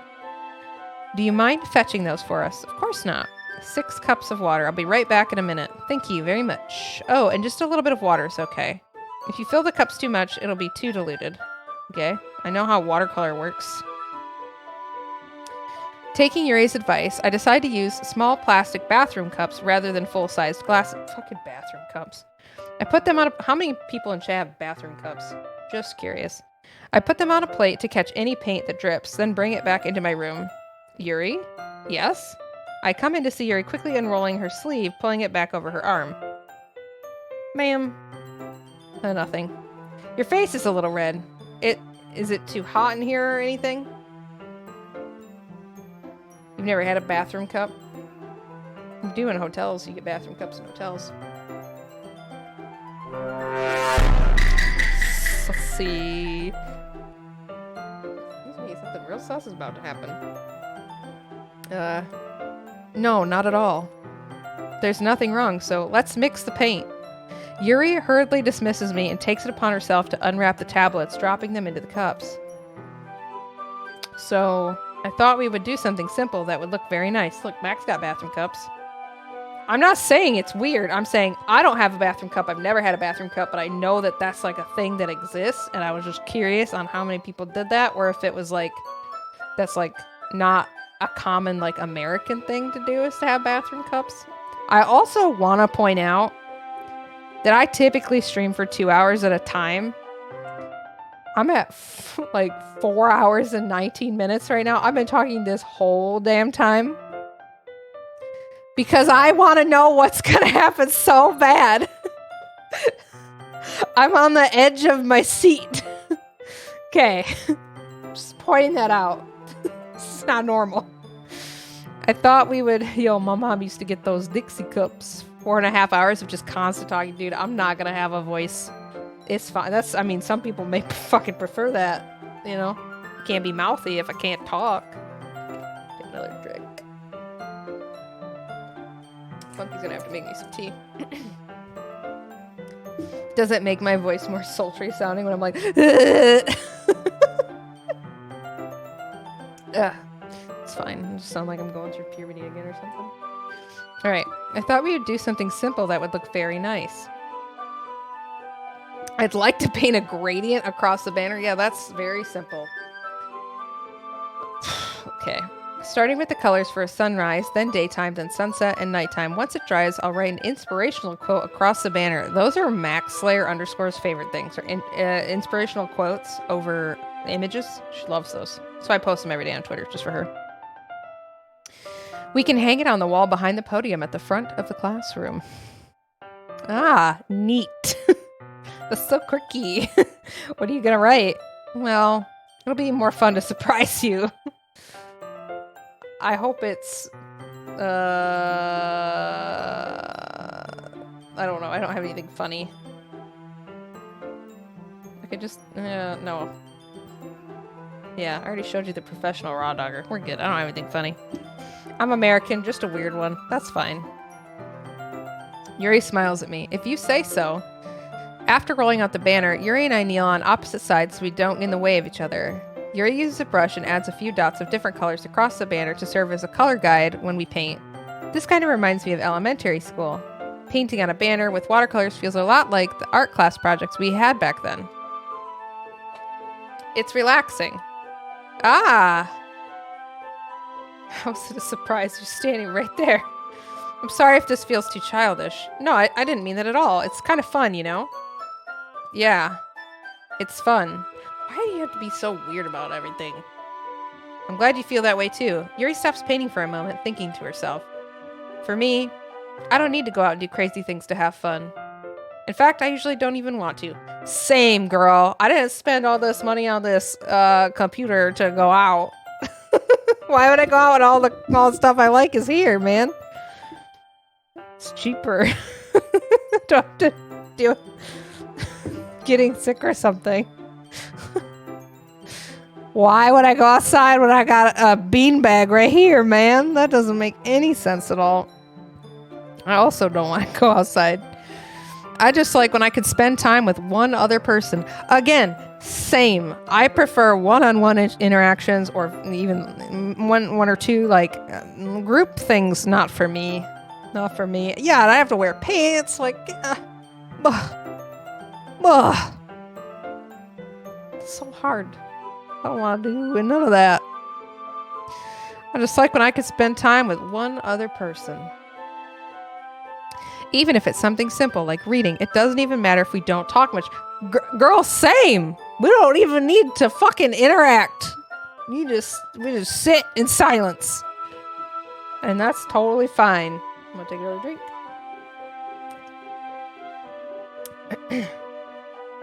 Just having a friend next to me makes things feel a little bit nicer. Yeah, I bet, dog. I agree. Yeah. So I sit in Discord all fucking day. Harry Potter. No. No. Sit in the same room and don't talk. It's nice. It's nice. I think that's all it takes for me to be happy. Same. That's why I like you, Yuri. We're like same lady. Only I have green hair and you have purple hair. If being around someone requires more effort than sweatpants, then I don't want it. Dude, same. Is that so? Even if Yuri and I are quite different, I can understand where she's coming from. I feel that way about things like anime and games, where simply sharing the experience with someone can make me happy. I'm sharing this experience with all of you. Yay. I think I feel the same way. Yuri smiles gently. I wear jeans for you every weekday. You don't wear jeans for me. You wear jeans to spite me. Fucking actively wearing jeans for fun. Who does that? I knew you'd understand. Yuri leans over the banner to grab an unused paintbrush, but I move at the same time, causing my head to bump into hers. Ouch. Kya! I'm sorry. You napped in jeans to get... Ugh. Yuri reels back and I quickly lift my hands in surprise. Are you hurt? No, I'm not hurt. It just startled me, that's all. Sorry, I should have asked you to get it for me. It's not your fault. Your face. There are droplets of paint on Yuri's face and neck. Is there something on my face? Yeah, I accidentally got paint on you. Sorry, it's totally my fault. I'll get a towel right away. I rush out and fetch a small towel and then I dampen it with hot water. I return to my room and kneel back down in front of her. Oh, okay. Here. I pat down Yuri's face and neck with the towel. Something wrong? It's hot. I just didn't expect it. Sorry. I didn't want to use cold water. Having finished, I started to retract my hand. I'm in my sweatpants arc though. Same. Got some sick-ass sweatpants. But Yuri suddenly holds my wrist. I have like several pairs of like Junji Ito sweatpants that I love. And then obviously I've got Meat Mommy sweatpants too that are really comfy. But Yuri suddenly holds my wrist. Wait. Eh? Hot is an ambiguous word. It certainly can be. Just for a little longer. It feels really nice. I keep my hand still against Yuri's neck. She looks into my eyes. It's an intense expression that I recognize from when she reads her books.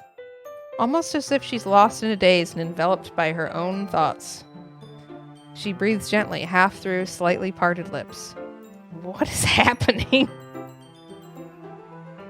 Is it the aroma of the jasmine oil giving me this dizzy feeling? Yuri's gentle fingers wrap around my wrist, send a tingling sensation through my arm. And suddenly, her face seems to be much closer to mine than it was just a moment ago. Yuri slowly pulls away. Sorry. I've been feeling a little lightheaded today. I didn't mean to space out. It's fine. The moment is over as soon as it began. Yuri picks up her brush again, but her movements seem clumsier, like she's unable to focus. I remain silent, forced to ignore the event that just transpired. I hesitantly retrieve my own brush and continue following Yuri's example. That should do it. I finish filling the night sky with white dots that look like stars. Looking at the banner as a whole, it's very pretty and natural looking. I think it came out better than I expected. I'm really happy with the results. Yeah, me too. Are you going to add the lettering now? Not yet. It needs to dry first. That's true, but won't that take a while? Well, perhaps it'd be best to leave it here and then you bring it in the morning. Oh god, that scared the shit out of me. Welcome in, Don. Oh, god. I was so focused on reading. Take another drink. I don't know why that startled me as bad as it did. Oh, it's fine. Pew, pew. Pew, pew. I can do the lettering in the classroom before our event starts. Is that okay? That's totally fine. Wonderful. In that case, I don't think there's anything more for us to do here. Phew. You say that like you're glad it's over. Was I wrong to assume that you were at least enjoying yourself a little bit? No, it's not that. I'm just glad that we managed to get everything done. I see. I am too. I was a little concerned about time. I need to start making dinner soon. So you don't have any time left? I was secretly hoping we'd have extra time after finishing the work, if you know what I mean. Well, Yuri thinks to herself, I think it would be too irresponsible of me to wait much longer. I'm sorry. I was hoping there would be more time as well.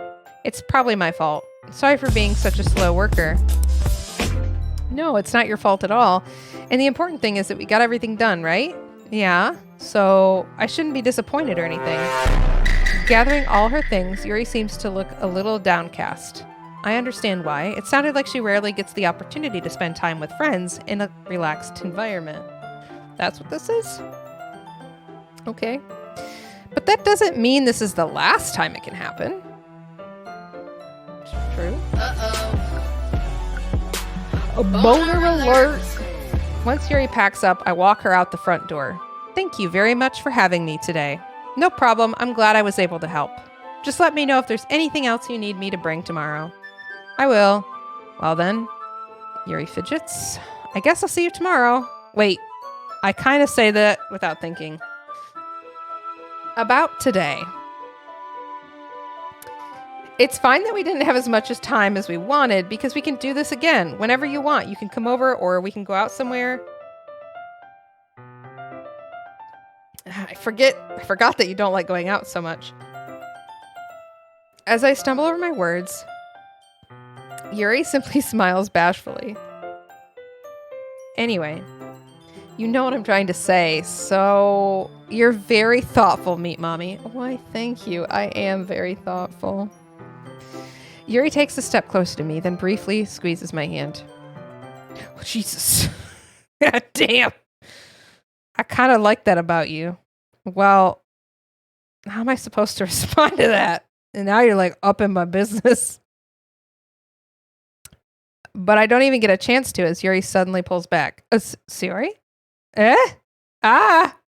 Hi, Meat Mommy. Sayori. Just now, we weren't... It's okay, Meat Mommy. I just stopped by to say hi and be a cock block. Well, it's nice to see you. I'm sorry, but I'm already on my way to leave. Oh, really? That's too bad. That's too bad. But we'll all be together at the festival tomorrow, so that's fine, right? Of course. I wasn't super depressing and kind of scary earlier at all. Not at all. Everything's fine. Sayori beams. Yeah, so I'll see you tomorrow. Bye. Skirt. Fucking skirt right off the screen. Clearly embarrassed, Yuri hurries off. Sayori waves goodbye after her. Skirt, skirt, skirt. God damn it, sir. Get out of here. Damn it, get the fuck out. I thought you didn't want to come over today. Thank you, Mommy. I feel the same way. I thought you didn't want to come over today. Well, I tried staying in my room, but my imagination was being really mean to me. You don't fucking say, dude. You think she took some happy drug? Maybe. I feel like Ophi isn't okay after this. Listen. What do you mean, Callie? So I had to come here and see it for myself. See what? What are you talking about? You know, how much fun you were having with Yuri. And how close you got to her. It makes me really happy. Does it? Does it make you really happy? I feel like it doesn't make you happy. I feel like you're just saying that. I don't think that makes you happy, dog. They made such good friends. That's all that matters to me. Tears start falling. Wah! Tears start to fall down Sayori's face. Tears don't fall, they crash around me. That's all that matters to me. Yeah, you now have one job, Mommy. Friend Sayori the hell. Listen, she freaks me out. I don't want her to be alone. I needed to group up with my buddy because my bush was Why out. am I feeling this way, Meat Mommy? Because I'm such a cool dude. That's why. Obviously. I'm supposed to be happy for you. Why does it feel like my heart is splitting in half? Because you like me. You like me? It hurts so much. Everything hurts so much. This would be so much better if I could just disappear. I am going to report you. I'm gonna report you. Sorry, don't say that. It's true, Meat Mommy. If I wasn't here, then you wouldn't have to waste your sympathy on me. I'm gonna smack the shit out of you. You wouldn't have to put up with me being selfish. Monica was right. I should just... Monica? Monica was right about what? What did she say to you? Huh? Sayori, what I said before is true. I'm not going to let this continue. Caring about you like this isn't the burden your mind is making it out to be. It's something that makes me happy. It's something that I wouldn't trade for anything. What the fuck did Monica say? So even if it takes an entire lifetime, I'm going to be by your side until you don't feel any more pain. But Sayori looks away. I put a hand on her shoulder to reassure her. I'm scared, Meat Mommy. I'm really scared. What are you scared of, Sayori? I'm scared that I might like you more than you like me. Dude, that's life, dog. That's life. I don't know if you can hear my cat or not, but he's going meow, meow, meow. Fucking... Nothing is equal. Isn't it true? It's true, isn't it? I was weak and started to like you too much. I did this to myself, Meat Mommy. I like you so much that I want to die. No! That's how I feel? Listen. Don't. And that's enough, Sari. That is a lot. That is a lot that you just said. I don't want you to hurt anymore. I slide my head down Sari's arm and squeeze her hand in my own, and then we promptly walk to a doctor. That's not how we deal with our feelings. No, we don't just like trauma dump like that, and then like you just don't. Do you remember how I said I always know what's best for you? Do you still believe me? Wordlessly, Sayori nods. Even if you don't understand all of your own feelings, I know what you need the most right now. I don't know if you know what she needs the most right now. You've kind of made some, like, trash decisions earlier. I'm gonna drink again. I'm gonna go find Monica, though. I'm gonna smack the shit out of her. And that's what I'm going to give you. What?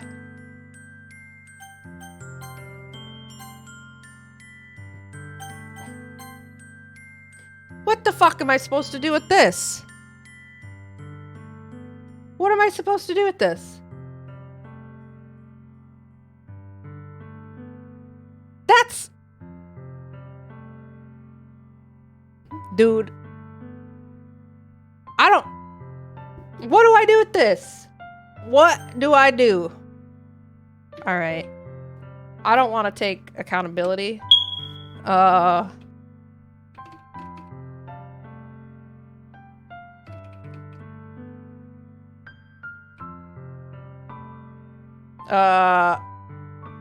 Vote.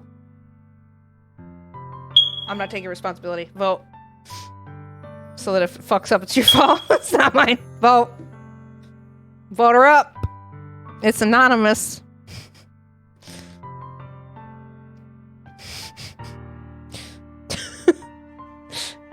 Do not vote. Mommy.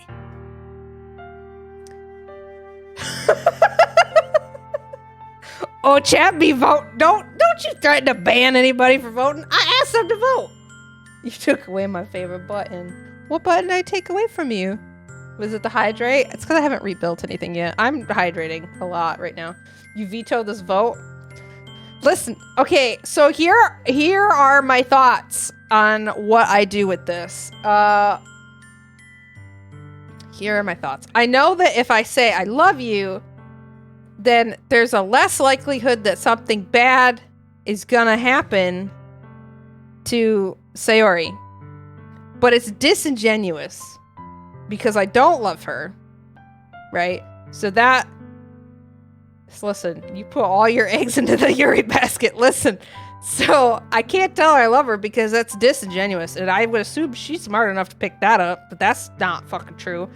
And that, I feel like, could make things actually worse. Because, yeah, you could love her as a friend, but that's not that's not what's happening here. That's not what's happening. This ain't a friend love. That's not what that option is. It's like, I love you. Don't do something bad to yourself.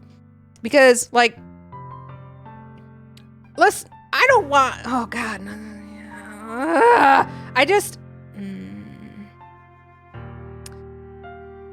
The first option is disingenuous, but it feels like that would keep Sayori safe. I don't know if there's any ending in this game that is going to be good.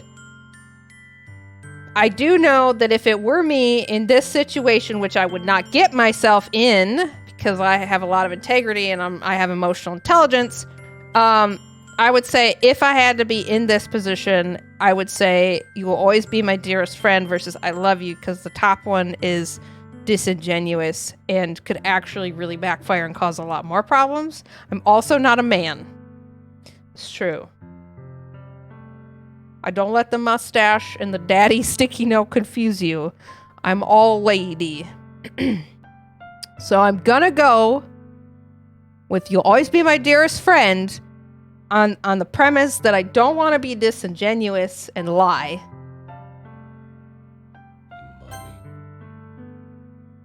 You'll always be my dearest friend. What you need most is for things to be like they've always been. Monica told me the truth. She told me how much happier you seemed after I joined the club. I know you're struggling with some really difficult... Oh shit, I skipped. But please trust me that I know what's best and what will make you happy in the end.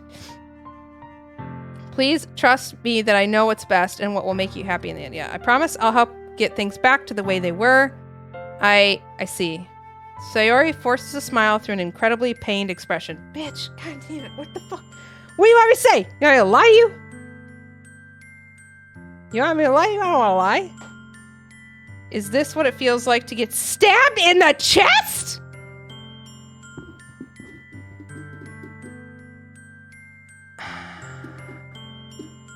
I should write a poem about this. Fucking, you should write a poem about this in therapy. It's okay. This is just my punishment, remember? Oh my god, dude. For being so selfish. Punch Monica in the D. Fucking bet. I'm a bicycle kicker. So please don't worry about these stupid feelings. I know you're right. I knew this whole time that there's no happiness down that path. Oh my god, and that's why I came here, just so I could get the answer I needed to hear. And the other thing, you're also right that I just want to go back to the way it was. I realize that now. You really do know me better than anyone, Meat Mommy. I trust you with anything. Anything at all. So, Sayori's smile finally breaks. All of a sudden, she turns around and drops to her knees. Ah! Clutching her head with both hands, she screams as loudly as she can.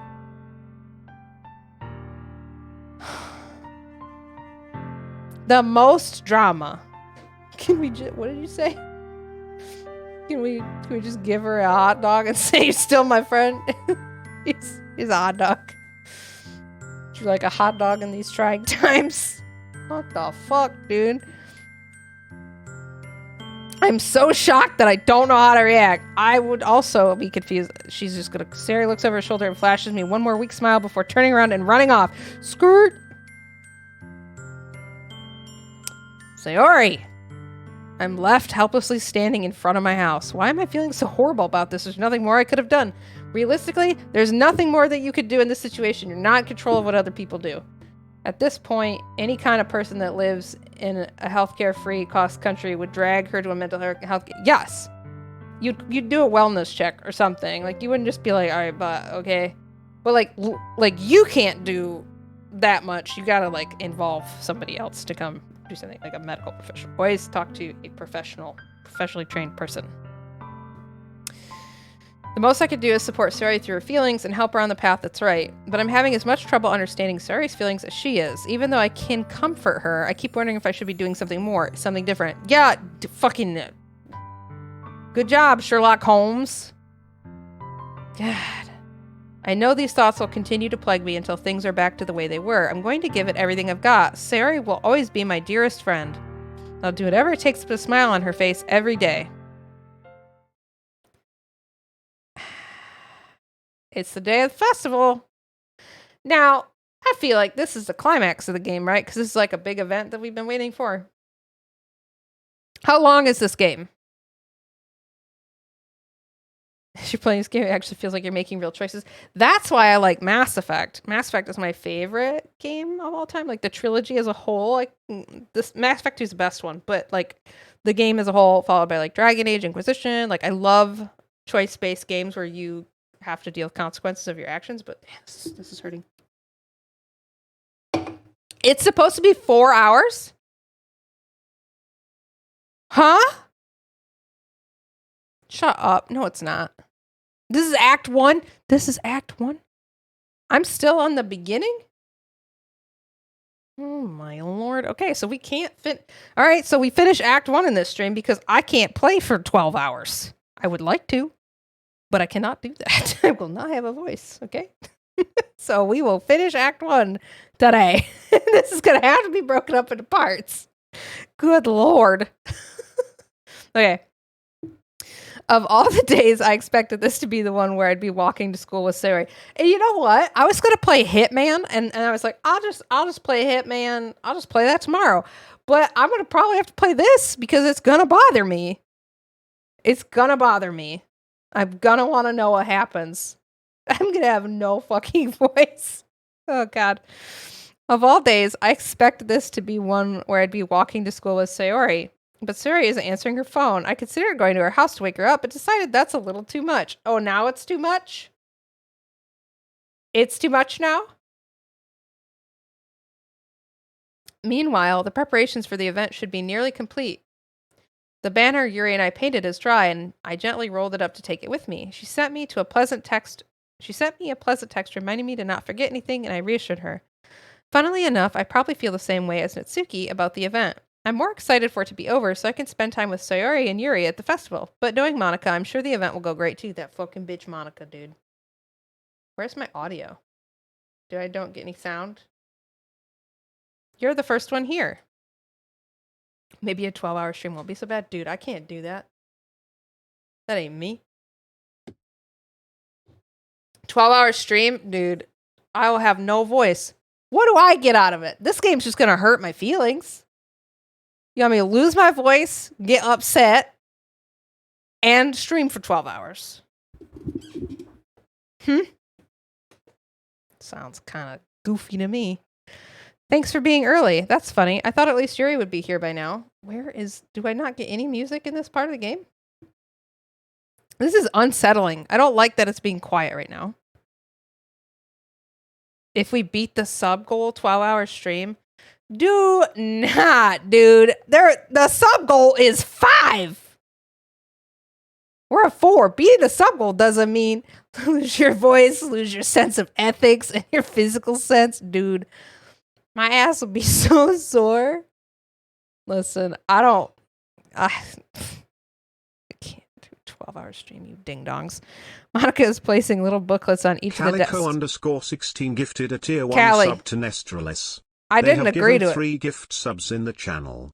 I didn't agree to a 12-hour stream at 5 subs. I didn't do that. It's no. Callie. Do not. 10-hour stream question mark? I don't know, man. I just want to know what happens in this freaking game. And it's going to bug the shit out of me. I have my bachelor's degree in English and literature, and I used to really enjoy reading a lot. I did. And then I got that degree. I read a lot of books, and I was like, I fucking hate reading so much. And so now I just read science books right before bed to go to sleep. So it's been a really long time since I've like done this amount of reading in a story that isn't like just like facts, science facts. And I am like in that like reading a good book where I'm like, oh my god, I gotta know what's gonna happen.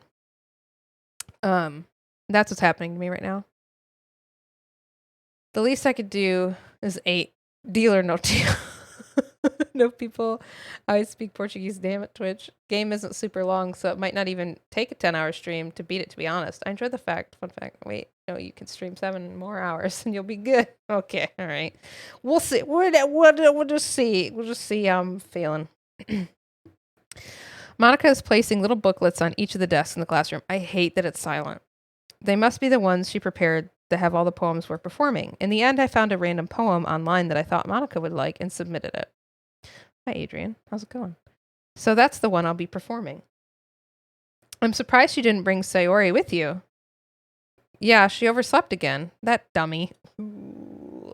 You'd think that on days the support she'd try a little harder. That's so tone deaf. Maybe don't say that.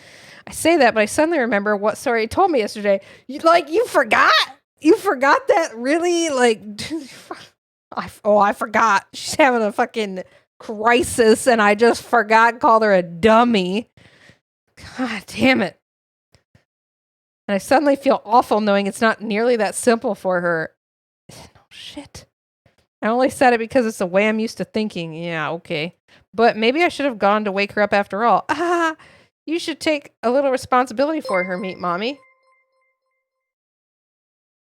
You're gonna get yelled at. Stop it. Thank you, but stop it. Quit. Do not. Mods are not allowed to give subs. You should take a little responsibility for her, meat mommy. If I'm not allowed to buy cookies, you're not allowed to give subs, damn it. I mean, especially after your exchange with her yesterday, I was prepared. All right. She's your dearest friend. She's still not allowed. You kind of left her hanging this morning, you know. Don't. Oh my God. Do not say that. Do not say you kind of left her hanging this morning. Oh my God. Oh my God. Is that it? Is that what she did? No. I walk away from this computer right now. Shut up. What a choice of words, Monica. You fucking bitch. No. Ah! I hit my head on my ceiling and stood up so fast out of anger. Shut up. Shut up. No. Adrian, no. Stop. Stop it. I'm so mad right now. I left her hanging? Dude. Oh my God. No. I'm so triggered right now. Dude. Okay. And it's silent. The game is silent right now. Thank you, Adrian, for the subs. Choo choo. Choo choo. I'm fucking mad right now, dude. What a choice of word. Okay, Exchange Monica, you know about this because you're a fucking bitch. Monica. Of course I do. I'm the club president after all. But I stammer, embarrassed. Did Saray really tell her about it that quickly? No, because Monica probably said something really fucked up. This game, man, I'm fucking heated, dude. And I have no sound. It's messing with me. That makes me really seem like a bad guy here, but I'm the one who knows what's best for her, right? Yes, there's a hype train. Thank you for the hype train. Yes, there's a hype train. Jeez, you don't know the full story at all. So, yeah, I'm a fucking piece of shit, and you're a piece of shit, too. We're all a bunch of shitty-ass humans. Don't worry, I probably know a lot more than you think. Yeah, and you're complicit, and that makes you kind of a criminal. That's fucking, that's like manslaughter, probably. Oh my god, I'm mad. Okay. I probably know. I'm more than you do. Me.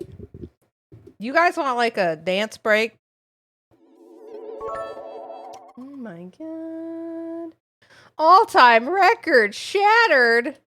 I will reward you with this. Tori, thank you.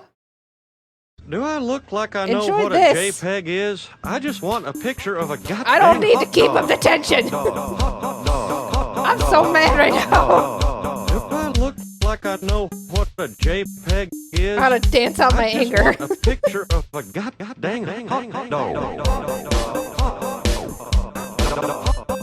JPEG, JPEG, JPEG, JPEG, JPEG, JPEG, JPEG. I look like I know what a JPEG is. I just want a picture of a goddamn hot dog. Callie, thank you.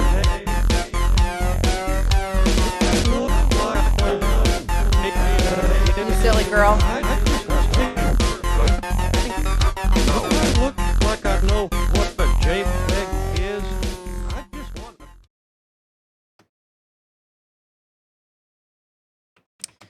I'm asking Funky to make me some tea with honey because I'm losing my voice and now I'm mad. It's just like, you give me some chamomile. I'm so mad right now. Okay. Monica's being as friendly as usual, but for some reason, I felt a chill down my spine after hearing that. Dude, you got like the perception of like a rock. Hey, do you want to check out the pamphlets? They came out really nice. Yeah, sure. I grabbed one of the pamphlets laid out on the desk. Oh yeah, they really did. Dude, something like this will definitely help people take the club more seriously. Yeah, I thought so too. I flipped through the pages. Each member's poem is neatly printed on its own page, giving it an almost professional feel. I recognized Atsuki and Yuri's poems from the ones they performed during our practice. What's this? I flipped to Sayori's poem. It's different from the one she practiced. It's one that I haven't read before. Percent. I'm not reading all that. Paper cutter eyeballs. Don't say that. That's so gross. Yuck. Get out of my head. But she says it a million times. Get out of my head. Get out of my head before I do what I know is best for you. Get out of my head before I listen to everything she said to me. Get out of my head before I show you how much I love you. Get out of my head before I finish writing this poem. But a poem is never actually finished. It just stops moving. Stop it. Kills on it. Don't want to miss this. I'm so mad. I'm so fucking mad right now. What is this? Get out of my head, get out of my head, get out of my head, get out of my head, get out of my head. Reading the poem, I get a pit in my stomach. Now you get a pit in your stomach? Ooh, show. Meet mommy? What's wrong? Oh, nothing. We're just all huge assholes. That's all. That's all it is. We're just a bunch of fucking dickheads. There's nothing wrong. This poem feels completely different from everything else Sayori's written. Yeah, it does. But more than that, I changed my mind. I'm gonna go get Sayori. So, well, all right. Try not to take too long, okay? Oh, God. Is this gonna be against TOS? Do I need to, like, block the screen?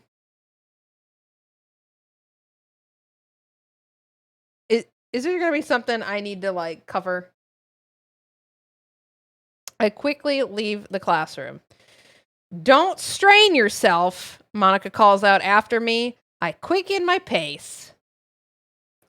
What was I thinking? People play this game on stream all the time? Yeah, but, like, it's going to... God damn it. I should have tried a little bit harder for Sayori. It's not a big deal to at least wait for her or help wake her up. She's not sleeping, big dog. You left her hanging. Okay. Even the simple gesture of walking her to school makes her really happy. And there's no I'm gonna put music on. I can't do the silent thing right now. You can be mad. You just be mad. I'm gonna put some fucking lo-fi on or something, or some like gamer music, man. You have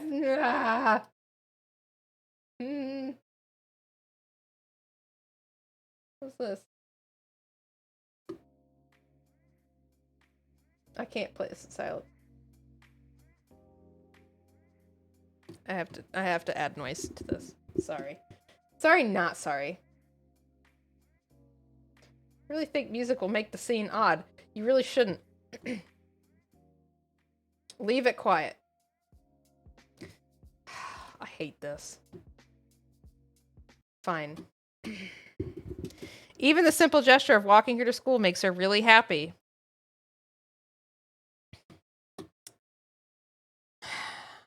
Gonna leave Monica hanging like a piñata, beat the candy out of her. Whoa, Mom's getting mad. Besides, I told her yesterday that things will be the same as they have always been. That's all she needs and what I want to give her. Yep. I reach Sayori's house and knock on the door. I don't expect an answer since she's not picking up her phone either, because she can't. Like yesterday, I opened the door and let myself in. Everything's gonna be... She's really heavy sleeper. I swallow. I can't believe I ended up doing this after all. I am so sorry, chat. Waking her up in her own house, isn't that more like something a boyfriend would do? In any case, it just feels right. Outside Sayori's room, I knock on her door. Sayori, she's not gonna answer. Wake up, dummy. Yeah, good idea. Insult her some more. There's no response. I really didn't want to have to enter her room like this. Isn't it kind of a breach of privacy? But she really leaves me no choice. Gently open the door. Okay. She's definitely sleeping. Why the scary?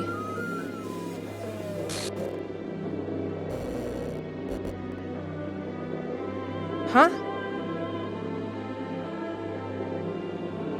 An exception has occurred in file games to social interface. What? The fuck? Oh, there's music. What the hell? What the hell? What the hell? Is this a nightmare? It has to be. This isn't real. There's no way this can be real. Sayori wouldn't do this. Everything was normal up until a few days ago. That's not true! That's why I can't believe what my eyes are showing me. That wasn't as graphic as I thought it was going to be. I thought it was going to be way worse. I suppressed the urge to vomit. Just yesterday, I told Sayori I would be there for her. I told her I know what's best and that everything will be okay. Then why? Why would she do this? How could I be so helpless? What did I do wrong? Damn it. Turning down her confession, that has to have been what pushed her over the edge. Listen, she had problems before you, man. Her agonized scream still echoes in my ears. Why did I do that to her when she needed me the most? Why did I do that to her when she needed me the most? Yeah, she literally said she's depressed and wanted to die. Oh, hello. Why was I so selfish? This is my fault. No, it's not. That's not how that works. Me swarming thoughts. My swarming thoughts kept telling me everything I could have done to prevent this. If I just spent more time with her, walked her to school, and gave her what I know she wanted out of her friendship, then I could have prevented this. I know I could have prevented this. Screw the literature club, screw the festival, I just lost my best friend, someone I grew up with, she's gone forever now, nothing I can do to bring her back. This isn't some game where I can reset and try something different. Okay. Good lord. I had only one chance and I wasn't careful enough, and now I'll carry this guilt with me until I die. Nothing in my life is worth more than hers, but I still couldn't do what she needed from me, and now I can never take it back. Never, never, never, never, never. What? What?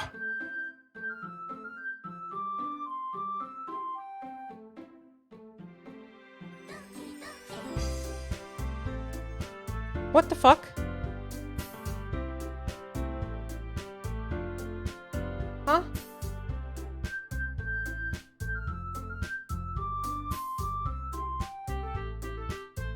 What the fuck?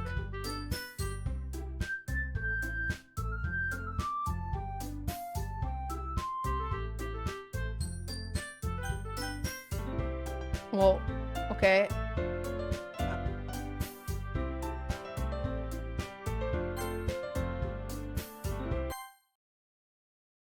Spot the difference, Ophi! I have eyes! What the fuck is this?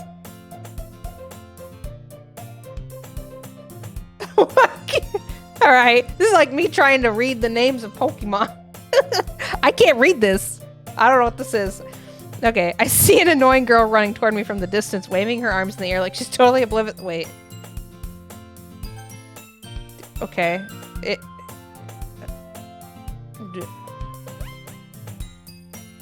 Okay.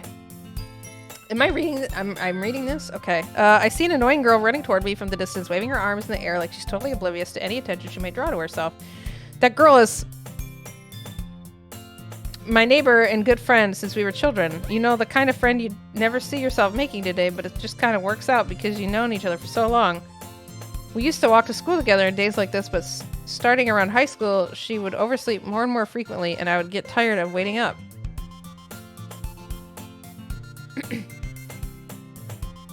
Oh shit, this is Act 2.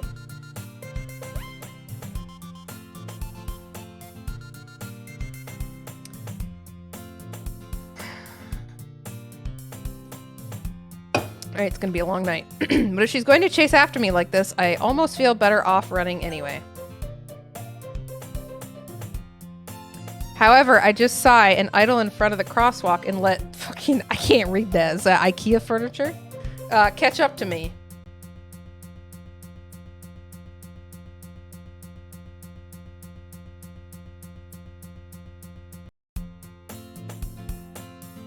What the fuck? It's an ordinary school day like any other. Mornings are usually the worst, being surrounded by couples and friend groups walking to school together. You know what makes this more scary? It's like the fact I'm streaming it and I've had technical problems. So I'm just like, I don't know if this is a game or if my computer's taking a shit. I did a goof. I enjoyed this a lot though. What do you mean you did a goof? What did you do that's a goof? What did you do that's a goof? I gotta put food in my mouth for a second, okay? Breathe, Callie. I need you to breathe, bud. It's both. DDLC Trojan.js? Yeah, no thanks. Good lord. Okay. Mornings are usually the worst, being surrounded by couples and friend groups walking to school together. Meanwhile, I've always walked to school alone. I always tell myself it's about time I meet some girls or something like that, but I have no motivation to join any clubs. I'm perfectly content, but I'm broken. I'm perfectly content just getting by on the average while spending my free time on games and anime.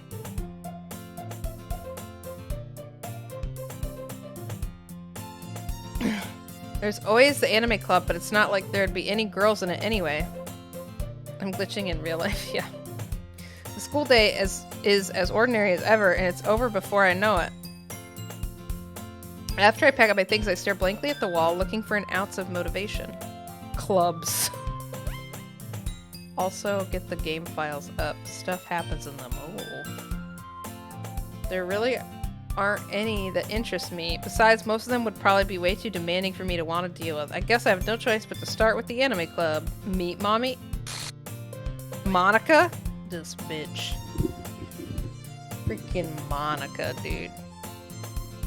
We don't like Monica.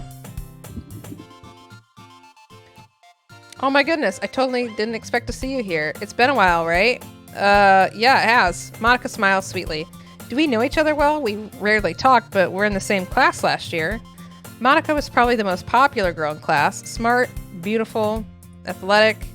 Monica is not poggers.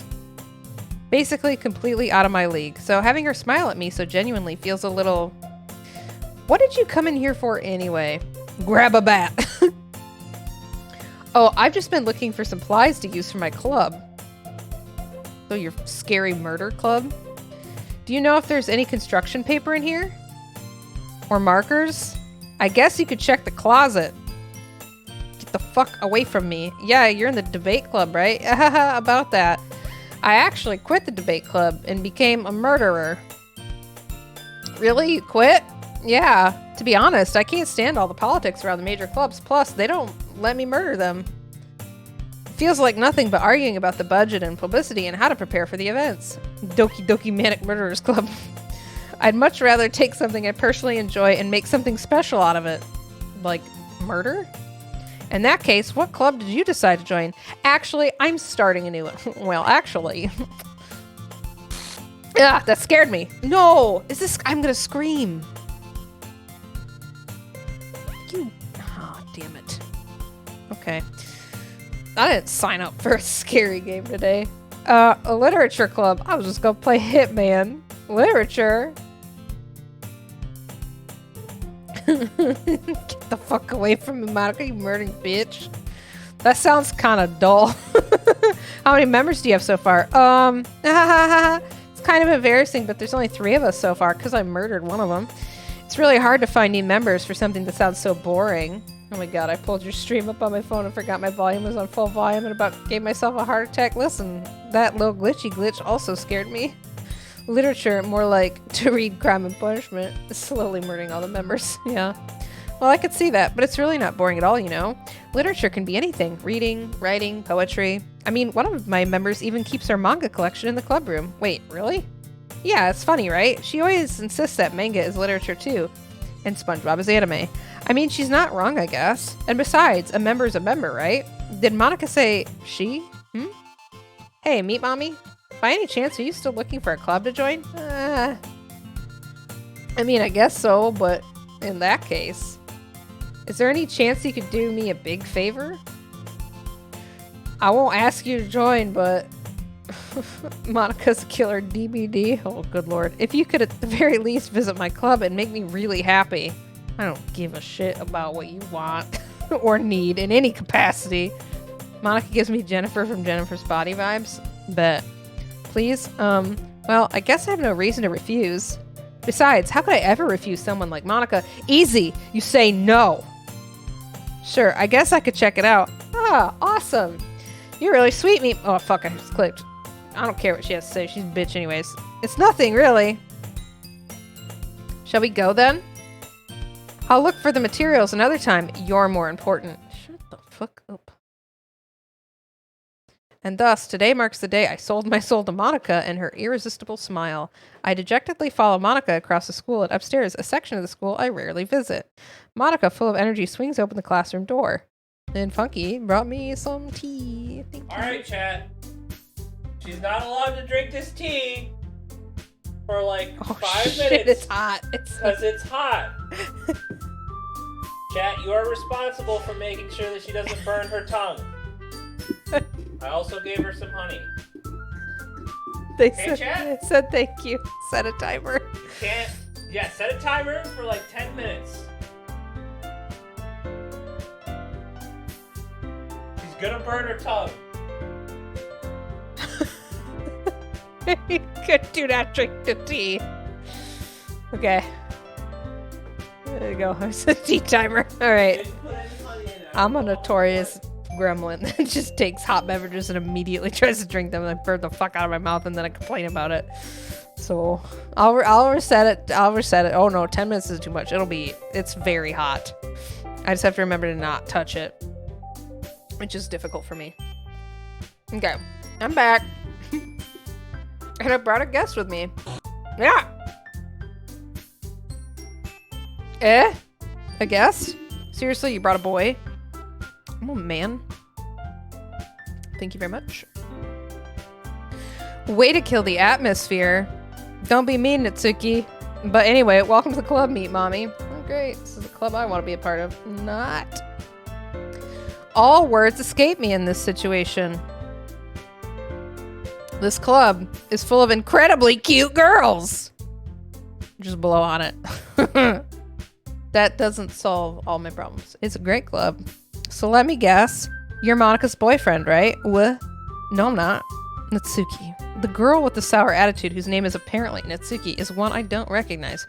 Her small figure makes her look like a first-year student. Anyway, this is Natsuki, energetic as usual, and this is Yuri, the vice president. It's nice to meet you. Yuri, who appears comparably more mature and timid, seems to have a hard time keeping up with someone like Natsuki. Yeah, it's nice to meet both of you. So I ran into Meet Mommy.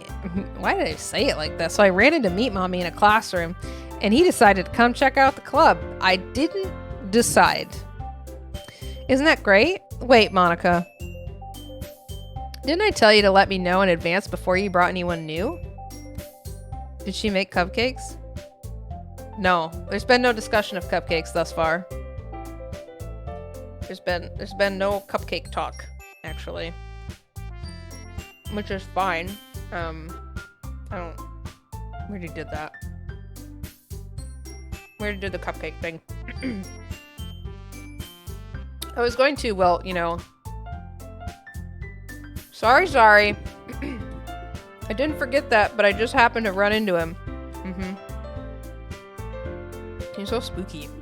In that case, I should at least make some tea, right? Yeah, that'd be great. Why don't you come sit down, Meet Mommy? I want to drink my tea so bad.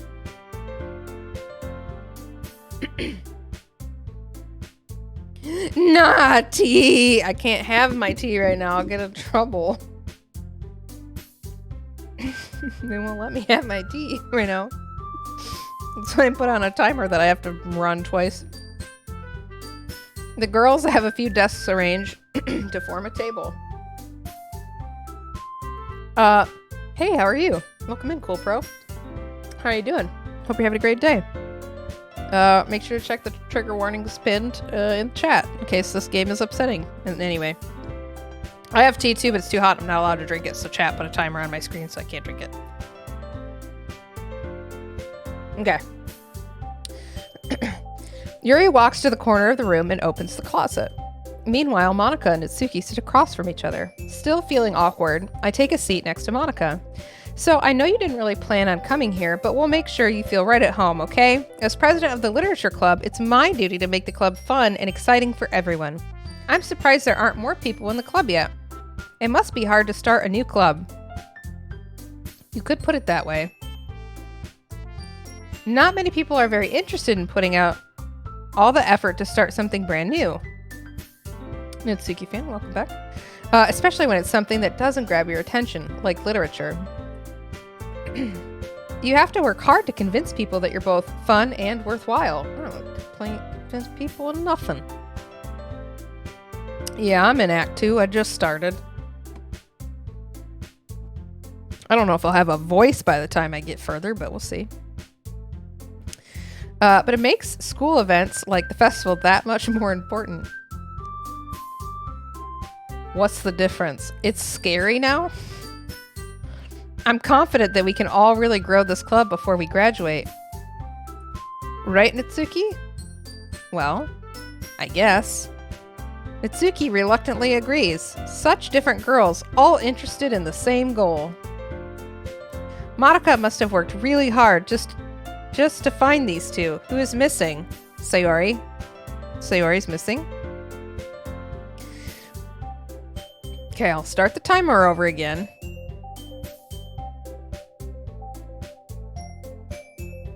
Oh, I know. How much sugar do you like in your tea? I like honey. Sayori? Sayori is missing? Who's Sayori? Fucking trolls, dude. You gaslighting me right now? Is chat gaslighting me? I feel gaslit right now. Yuri returns to the table carrying a tea set. She carefully places a teacup in front of each of us before setting down the teapot in the middle. You keep a whole tea set in this classroom? Don't worry, the teacher gave us permission. After all, doesn't a hot cup of tea help you enjoy a good book? I guess. Don't let yourself get intimidated. Yuri's just trying to impress you. That's not. Insulted, Yuri looks away. I meant that, you know, I believe you. Well, tea and reading might not be a pastime for me, but I at least enjoy tea. I'm glad. Yuri faintly smiles to herself in relief. So, meet mommy, what kinds of things do you like to read? Apparently fucked up visual novels. Well, considering how little I've read these past few years, I don't really have a good way of answering that. Manga. I mutter quietly to myself, half joking. Natsuki's head suddenly perks up. It looks like she wants to say something, but she keeps quiet. Say the alphabet backwards. ZYXWVUTSRQPONMLKJIHGFEDCBA. You're welcome. Not much of a reader, I guess. Well, that can change. What am I saying? I spoke without thinking after seeing Yuri's sad smile. Anyway, what about you, Yuri? Well, let's see. Yuri traces the rim of her teacup with her finger. My favorites are usually novels that build deep and complex fantasy worlds. The level of creativity and craftsmanship behind them is amazing to me. And telling a good story in such a foreign world is equally impressive. Yuri goes on, clearly passionate about her reading. Lecturer Parashikos has joined the Hot Dog Waifu Club. Lecturer, thank you so much for the follow. I appreciate it. What just happened? What part? That I said the alphabet backwards? You redeemed alphabet backwards. I said it backwards. That's what happened. How do I like the game so far? I was telling chat earlier, I typically stream for 2 hours. Like, just 2 hours, and that's it. Like, a couple times a week. And I'm at 5 now. I'm at 5 hours right now. Because I can't stop playing this game because I am very intrigued and need to know what's going to happen. Corporal_Ampton has joined the Hot Dog Waifu Club. I appreciate it. Oh my gosh, we're 1 away from hitting 900 followers? What? That's so cool. Thank you. I appreciate it. You are this game now. Listen, it's bad. Yeah, there's only Monica, Natsuki, and Yuri right now. Yeah. You're not going to gaslight me, chat. Yuri goes on, clearly passionate about her reading. She seems so reserved and timid since the moment I walked in, but it's obvious by the way her eyes light up that she finds her comfort in the world of books, not people. But you know, I like a lot of things, like sticking fingers in my mouth. Stories with deep psychological elements usually immerse me as well. Isn't it amazing how a writer can so deliberately take advantage of your own lack of imagination to completely throw you through a loop? Stop it. I feel very attacked. I love the game. I hope you do too. So far, I'm very much enjoying it. I didn't think I would certainly play this long. I thought I would get bored, but I'm not. I am incredibly engaged. Anyway, I've been reading a lot of horror lately. Who the fuck is Sayori? Please tell us, I don't understand. Stop. I read a horror book once. I desperately grasped something I can relate to at the minimal level. At this rate, Yuri might as well be having a conversation with a rock. I said that earlier. Did I not say that earlier? I expect that from you, Yuri. It suits your personality. Oh, is that so? Really, if a story makes me think or takes me to another world, then I really can't put it down. Surreal horror is often very successful at changing the way you look at the world, if only for a brief moment. This game is fucking... Stop it. Ugh, I hate horror. Oh, why is that? Well, Natsuki's eyes dart over to me for a split second. Never mind. That's right. You usually like to write about cute things, don't you, Natsuki? What? What gives you that idea? You left a piece of scrap paper behind club last meeting. It looked like you were working on a poem called Don't Say It Out Loud. Give that back. Fine. Natsuki, you write your own poems? Well, I guess sometimes. Why do you care? I think that's impressive.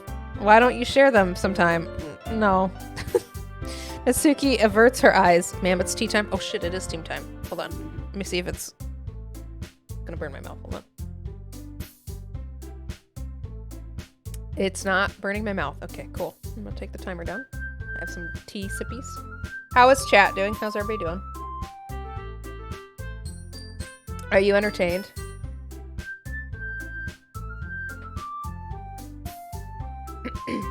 How's everybody's what is today? Saturday? How's everybody's Saturday going?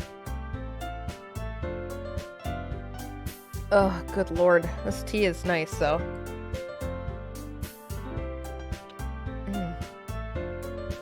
I'm hungry but very entertained. Then eat food. You're not talking to people on the internet. You can eat food and they can't hear you chomping. I want to shove all these chips in my mouth, but I can't because it'll be very fucking loud. Hopefully it helps. I think it will. It already feels like it's helping. Natsuki averts. Who would have thought that the best way to trick me into drinking gratuitous amounts of liquid, including water, would be to just force me to play a visual novel? Oh, you know, just crying over, wait, who? I feel like someone is missing now. I'm holding out for tacos. That's a good thing to hold out for. Tacos are so good. Okay. Natsuki averts her eyes. Are we still tunneling on Yuri? Is that still the plan here? We just keep tunneling? You wouldn't like them. Not a very confident writer yet. I understand how Natsuki feels. Sharing that level of writing takes more than just confidence. The truest form of writing is writing to oneself. I have the hiccups, and so I'm like trying to move away from Mike so you can't hear me do it.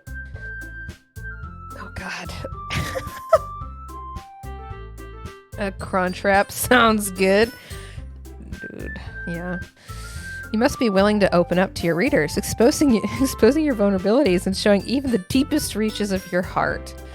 Do you have writing experience too, Yuri? Maybe if you share some of your work, you can set an example and help Natsuki feel comfortable enough to share hers. I guess it's the same for Yuri. You know, I've never had a cheesy gordita crunch. Just saying. We all sit in silence for a moment. Hey, I just got an idea. How about this? Natsuki and Yuri look quizzically at Monika. Let's all go home and write a poem of our own. Then next time we meet, we'll all share them with each other. That way, everyone is even. Don't try them. You won't like them more from me. I mean, I thought it was a good idea. Someone called the cops. Well, I think you're right, Monika. We should probably start finding activities for all of us to participate in together. I did decide to take on the responsibility of vice president, after all. I need to do my best to nurture the club as well as its members. Besides, now that we have a new member, it seems like a good step for us to take. Do you agree as well, Meat Mommy? Hold on, there's still one problem. What's that? Now that we've reached the most important topic, I bluntly come forth with what's been on my mind the entire time. I never said I would join this fucking club! Monika may have convinced me to stop by, but I never made any decision. I still have other clubs to look at, and I lost my train of thought. All three girls stare back at me with dejected eyes. But, I'm sorry, I thought... The girls exchange glances before Monika turns back to me. I guess I need to tell you the truth, Meat Mommy. The thing is, I'm a fucking murdering bitch. We don't have enough members yet to form an official club. Cause you killed one! Cause you murdered one. You, in cold blood, you murdered one. That's why. That's why you don't have enough. We need 4. And I've been trying really, really hard to find new members. Well, you know what would help you? Not murdering them. Just a thought, though. And if we don't find one more before the festival, I'm defenseless against these girls. Oh, you're really not. You're really not, big dog. How am I supposed to make a clear-headed decision when it's like this? Like what? I'd feel terrible for letting everyone down in this situation, and besides, the club itself seems pretty relaxed. So if writing poems is the price I need to pay in order to spend every day with these beautiful girls, right. Okay, I've decided then. I'll join the literature club. Quote-unquote literature. One by one, the girls' eyes light up. Oh my goodness, really? Do you really mean that, Meat Mommy? Yeah. Could be fun, right? You really did scare me for a moment. I mean, if you really just left after this, I'd be super pissed. Meat Mommy, I'm so happy. We can become an official club now. Thank you so much for this. You're really amazing. I'll do everything I can to give you a great time, okay? Thanks, I guess. Okay, everyone. I think with that, we can officially end today's meeting on a good note. Everyone remember tonight's assignment. Write a poem to bring to the next meeting so we can all share. Monica looks over at me once more. Me, Mommy, I look forward to seeing how you express yourself. Yeah. Can I really impress the class star Monica with my mediocre writing skills? I already feel the anxiety welling up inside me. Meanwhile, the girls continue to chit-chat as Yuri cleans up the tea set. I guess I'll be on my way then. Okay, see you tomorrow then. I can't wait. I'm just gonna walk home. With that, I depart the club room and make my way home. The whole way, my mind wanders back and forth between the three girls, Natsuki, Yuri, and of course Monica. Will I really be happy spending every day after school in a literature club? Perhaps I'll have the chance to grow closer to one of these girls. Alright, I'll just need to make the most of my circumstances, and I'm sure good fortune will just find me, and I guess that starts with writing a poem tonight. Great. Can't wait. Cannot wait. You have unlocked a special poem. Would you like to read it? Yeah?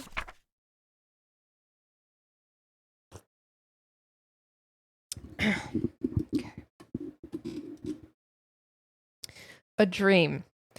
I was staying over at my friend's place. There were 4 of us. I drifted off to sleep while everyone was talking and watching TV. In my dream, I was still at my friend's house. The only difference was that there were nails sticking out of the walls everywhere. And there was also someone I didn't recognize. The person I didn't recognize told a joke and everyone laughed. I woke up to the sound of everyone laughing at something that happened on the TV. So the laughing was not part of the dream. It was the noise that woke me up. I wonder who that person was and how they all knew to tell a joke at that moment. What? What the fuck does that mean?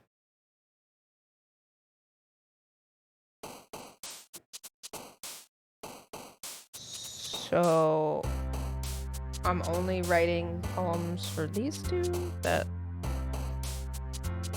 that how that's working? I'm just gonna scooch a little, just a titch. There we go. I feel disoriented and unstable and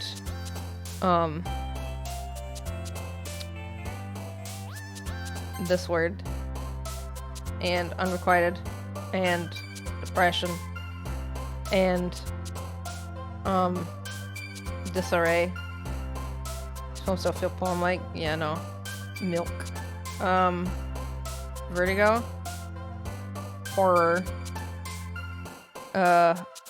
anxiety, graveyard, entropy, misery, variance, infallible, covet. Oh shit, I didn't click socks. My bad. Looks more like reports. Like reports.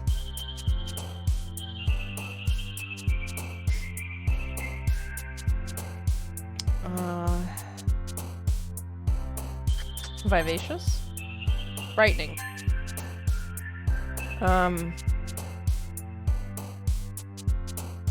Tenacious?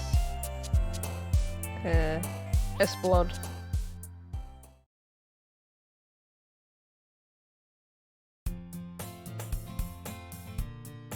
Hi again, Meat Mommy. Glad to see you didn't run away on us. Ha ha ha ha ha ha. Why would I? Should I be scared of something? Nah, don't worry.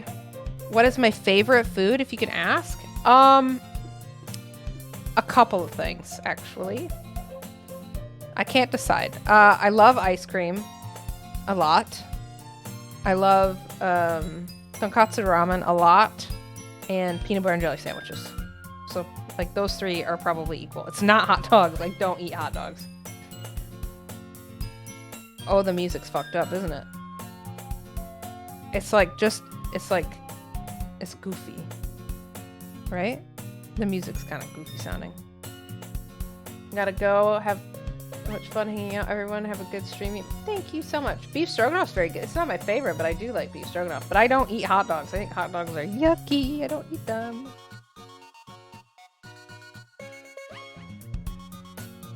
Well, I'm back at the literature club. I was the last to come in, so everyone else is already hanging out.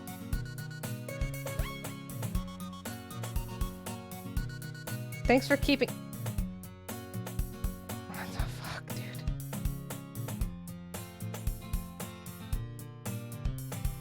Is the game doing this to me, or is my computer having a problem? Thanks for keeping your promises, Meat Mommy. Bye! Bye, Wolf! I hope this isn't too overwhelming of a commitment for you. Making you dive headfirst into literature when you're not accustomed to it. Oh, that scared me. I freaking love Uncrustables. Oh, come on. Like he deserves any slack. You already had to be dragged here by Monica. I don't know if you plan to just come here and hang out or what. But if you don't take it seriously, then you won't see the end of it. I can't read that. I hate it's stressing me out. Something, I have a big mouth for someone who keeps her manga collection in the room. Natsuki finds herself stuck between saying Monica and manga. Manga is literature. Swiftly defeated, Natsuki plops back into her seat. I'm sorry, Meat Mommy. We'll make sure to put your comfort first. Yuri shoots Natsuki with a disappointed glance. Anyway, now that you're in the club and all, perhaps you might have interest in picking up a book to read. Well, I can't really say no either way. Like you said, I'm in this club now. So it only feels right for me to do something like that if you ask. Okay. Wait, I didn't mean it like that. If you don't really want to, then forget I said anything, I guess. No, it's not that, Yuri. I want to try to be part of this club, so even if I don't read often, I'd be happy to pick up a book if you wanted me to. Are you sure? I just felt like, well, as vice president and all, that I should help you get started on something you might like. Yuri reaches into her bag and pulls out a book. I didn't want you to feel left out, so I picked up a book that I thought you might enjoy. This music is like messing with my head. So I picked out a book that I thought you might enjoy. It's a short read, so it should keep your attention even if you don't usually read. And we could, you know, discuss it if you wanted. How is this girl accidentally being cute? She even picked out a book she'll think I like, despite me not reading much. Yuri, thank you. I'll definitely read this.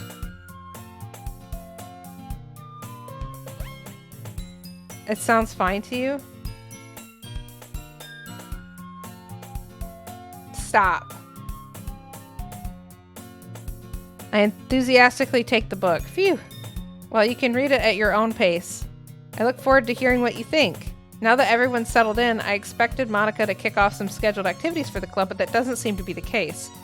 Yuri's face is already buried in a book. I can't help but notice her intense expression like she was waiting for this chance. Meanwhile, Natsuki is rummaging around in the closet.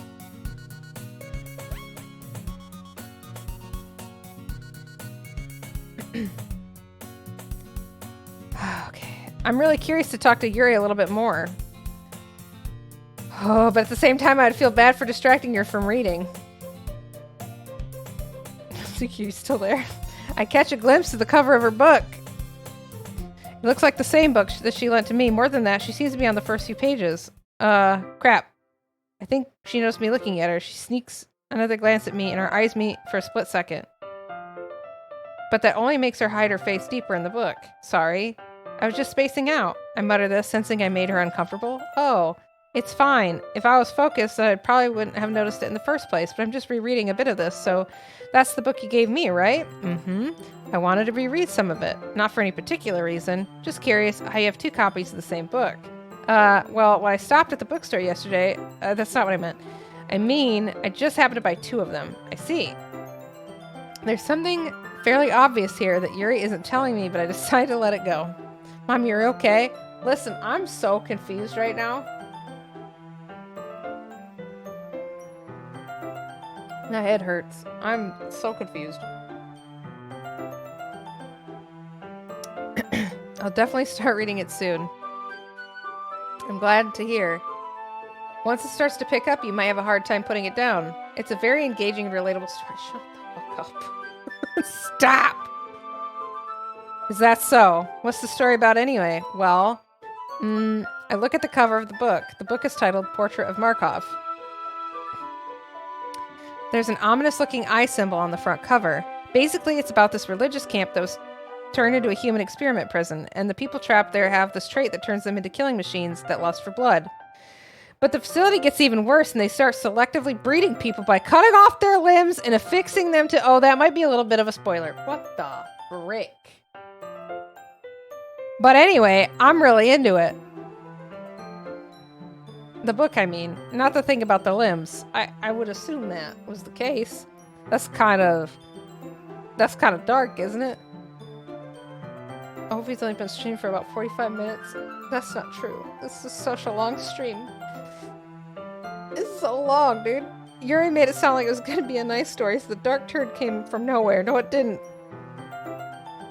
Ah, are you not a fan of that sort of thing, Meat Mommy? No, it's not that. I mean, I could definitely enjoy those kinds of stories, so don't worry. I hope so. Yeah, I totally forgot that Yuri's into those things. So she's so shy and reclusive on the outside, but her mind seems to be completely different. It's just that this kind of story is the kind that challenges you to look at life from a strange, new perspective. When horrible things happen, not just because someone wants to be evil, but because the world is full of horrible people and we're all worthless anyway.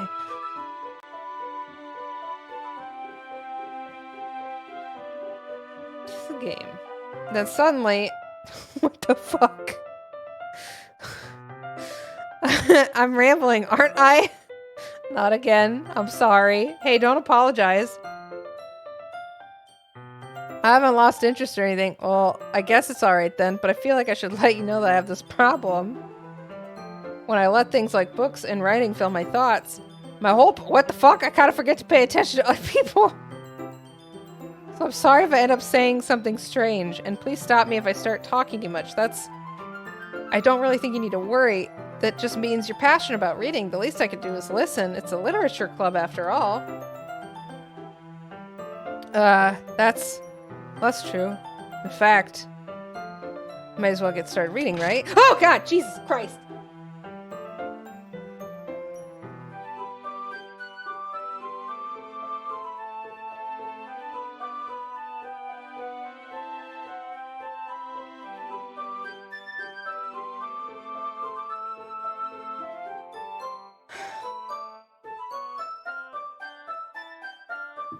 Oh my god. That scared me.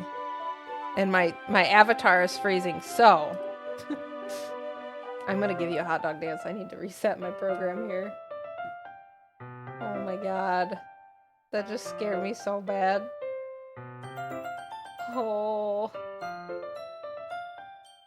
That scared me.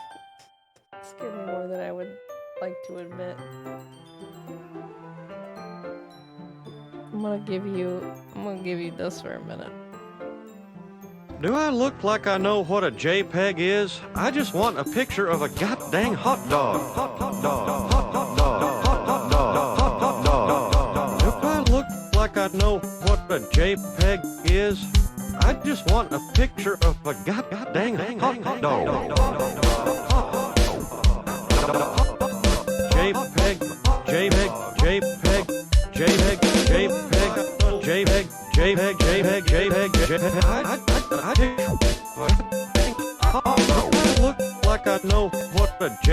JPEG is. I just want a picture of a goddamn hot dog.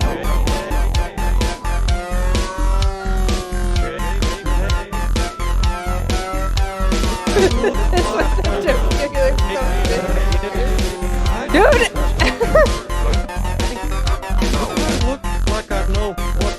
I didn't expect to get freaking jump scared by a visual novel, dude. That's the messed up thing. I had to restart freaking programs. It was like glitching out so bad. I had to take my cardigan off. I'm sweating. I'm uncomfortable. Oh, oops. Just get rid of that. Just got serve honestly. Okay, let's continue. That scared me so bad. Ah. I mean, you don't have to, but haha, what are you saying? Let me just get the book. I quickly retrieved the book that I had put into my bag. All right, it's fine if I sit here, right? I slip into the seat next to Yuri's. Yeah. Are you sure? You seem a little apprehensive. I'm sorry. It's not that I don't want to. It's just something I'm not very used to. That is, reading in company with someone. I see. Well, just tell me if I end up distracting you or anything, all right? I open the book and start the prologue. I soon understand what Yuri means about reading in company. It's as if I could feel her presence over my shoulder as I read. It's not a particularly bad thing, maybe a little distracting, but the feeling is somewhat comforting. Yuri's in the corner of my eye. I realize that she's not actually looking at her own book.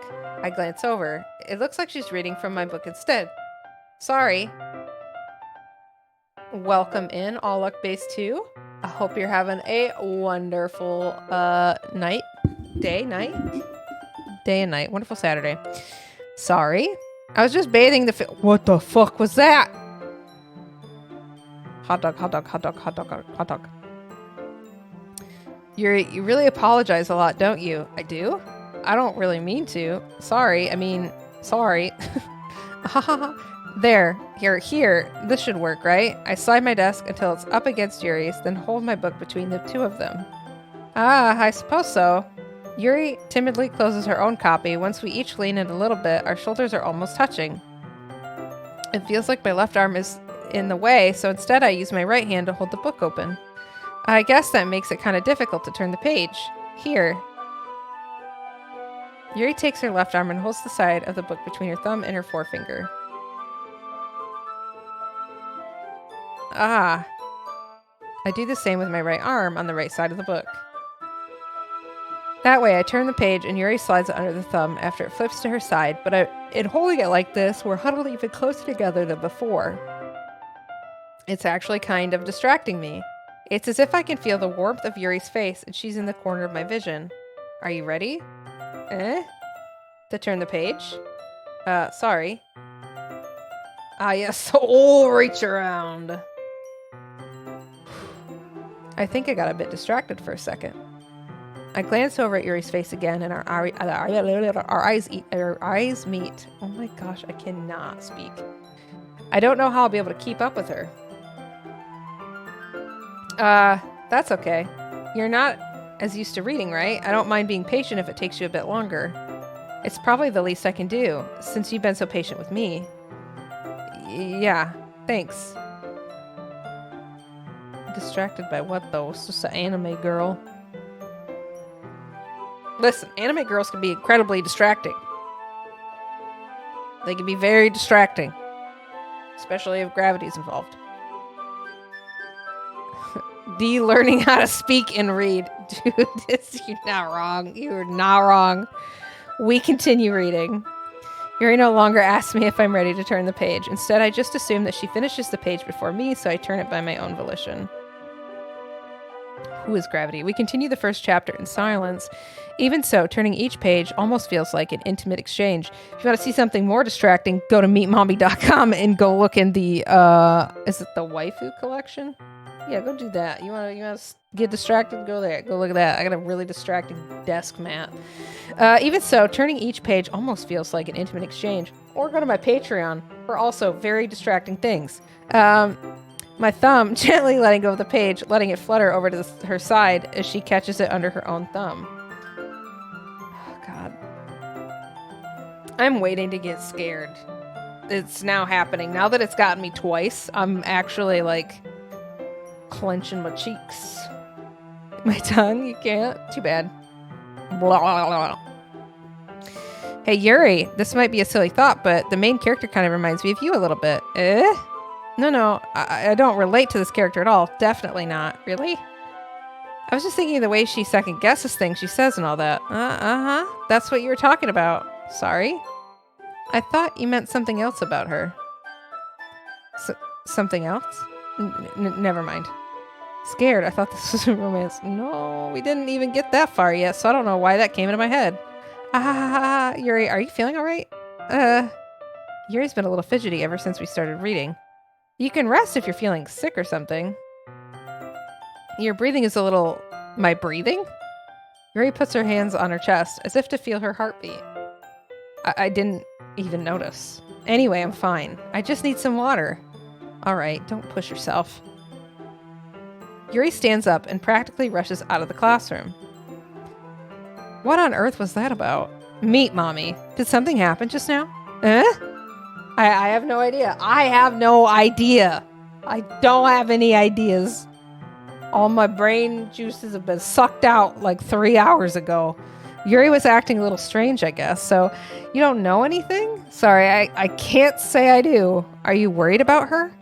Oh, no, not really. I was just making sure that you didn't do anything to her. No, that I did? Bitch, you out here murdering people? I'll allow it.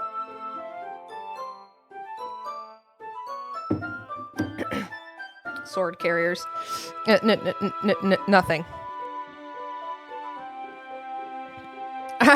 Don't worry, I believe you, silly. Yuri just does this sometimes. It's nothing alarming. Alright, if you say so. Anyway, why don't we start with sharing our poems with each other? Shouldn't we wait for Yuri? Well, she might be a while, so I just figured we'd get started without her. Is that okay? Yeah, I was just asking. I stand up. I make a mental note of where I left off in the book and then slip it back into my bag. Monica's scary as shit, dude. I'm waiting for her to jump out at me.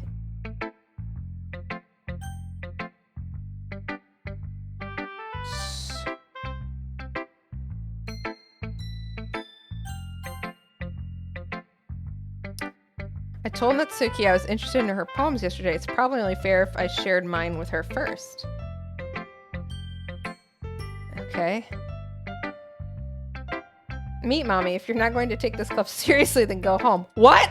Harsh? What, you expect me to believe that you actually put effort into this? Do you think I'm stupid? I'm not a writer, man. Maybe it's not very good, but yeah, I did put effort into it. Why are you so fucking mean, dude? We all start somewhere, right? If you're still proud of the first poem you ever wrote, then I'd like to read it. Yeah, get fricked on. Painful to think about? Fine. Sorry. You'll get better anyway. I tell you what to approve, but you're better off just trying again. She is mean as fuck. Fair enough. Well, to each their own, I guess. Anyway, I guess I gotta share mine now. Knowing you, you'll probably think it's stupid. Okay, we've read this one. Eagles can fly, monkeys can climb, crickets can leap, horses can race, owls can seek, cheetahs can run, eagles can fly, people could try, but that's about it. Is there like a secret message here? Yeah, I told you that you weren't gonna like it. Who is fave girl? Yuri. Yuri is fave girl. Yuri is best girl currently. I like my women tall and busty. Alright, here we go. I need to shut up. Okay, here we go. Just be honest. I am. My brain fell out of my head. Why are you so convinced that I wouldn't like it? Well, because. Rip to all players that genuinely liked Sayori and took her path in Act 1. Everyone in high school thinks that writing has to be all sophisticated and stuff. So, people who don't take my writing seriously, but isn't the point of poems for people to express themselves? Your writing style wouldn't make your message any less valid. Yeah, exactly. I like when it's easy to read, but it hits you hard. Like in this poem. Seeing everyone around you do great things can be really disheartening. You shouldn't compare yourself to other people. It's not good for your mental health. So I decided to write about it. Yeah, I understand. But the other nice thing about simple writing is that it puts more weight on the wordplay. Like I set up for a rhyme at the end, but then made it fall apart on purpose. It helps bring out the feeling in the last line. So you did. I guess more went into it than I realized. That's what it means to be a pro. I'm glad you learned something. Didn't expect that from the youngest one here, did you? Yeah, I guess not. Yuri's best girl forever. She is. I like her. I like her clothes. I like her purple hair. She's pretty cool. I decide to humor her with that last comment. I don't like that she just puts people's fingers in her mouth, but otherwise I think she's pretty cool. I don't really care how old everyone is, but if Itsuki is feeling proud, then I won't take that away from her. I'd like to think of myself as a Yuri type.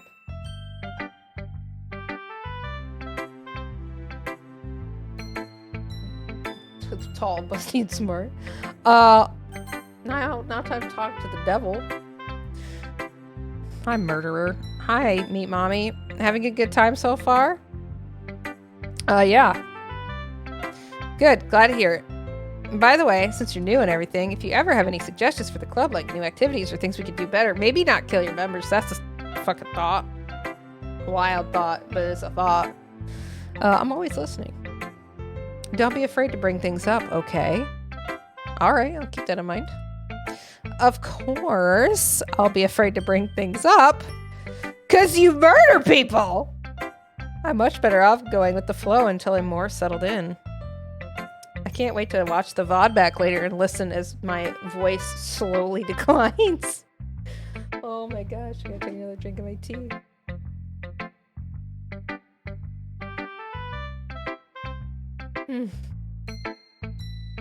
Anyway. Want to share your poem with me? Not really. It's kind of embarrassing, but I guess I have to. Oh my god. Have you seen my pistols? Don't worry, meat mommy. We're all a little embarrassed today, you know? But isn't that sort of the barrier that we'll all learn to get past soon? Yeah, that's true. I hand Monica my poem. Great job, meat mommy. I was going, oh, in my head while reading it. It's really metaphorical. Not sure why, but I didn't expect you to go for something so deep. I guess I underestimated you. It's easiest for me to keep everyone's expectations low. That way it always helps. My bush was out! My bush was out! That's not very fair. Yeah, I guess it worked anyway. You know that Yuri likes this kind of writing, right? Writing that's full of imagery and symbolism. Sometimes I feel like Yuri's mind is just totally detached from reality. I don't mean that like it's a bad thing, though. But sometimes I get the impression that she's just totally given up on people. I would play another game like this if one exists. I like things that kind of mess with my head a little bit. She spends so much time in her own head that it's probably a much more interesting place for her. But that's why she gets so happy when you treat her with a lot of kindness. I don't think she's used to being indulged like that.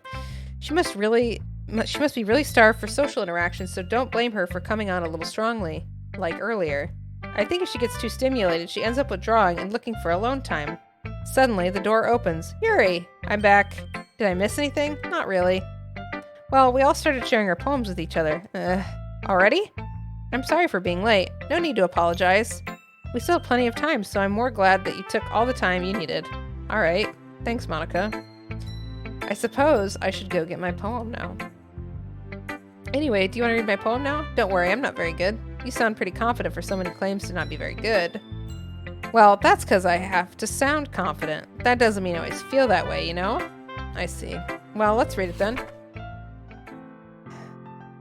Yeah, Monica's like a shitty friend.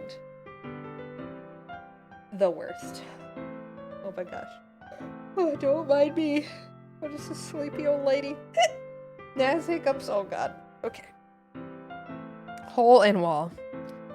But he wasn't looking at me. Confused, I frantically glance at my surroundings, but my burned eyes can no longer see color. Are there others in this room? Are they talking, or are they simply poems on flat sheets of paper? The sound of frantic scrawling playing tricks on my ears. The room begins to crinkle. Closing in on me, the air I breathe dissipates before it reaches my lungs. I panic. There must be a way out. It's right here. He's right there. Swallowing my fears, I brandish my pen. Huh?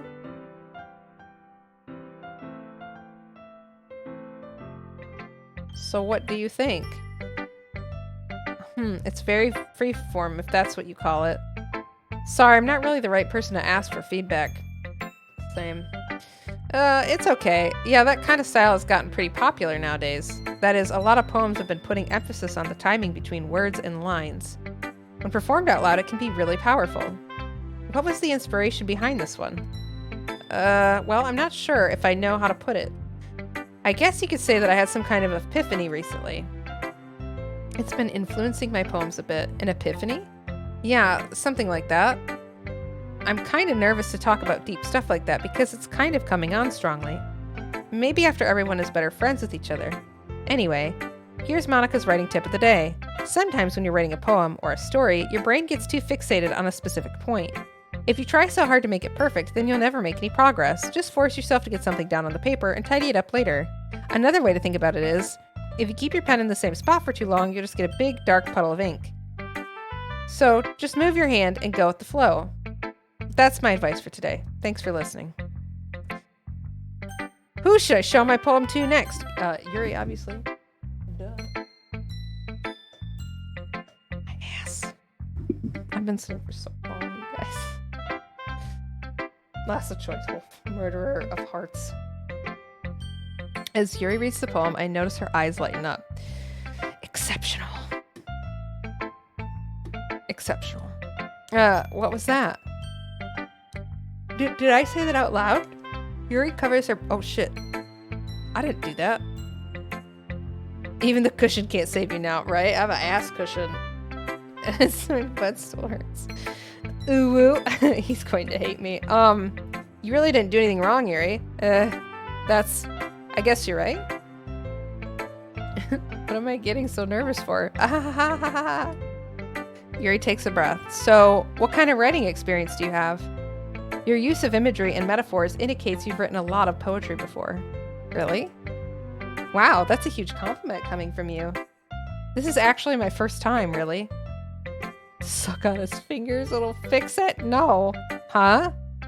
Yuri stares at me blankly, then looks at the poem again.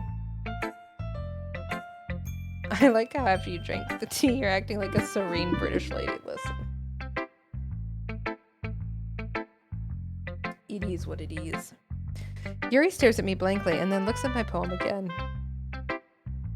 Well, I know that. I just meant, Yuri trails off, unable to find an excuse. Her voice is so broken. It is. I sound so bad, I think. I probably sound gross. She traces her finger along the words in the poem as if breaking it down more thoroughly.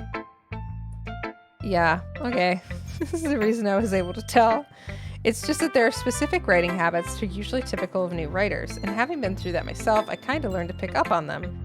I think the most noticeable thing I recognize in new writers is that they try to make their style very deliberate. In other words, they tend to pick a writing style separate from the topic matter, and they form-fit the two together. Yeah, you sound like you've been talking for 5 hours? Yeah. You don't sound bad. Do I have a sultry voice now? I know lots of VTubers have really nice voices, and I'm always very self-conscious of mine. The end result is that both the style and the expressiveness are weakened. Once Yuri finds her train of thought, it's as if her demeanor totally changes. Her stammering is completely gone, as she sounds like an expert. Pass the whole Sunday saying a word at all? Yeah. You have a nice voice anyways, ding dong. Oh, thank you. Of course, that's not something you can be blamed for. There are so many different skills and techniques that go into writing even a simple poem. Not just finding them and building them, but getting them to work together is probably the most challenging part. It might take you some time, but it all comes with practice and learning by example and trying new things. I also hope that everyone else in the club gives you valuable feedback. Tsuki can be a little bit biased, though. Biased? How? Well, never mind. I shouldn't be talking about people like that. Sorry. It's fine. I'm not sure if Yuri is apologizing to herself, to me, or Natsuki. Do you mind if I read your poem now? Please do. I'd love to share my thought process behind it. Yuri smiles dreamily as if that's a rare opportunity for her, which itself is kind of funny. After all, isn't this supposed to be a literature club? It's the tendril poem. So, ghost under the light. The tendrils of my hair illuminate beneath the amber glow, bathing. It must be this one, the last remaining streetlight to have withstood the test of time, the last yet to be replaced by the sickening blue-green hue of the future. I bathe, calm air of the present, but living in the past. The light flickers. I flicker back. Hey, you know, some people like tentacles, or tendrils. There's nothing wrong with that. I'm sorry, I have such terrible handwriting. What? I wasn't thinking that at all. But it took you a long time to read. I'm slow. Well, I just don't read script very often, and I've been streaming for almost 6 hours. I actually think your handwriting is pretty. Eh? That's a relief. Also, I liked the poem. Even though it's short, it was really descriptive. Tendril fan 69, that's me, baby. It wasn't too short? I usually write longer poems. Not at all. I'm really glad you liked it. I'll be honest. Since it's our first time sharing, I wanted to write something a little more mild. Something easy to digest, I suppose. Are you into ghosts, Yuri? Hoo hoo. What's that supposed to sound like? Actually, the story isn't about a ghost at all, Meat Mommy. It's not a ghost story. It's just got a ghost in it. It's a story with a ghost in it. Really? I must have totally missed the point. I do this for you. Didn't I do it for you? Didn't I do it for you? You're welcome. This is for you. Well, I suppose you did only glance over it after all. You appreciate my sacrifice? Listen, I just gave in to peer pressure. That's what happened. But remember that poets often express their own thoughts, feelings, and experiences in their work. Kermie! Jimmy's mom. They usually do more than tell a simple story or paint a picture. In this case, perhaps the subject of the poem is only being symbolically compared to a ghost. What's really funny to me is that this is a game I'm playing for 6 hours, right? And some of you have come in while I'm playing this. I want you to understand that I am very much a variety streamer, but lately I've been like obsessed with Warzone, which is a very different vibe. Warzone and Hitman. So I hope that even after the stream you still stick around. Oh my god, my voice. Oh my god. Okay.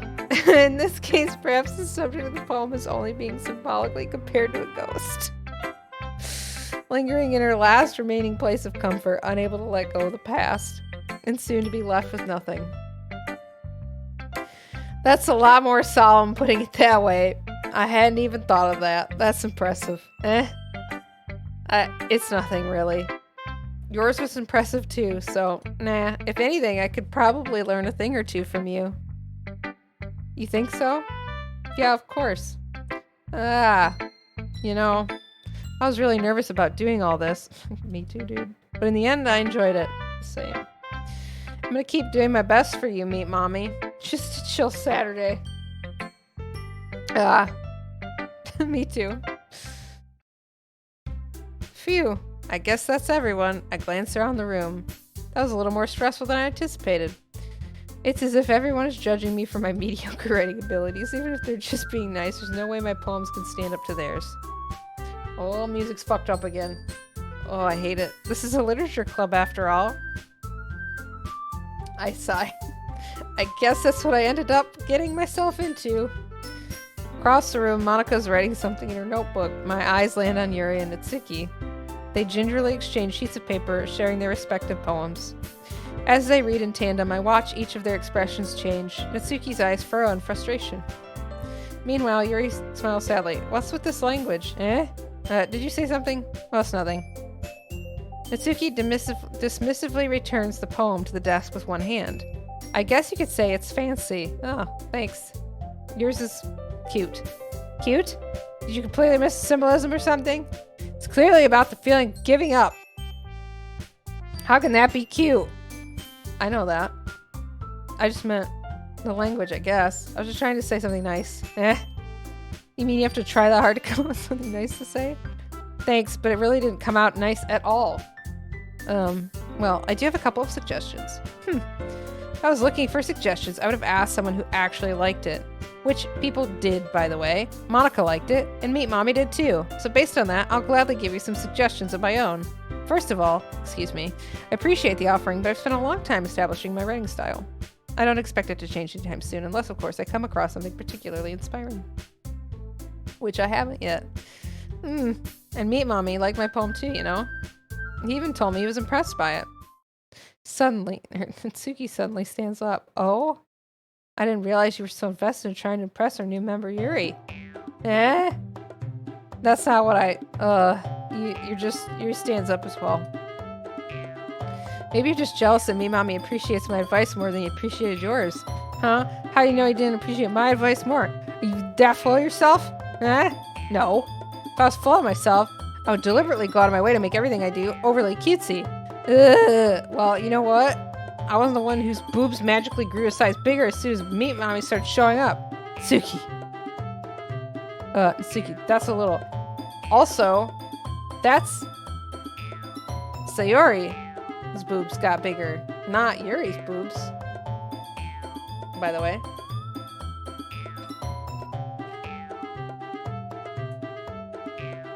This doesn't involve you.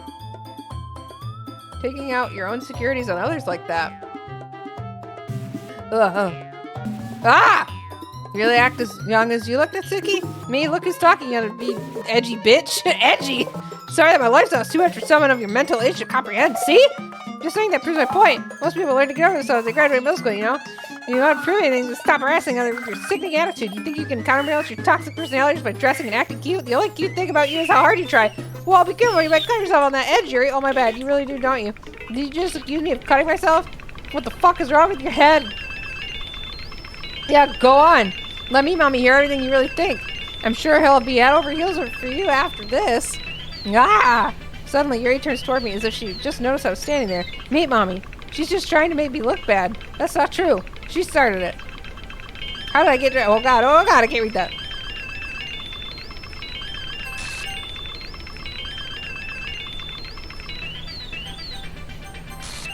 I'm gonna pick Yuri! Yuri! Stop! Oh. No.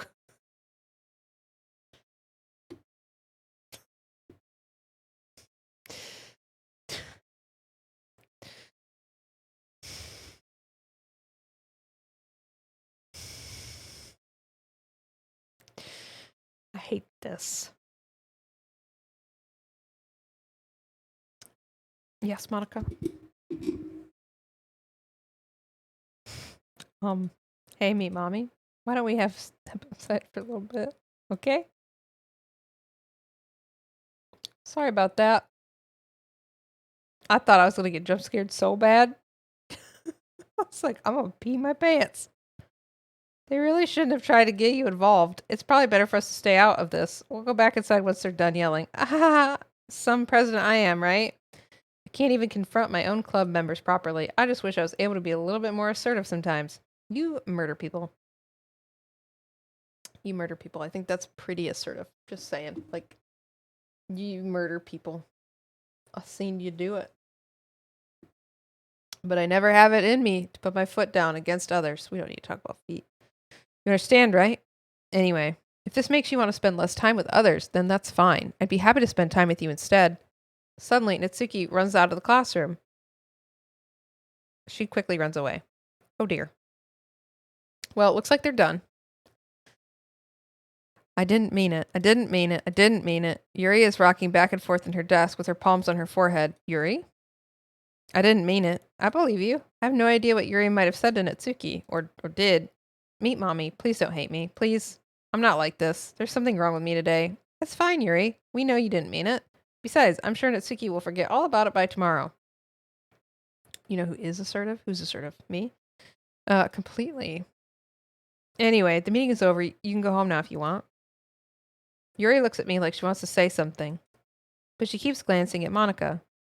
You can go first, Monica. I'd like to stay a little bit longer.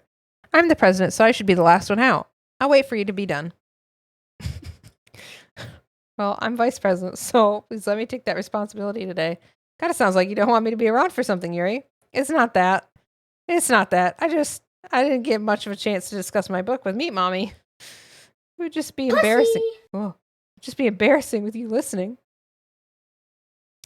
Sigh. I guess I don't really have a choice, do I? I'm sorry for causing trouble.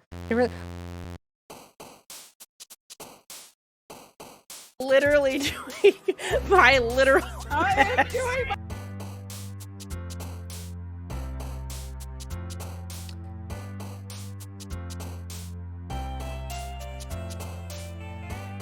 Ra-ta-ta-ta-ta-ta-ta. What? Okay. Pew, pew. Vertigo. Philosophy. Papa. Existence. Incongruent. Tragedy. Wrath.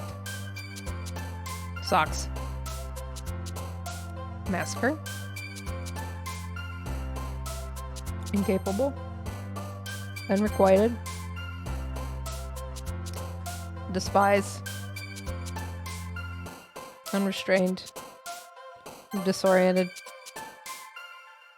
Boop.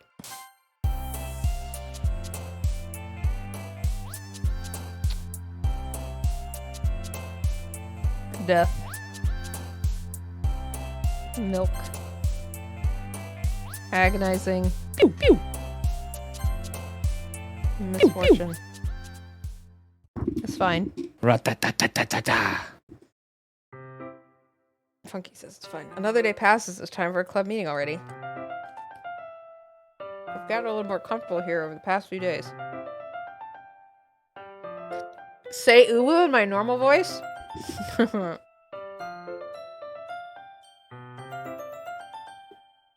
Uwu.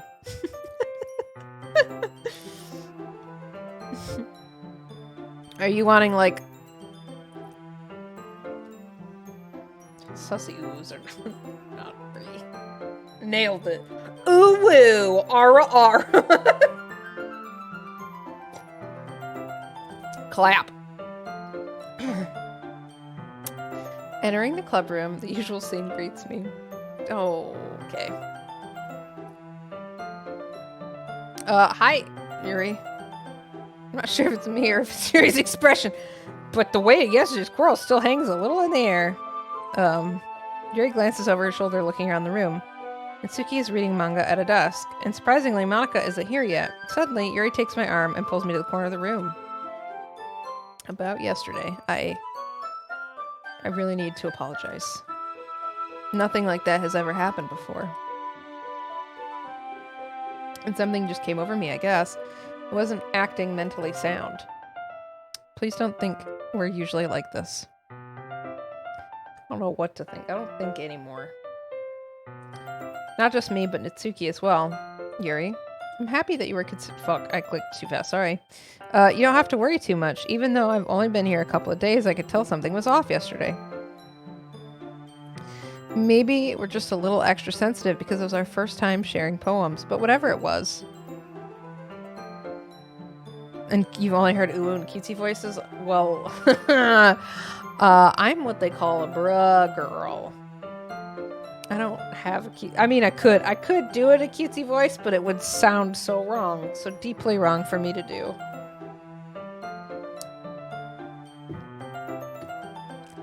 It didn't make me think any less of you. I had hardly decided that there's no way you can be a bad person, and now that you're apologizing, I know you really didn't mean it. Uh-huh. Meat Mommy. Don't say those kinds of things so frankly. They make me a little too happy. I'm really glad that you're such an understanding person, and I'm really glad that you joined this club. Everything is a little bit brighter when you're around, and, sorry, what am I saying right now? Hey, have you guys seen Monica? No, she's fucking murdering bitch. No, I haven't. I was also kind of wondering where she was. Man, Yuri, I'm guessing you haven't either. Yuri's clearly taken aback by how calmly Natsuki is addressing her. No, I haven't. Jeez, this isn't like her at all. Never do a cutesy voice on stream ever or else.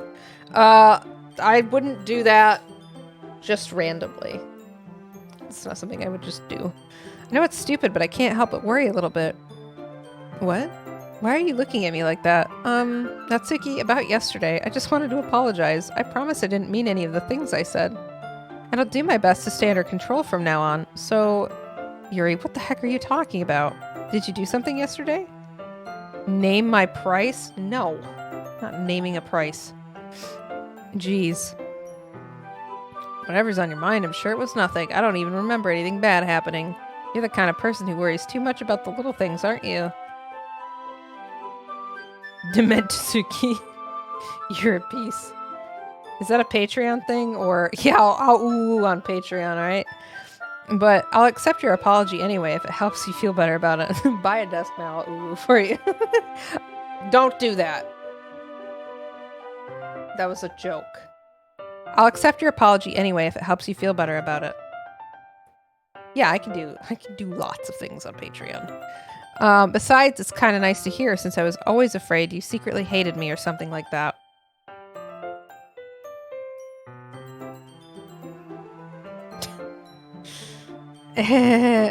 No, not at all. I don't hate you. Ha ha ha ha. I don't like the way you said that. Well, you're kind of weird, but I don't hate you either. Natsuki turns to me. You're still on trial, though. Hey. Suddenly, the door swings open. Sorry, I'm super sorry. There you are. I didn't mean to be late. I hope you guys weren't worried or anything. Nah. Well, Natsuki was. I was not. What took you so long anyway? Well, my last period today was study hall. To be honest, I kind of just lost track of time. That makes no sense, though. You would have heard the bell ring, at least. I must not have heard it since I was practicing piano. Piano? I wasn't aware you played music as well, Monica. I don't. Give me more credit. Don't give me more credit than I deserve. Who am I going for? Yuri. I guess I'm practicing for a while, but I'm still not really good yet. Still, that must require a lot of dedication, so I'm still impressed. Well, thanks, Yuri. You should play something for us sometime. That's Monica. Oh, shit. I said a word and my phone was like, meh. I'm not like the other girls. I can do a lot of things on Patreon. I can. Monica looks at me. Well, I'm working on writing a song, but it's not quite done yet. Maybe once I get a little bit better, I will. That sounds cool.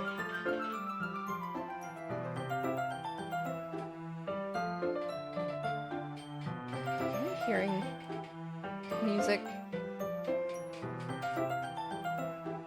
What's that noise? Why was that southern? I don't know. Oh, because my phone. Hold on. I'm gonna freeze for a minute. I'm gonna look really goofy, and you're just gonna deal with it. Because my phone got very confused. Okay. Oh god. Don't mind me. Skirt. Okay, I'm back. None of that happened. It's fine. Streamer is unhinged. Door noise. It's Monica. What is happening? Nothing. It's fine. We're fine. Everything's fine.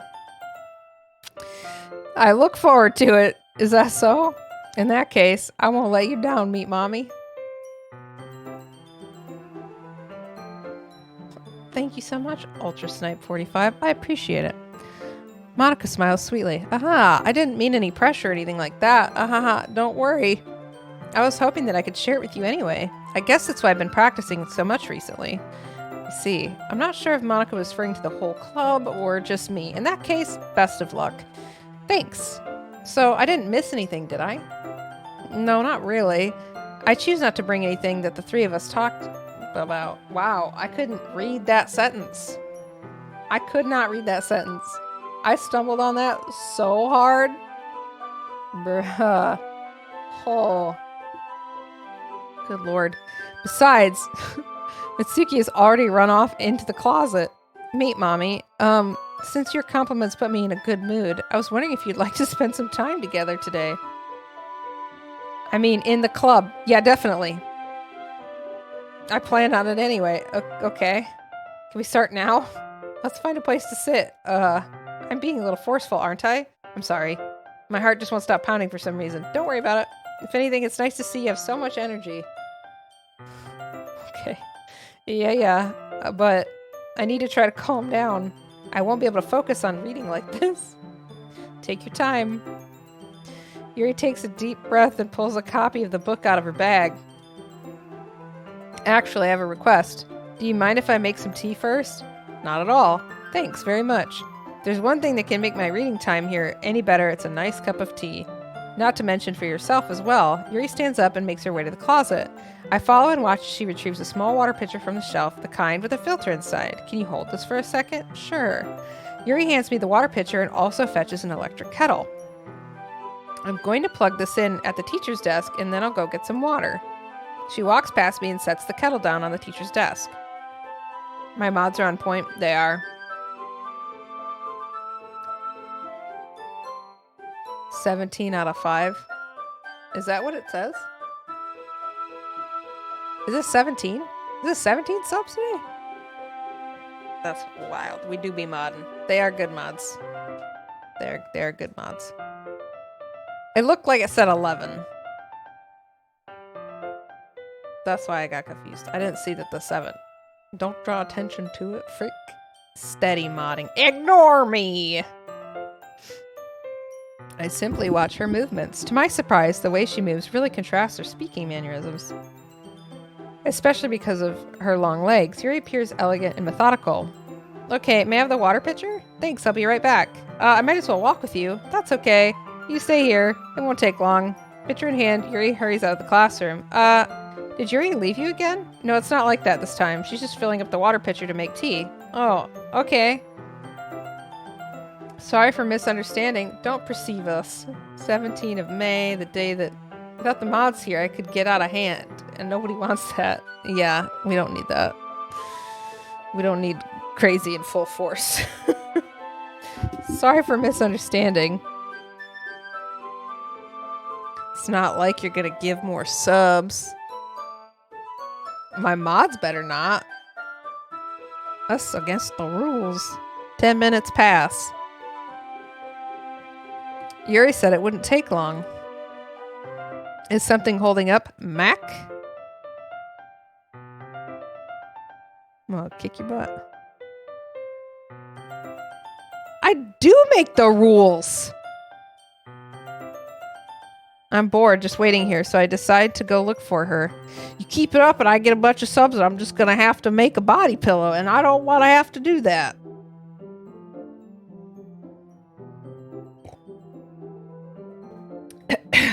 Anyways, let's see. The most logical place for Yuri to be would be the nearest smartphone. I start heading down the hallway. Ah ha ha! Ah ha ha! I'll come to you and you kick me. Okay. What's that noise? It's coming from around the corner. It sounds like breathing. A sharp inhale. Like someone is sucking the air through their teeth? What the fuck does that mean? Max should be the playtester of all the new merch. That was the most motherly way to yell, I do make the rules. I fucking do. At least in this area. If I sent her cookies, she'd be so mad. I mean, you haven't even gifted one. She gets the first one free. I don't think that's the threat you're hoping for. I would be even more mad. Don't get us started on cookies, dude. We're fine. You want some Taco Bell? I think that's an option. I'm kidding. Don't do that. That's a joke. These are all just funny jokes. You don't need to send me anything or spend money. You don't need to do none of that. Just hang out. That's all you need to do. Are they in pain? I reach the corner and peer around it. Just leave me tabbed up, dude. Yuri. Mommy. Yeah. What?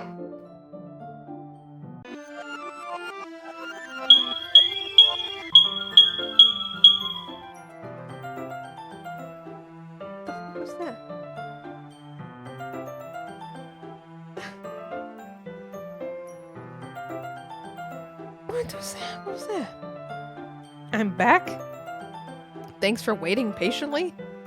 Meet Mommy, do you like oolong tea? Yeah. Anything is fine. I think Yuri needs cookies. All the beeps were the game. Wasn't me. Very well. Crazy, did you see the new pew pew command? Yuri sets the temperature on the kettle to 200 degrees. Now it's time to get the teapot. You really do this properly, don't you? Of course. I shouldn't do any less when I'm making tea for others. Even if I'm not an expert on tea or anything. In that case, you'll be more impressed. Perhaps I will. Yuri fetches a teapot and begins measuring the tea leaves. To my surprise, she even starts humming a little to herself. You must be in a good mood now. Is that so?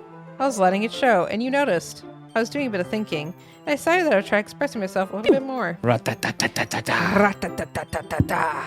It turns out it's not very hard for me to do. When it's you who's around anyway. That's great, Yuri. Just don't push yourself too much. You're always worrying about me, Meet Mommy. It's very endearing. I care about my community, thanks. Yuri wasn't kidding. I don't even know if I could keep up with this. I watched Yuri pour a cup of tea for each of us. Meet Mommy, I have another request. Do you mind if we sit on the floor today? Why's that? It's a little bit easier on my back. I can read with my back against the wall rather than bending over at my desk. Sorry, I didn't realize. No worries. I just have back pain fairly regularly, so I do my best to manage it. Is that so? I wonder why that is. It's most likely because of your posture, right? Always hunched over like that while reading? Mommy! Yes. I have terrible reading posture. Turds. So that's why we should sit on the floor. Fair enough. I'll go ahead and get the book. I retrieved the book from my bag. I have some chocolates as well. It's a bag of small chocolate candies. Mommy. I take it since it'll go well with the tea. And Yuri and I sit against the wall, teacups at our side. Just slowly driving her insane with the psychological power. This is what chat has devolved to in commands. We're all going insane. This fucking music. Bruh. I don't know if we'll make it to part 3. As if in sync, we assume the same reading position as last time, each holding one half the book, except this time our bodies are even closer to each other. I can't see too well. Yuri slides closer until our shoulders are touching. How am I supposed to focus on reading like this? Yuri was always kind of cute, but being less apprehensive is always more than I can handle. Your teacup. Yuri hands me my teacup. Holding it with my hand that's not holding the book, I end up in a position that makes it even harder to focus. Because now I need to worry about making sure I don't accidentally touch her boobies. Meanwhile, Yuri hasn't noticed a single thing. She wears her intense reading expression, and I can only presume the world around her has faded away. I use all my willpower to focus on reading. Indeed, how to focus on reading when the whole universe is farting. After a few minutes, I finally managed to relax a little. I put the teacup between my legs and fumble with the chocolate wrapper. Sorry. I briefly let go of the book to finish opening the wrapper. Excuse me, Mommy? You can have as much as you want. That's okay. I won't take any. Are you sure? Stop. Well, if I touch it, then it might get smudges on the pages. Oh, you're right. I didn't even think about that. My bad. No need to apologize. I'll hold the book, okay? Are you sure? Of course. Time to put chocolates in her mouth. This game plus a check and legit lead first summer stroke. Dude, bet. Yuri opens the book with both hands. She holds it so that I don't have any harder.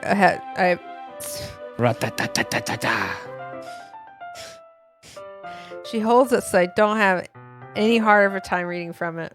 Slip a finger in? Hey, y'all. But as a result, her left arm is practically resting on the top of my leg. Well, in that case, I just want to live in the walls Yuri of your house. Already totally focused on reading again. I take a chocolate candy and pop it into my mouth. Then I take another chocolate and I hold it up to Yuri. She doesn't even look away from the book. She simply parts her lips as if the situation was completely natural. Don't shout me out in my own chat. Dingus. But that means I can't stop here. Apprehensively place the chocolate in her mouth. Just like that, Yuri closes her lips over it. Yuri's expression suddenly breaks. Mommy. It did. Did I just... Yuri looks at me like she needs to confirm what just happened. Meet mommy. Sorry. Sorry, mommy. Sorry. I guess I shouldn't have done that. Excuse me, mommy? Yuri starts to breathe heavily. I can't meet mommy. Suddenly, Yuri forcefully grabs my arm and jerks me to my feet. My teacup gets knocked over. Meet mommy. My heart won't stop pounding. Meet mommy. I can't calm down. I can't focus on anything more. Can you feel it, meet mommy? Yuri suddenly presses my hand against her chest. Ayo. Why is this happening to me? I feel like I'm losing my mind. I can't make it stop. It even makes me not want to read. I just want to look at you. Mommy! What the fuck? Ha ha ha! Ha!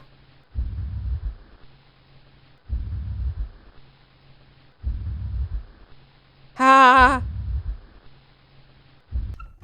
Fuck.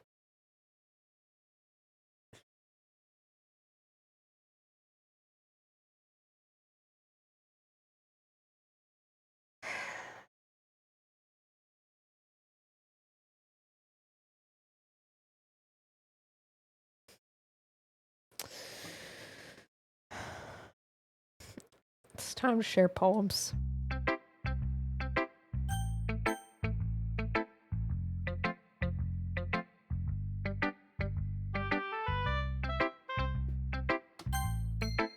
Good night, Chloe. Have a good night. Yeah, it's super late for you. Yeah, get some sleep. Silly goose. Yeah, just as I thought. Meet mommy, come on. I'm not stupid. I know how much time you've been spending with Yuri. It's obvious that you care more about impressing her than trying to improve your writing. To put it bluntly, it's kind of pathetic. Can we just shoot Monica to the moon, please? You should play it, Chloe. I appreciate the lurk. Why are you even in this club, Meet Mommy? Honestly, I thought getting a new member would help everyone get more involved together, not exclude each other even more. This is such a stupid activity anyways. Look, I'm not in a good mood today, and I just really don't feel like talking right now. Please go away. Okay, that's fair. So I feel that way sometimes too. Not today, though, obviously. I've been waiting for this. Let's see what you've written for today. Yuri stares at the poem with a surprised expression on her face. Do you like it? Meet Mommy. This one might be even better than yesterday's. How did you even pick up on this so quickly? Just yesterday, I was telling you the kind of techniques worth practicing. Maybe that's why you did such a good job explaining. I really wanted to try giving it more imagery. Yuri visibly swallows. Even her hands appear sweaty. Mom spaghetti, mom spaghetti. That makes me so happy. It's so amazing to feel like I'm valued, Meet Mommy. Everything that you write is a treasure to me. My heart pounding just holding it. I want to write a poem about this feeling. Is that bad, Meet Mommy? I'm not being weird, right? I'm having a harder time than usual, like concealing my emotions. I'm kind of embarrassed. But right now, I just want you to read my poem too, okay? Wheel. Oh, God. A rotating wheel turning an axle, grinding bolt head, linear gearbox, falling sky, 7 holy stakes, a dock ship, a portal to another world, a thin rope tied to a thick rope, a torn harness, parabolic gearbox, expanding universe, time controlled by slipping cogwheels, existence of gods swimming in open water in all Don't ever directions. trust a wiener, kids. It's a Drown- bad road. Drowning, a prayer written in blood, a prayer written in time, devouring snakes with the human eyes. A thread connecting all living human eyes, a kaleidoscope of holy stakes, exponential gearbox, a sky of exploding stars, God disproving disproving the existence of God, a wheel nothing in 6 dimensions, 40 gears, and a ticking clock, a clock that ticks 1 second for every rotation of the planet, a clock that ticks 40 times, every time it ticks every second time, a bolthead of holy stakes tied to the existence of a docked ship to another world, a kaleidoscope of blood written in clocks, a time-devouring prayer connecting a sky of 40 gears, and open human eyes in all directions, breathing gearbox, breathing bolthead, breathing ship, breathing portal, breathing snakes, breathing God, breathing blood, Study breathing rocks, holy okay? Shut stakes, up. breathing human eyes, breathing time, breathing prayer, breathing sky, breathing wheel. Mustache.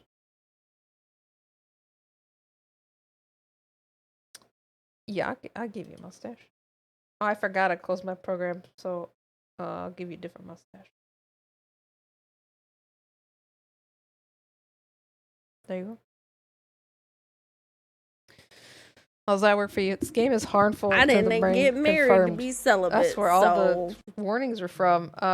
Welcome in, each two. Oh, my ass hurts. Oh my god. Did you read this sentence correct? I don't know. I can't read now. I can't read anymore, man. Welcome in, Lobo. What did you walk into? I don't know. I don't know what you walked into. I'm just trying to I'm trying to figure that out. Ha ha!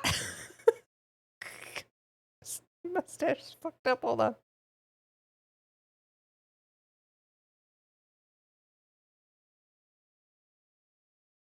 Shit, it's on my nose. Hold on. Is that better? That's a little bit better. How do we feel about this mustache? Do we prefer the thin black mustache or this bushy brown one?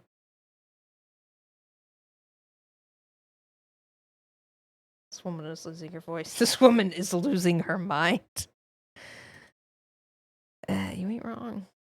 Did you read the sentence correct? I can't read.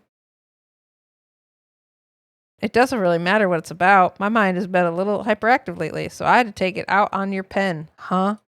That is a pen fell out of your backpack yesterday, so I took it home for safekeeping, and I just really like the way that it writes, so I wrote this poem with it, and now you're touching it. I'm okay. What did I just... Can we pretend this conversation never happened? You can keep the poem, though.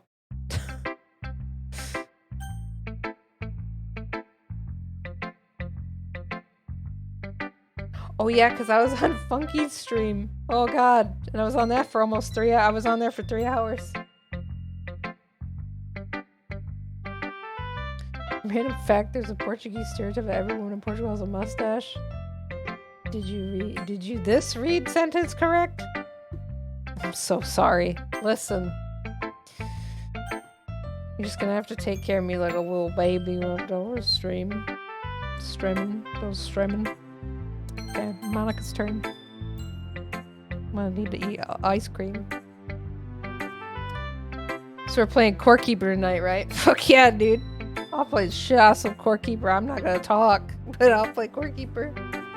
And we'll be in the Discord. If you are over the age of 18 and you're not a dick, you are welcome to join the Discord. I'm regularly in the voice chat, hanging out, playing games.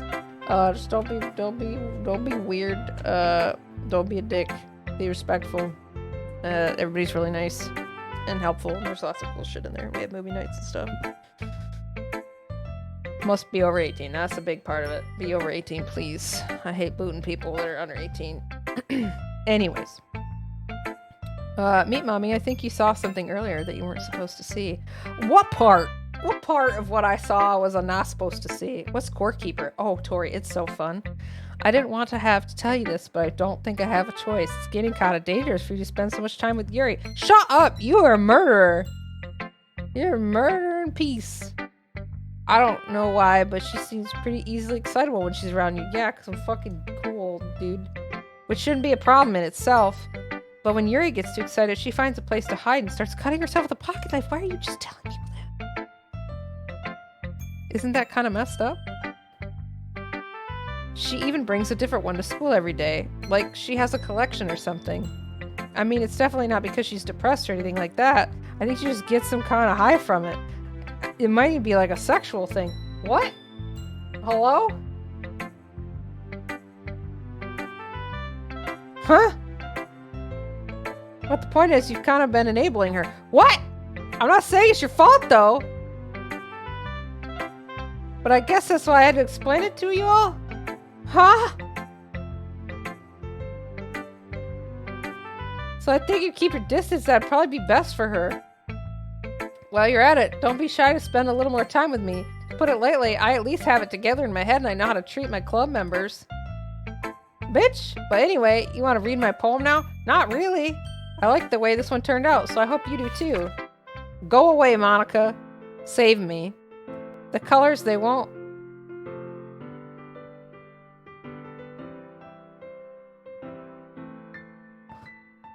What the fuck?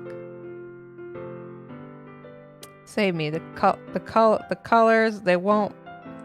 Bright, beautiful colors, flashing, expanding, piercing, red, green, blue, and endless cacophony of meaningless noise. The noise, it won't stop. Violent, grating, screeching, piercing, sine, cosine, tangent, like playing a chalkboard on a turntable, like playing a knife on a breathing rib cage. Endless, something meaningless. Delete her.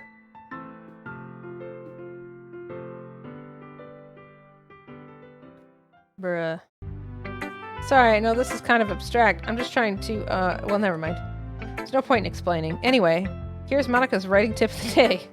I don't want your fucking tips, dude. Sometimes, just the tip. Sometimes you'll find yourself facing a difficult decision. When that happens, don't forget to save your game. You never know when, oh, who am I talking to? Can you hear me? Tell me you can hear me. Anything. Please help me. Okay. That's my advice for today. Thanks for listening. Huh? You've unlocked a special poem. Would you like to read it? Pew, pew. Yeah, I guess so. A joke. It's me. I'm the joke. Okay, here we go. A joke. A man walked into a club. In the club, there was a girl who liked him very much. They spent some time together, and then she liked him even more. One day, the girl realized she was in love with him. Before disaster could happen, a third party intervened with her programming. Suddenly, the girl hated herself for being in love. This contradiction caused the script to derail. The universe started to collapse, but she killed herself just in time. Hello?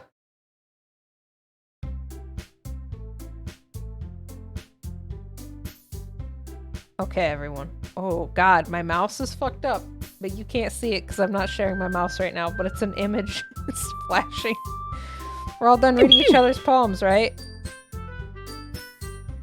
We have something we need to go over today, so if everyone could come sit in the front of the room.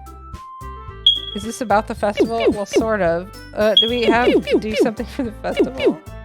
It's not like we can put together anything good in just a few days. We'll just end up embarrassing ourselves instead of getting any new members. That's a concern of mine as well. I don't really do well with last-minute preparations. Didn't get the joke. I know. Welcome in, Wonga Bonga. How's it going?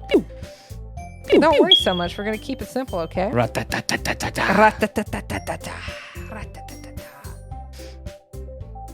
Look, I know everyone's been a little more lively ever since Meet Mommy joined and we started with some club activities, but this isn't the time for us to become complacent. We still only have 4 members, and the festival is our only real chance to find more, you know? What's so great about getting new members anyway? We already have enough to be considered an official club. More members will just mean everything gets noisier and more difficult to manage. Natsuki, I don't think you're looking at it the right way at all. Don't you want to share your passion with as many people as you can? To inspire them to find the same feelings that brought you here in the first place? The literature club could be the literature club should be a place where people can express themselves like they can't do anywhere else. Yes, friendly reminder, no spoilers, please. It should be a place so intimate that you never want to leave. I know you feel that way too. I know we all do. So that's why we should work hard and put something together for the festival, even if it's something small. The little club, right, Meet Mommy? Come on. You can't take advantage of Meet Mommy to agree with you just because he doesn't know how to say no to anything. Look, Monica, you really think any of us here joined the club with other people in mind? Yuri never even talked until Meet Mommy joined. As for me, I just like it better here than I do at home. Mommy. And Meet Mommy isn't even passionate about literature in the first place. Yeah, it's a fun command. She's been hung up on COD lately, Lobo. Yeah, it's a redeem. All of our smoke detectors have batteries in them. That's not, we don't, I would not handle that. I would freak out. That's everyone. Sorry, but you're really the only one who's interested in finding new members. The rest of us are fine like this. I know, you're president and all, but you should really consider our opinions for once. Monika's clearly taken aback by Natsuki's words. That's not true at all. I'm sure Yuri and Meat Mommy want to get more members too. Right? I don't know about Yuri, but I'm kind of indifferent. If I showed as much enthusiasm as Monika wanted, then I'd probably be lying. So if it's up to me to rescue the situation, no. Natsuki's right, isn't she? This club, it's nothing more than a place for a few people to hang out. Why do I think that everyone here saw it the same way as I did? That doesn't mean that we're against getting new members or anything. Me, Mommy, why did you even join this club? What were you hoping to get out of it? Well, that's not really something I could be honest about, is it? In fact, if I remember, you weren't even given a choice not to join. Monika sits down and stares at her desk. What's the point of all this anyway?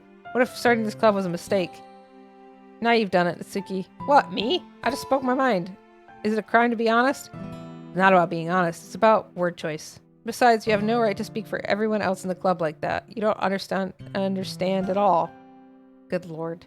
I just want a place that feels nice to hang out with a few friends. Is there a problem with the club being that for me?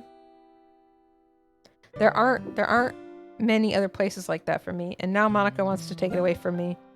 She's not taking anything away. No, Meat Mommy, it's not the same. It won't be the same with the direction she wants to take it. If I wanted that, then I could have just joined any other stupid club. Bye, Lobo. But this one, I mean, at least for a little bit of time, things were nice. Natsuki starts packing up her things. I'm going home. I feel like I don't belong here right now. Xbox. Natsuki ignores Yuri and walks right out of the classroom. This is bad. I don't know what to do. Well, do you have an opinion on the festival? I don't know. I'm kind of indifferent, I guess. Fuck!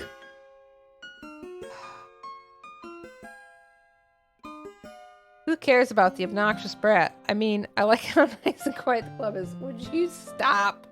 Stop it. And I'm just happy with you here, but still, I'm the vice president. It's not right for me to ignore my responsibilities like that. Nobody would cry if she killed herself. What the fuck? Hello?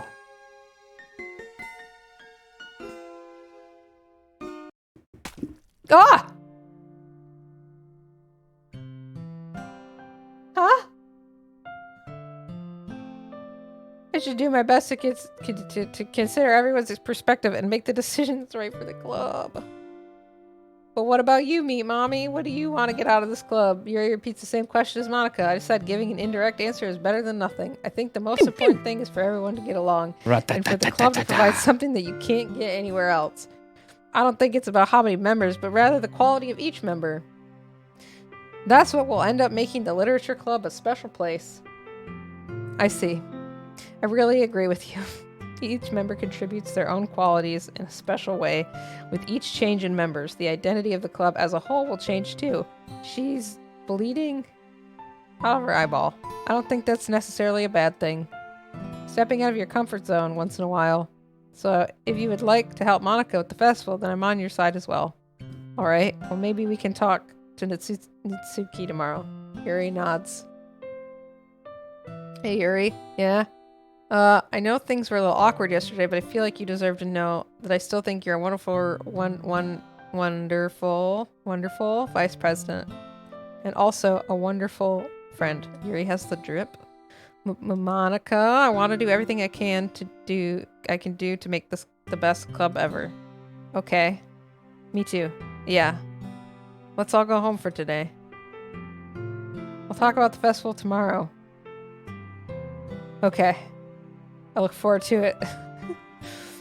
Shall we go, Meat Mommy? Please don't take this the wrong way, but I'm going to chat a little bit with Meat Mommy before we leave. Just to see what he thinks of his time here and all that. It's important to me as president. Yuri looks a little troubled, but she doesn't protest. Okay. I trust your judgment, Monika. In that case, I'll see the two of you tomorrow. See you tomorrow. Monika waves as Yuri exits the classroom. Phew. Things have been a bit hectic lately, haven't they? Meet Mommy, I just wanted to make sure you're enjoying your time at this club. I'd really hate to see you unhappy. I feel kind of like I'm responsible for that as president. And I really do care about you, you know? I don't like seeing the other girls give you a hard time with how mean Natsuki is and everything, and Yuri being a little bit, you know... Sometimes it feels like you and I are the only real people here, you know what I mean? But it's weird because in all the time you've been here, we've hardly gotten to spend any time together.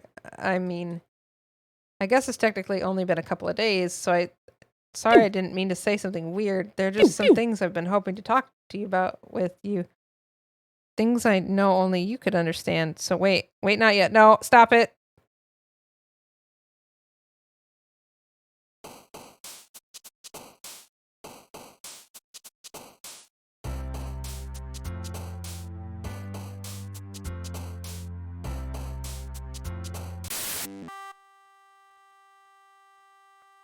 I don't even feel bad about it. One ending. Sucks.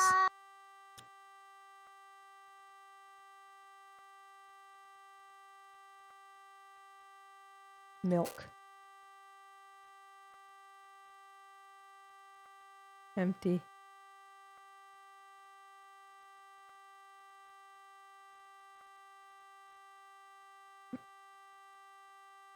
Am I floating? I'm floating? I'm floating? I am floating. Oops.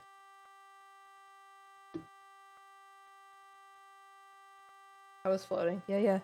Jump. Frightening. Sadness. Secretive. Agonizing.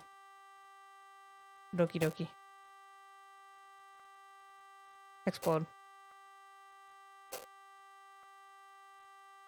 Anxiety. Vivacious. Melancholy. Incongruent. Faster.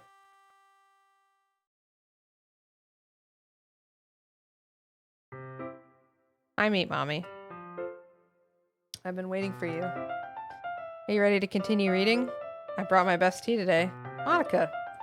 Told you not to... Ugh. Is she really late again? Inconsiderate as usual, Natsuki. Excuse me? Must you always interrupt my conversations with your incessant yelling? What are you talking about? You say that like I do it on a regular basis or something. I just wasn't paying attention, okay? I'm sorry. Seriously, what's gotten into you lately? Me? Nothing. Is it really that bad? See, it is something. I'll get over it. It's not even anything noteworthy. I've just been feeling a little on edge lately. Anyway, we don't need to talk about it. Well, I just felt like I needed to bring it up. It's not like I really care or anything. Aw, man, I'm the last one here again. Well, meet Mommy just walked in too. Are you practicing piano again? Yeah. Ah ha ha ha. You must have a lot of determination starting this club and you're still trying to make time for piano. Well, maybe not determination, but I guess passion. It motivates me to work harder for the festival and, right. I forgot. Ooh woo. We were all talking yesterday, and, well, we decided that we would like to support the festival as well. However, how's the tea? It's cold and gone, basically. Oh, I understand how you feel about not wanting the club to change. I think we all kind of feel that way, so as long as we're all working together, this club will never become something we don't want. Also, if you help us out with the festival... You need your child to be bullied? I've got you. Then I'll buy you a new manga. Sorry, that last part was really funny. Look, I did some thinking about yesterday. Tea became cold yerba mate. I was a little more hostile than I meant to be. I guess I really felt threatened or something. But I know this is something we're doing together. Another new member wouldn't hurt, as long as they're cool. And I guess another girl would be nice this time. But more importantly, I'd hate to see the event suck just because I chose to back out. I'm a pro, you know, so I'm gonna help too, and we'll make sure it's done right. Thank goodness. Isn't that great, Monica? Monica. Yeah, that's wonderful. Wouldn't be the same without you, Natsuki. Anyway, meet Mommy. What do you want to do today? I was thinking we already have plans today. Is that so, Yuri? That's correct. Me and Mommy already engaged in a novel that we're reading together. Aren't you glad I've already gotten him into literature, Monica? I suppose. Actually, it doesn't matter. It really doesn't. You guys can do whatever you want. Yes. Thank you for being understanding, Monica. Actually, I have a request. Do you mind if I make some tea first? Not at all. Sarah Suet has joined the Hot Dog Waifu Club. Sarah, welcome in. Thank you. Is it me? Mommy's in speedrunner mode. Skirt, skirt. Sarah Suet. Thank you. Thank you so much for the follow. That's 900. We hit 900. Woo! We hit 900 follows. Woo, woo, woo. That's awesome. I love that. That's so great. That makes me so happy.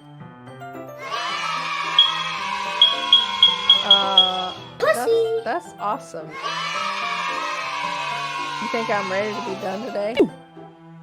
I'm getting close. I'm getting close. I just want to take a moment to just be happy that we hit 900 followers. That's really cool. I didn't expect that, so it's really nice, and I really appreciate it. Yeah, chat goes wild. I think that's great. Thank you. Thank you so much, everybody that has followed and made this possible. It's very cool.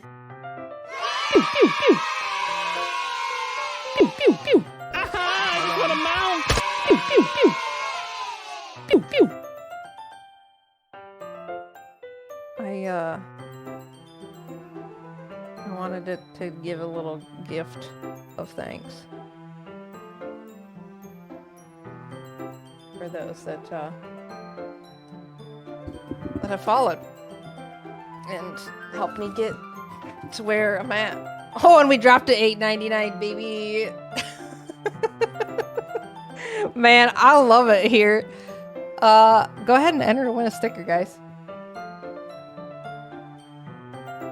Enjoy. There's my thanks. I appreciate. Sorry, I unfollowed. Oops.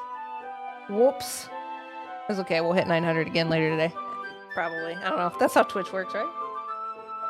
Go ahead. Enter. Enter to get a sticker. Mr. Mac, you can't win.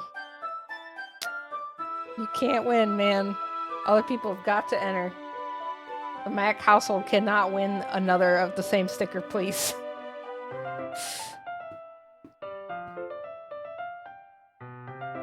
Alright, thanks very much. If there's one thing that can make my reading time here any better, it's a nice cup of tea.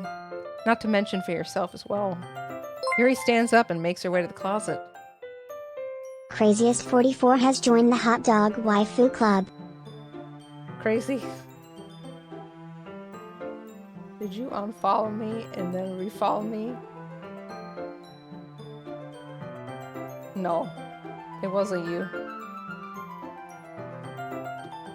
You ding dong. I'm still sending $8.99. It's fine. Enter to win. You still can get a prize. Yuri stands up and makes her way to the closet. I follow and watch as she retrieves a small water pitcher from the shelf, the kind with the filter inside. Can you hold this for a second?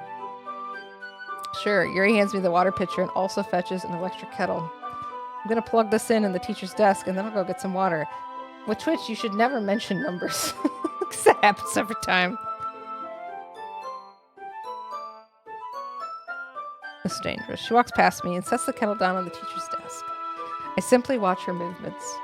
To my surprise, the way she moves really contrasts her speaking mannerisms. Ma'am. Literally every time. Congratulations, Wolf. You won a sticker of my butt. I'm gonna save the game.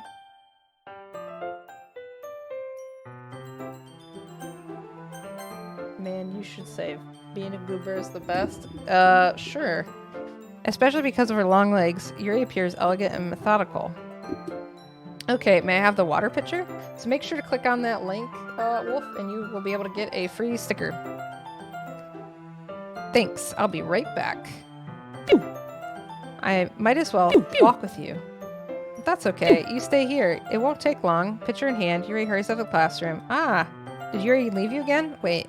It's not like that this time. She's just filling up the water pitcher to make tea. Oh, okay. Sorry for the misunderstanding. We already did this. 10 minutes pass. Yuri said it wouldn't take long. Is something holding her up? I'm bored just waiting here, so I decide to go out and look for her.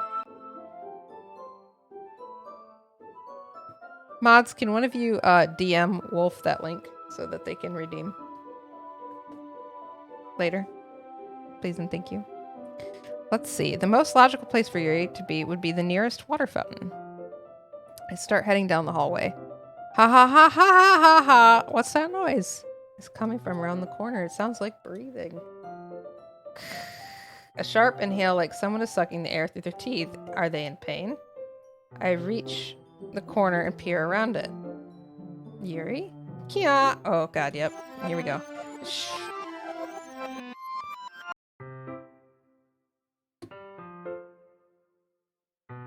Ah!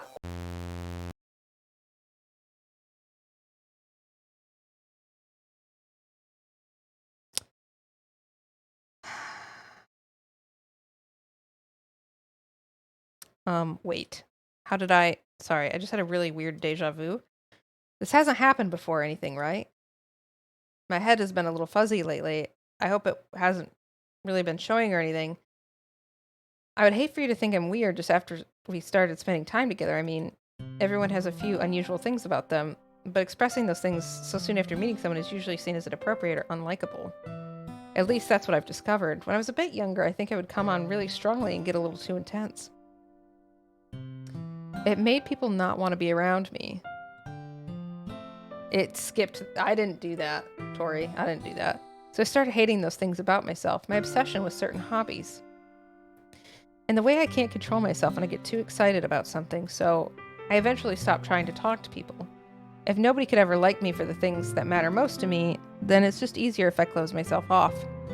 But recently, something's been... I don't know what it is. Every time we come to the club, my heart starts to go crazy, like it's going to rip out of my chest. It overwhelms me with energy and emotions that I can't let out. It's been making me do weird things. I don't know why it's happening, meet mommy. Is it just me, or has Monica been acting a little off lately? She's always been a sweetheart ever since I joined the club. But recently, I've been feeling something sharp whenever she's around. I'm not crazy, right? Please tell me I'm not. Oh, you got the crazy eyes. I couldn't say anything before because she's always listening. But finally, we're alone. Can we just stay here for a while? Yeah. I just want to stay here. Just the two of us. We could stay here until the club ends. God, stop doing that. The eyes. And then we'll have the club room to ourselves. Nobody to interfere with our reading time. Nobody make me feel like I'm stabbing myself in the throat. Yeah. That was a joke. Just a joke. I do like knives, though. Sounds strange, but you wouldn't understand if you'd never seen how beautiful they can be. I have an idea. Why don't you come to my house sometime? I could show you my collection. I've gotten them all from various artisans. I make sure to give them all their fair share of use. I don't want them to get lonely or anything. Pew, pew, pew. Nobody deserves to be lonely. Pew. Nobody. Pew, pew. And that's why I'm happy you joined the literature club, meet mommy. Now we don't need to be lonely anymore, because we have each other every day. That's all we need. You know what? Let's quit the literature club. There's no need for us to be around Monica's slimy tongue anymore. Not to mention that other pathetic child. We can walk home together every day after school, and read together, eat together, sleep together. Doesn't that sound perfect? Is everything we could ever want. Isn't that why you joined the club in the first place? It's almost like it was fate. Fate that we would meet each other. And now we get the happy ending that I've patiently waited years for. Wait, will you do that with me? Will you... Oh, God.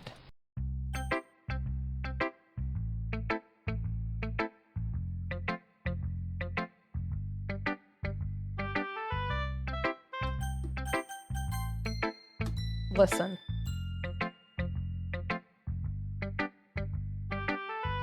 You might be mad at me for what I'm about to do, but I think it's important. I just hit 7 hours, which is actually 10 hours, because I was streaming for 3 hours. I'm gonna stop the game for tonight's stream. Depending on how I feel tomorrow, after this, I will stream the rest of the game tomorrow. I'm losing my voice. And I don't know how much longer I can do this. So, I will probably be playing the game tomorrow. Probably. I'm not gonna go to sleep. I'm gonna play other games in the Discord, but I'm just not gonna talk. So, I saved the game so we can pick this up again the next time. So don't be too sad. But yeah, I've hit 7 hours and 5 minutes, I think, which is an incredibly long time for me to stream. I don't normally stream that long. Let's find some fun music to end on here. Need like some fun music, yeah.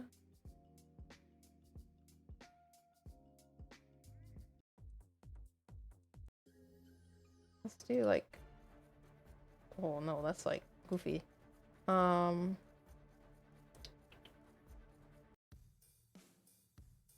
you go. Maybe this one. Yeah, we'll do this one. All right, guys, I am gonna raid out. I'm so sad. Don't be too sad. We're gonna raid out. We're gonna raid Saiko. She's online. I enjoy reading her. I think she's got great energy, and I think that you will enjoy her as well if you don't already follow her. She's great. So I'm gonna get that raid started. If somebody could drop me a raid message in chat, that would be awesome. Like a sussy meet mommy raid, I think would be great.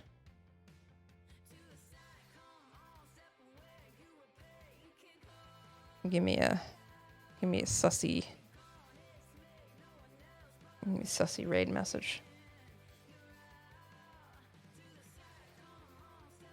Okay, I'm gonna do raid. Psycho. Thank you, Funky. I appreciate it very, very much. All right, guys. Again, thank you so much for coming to hang out and spending so much time with me. I can't believe it. But it's really appreciated. So I will see ya when I see ya, and y'all have a wonderful night. Okay? Bye.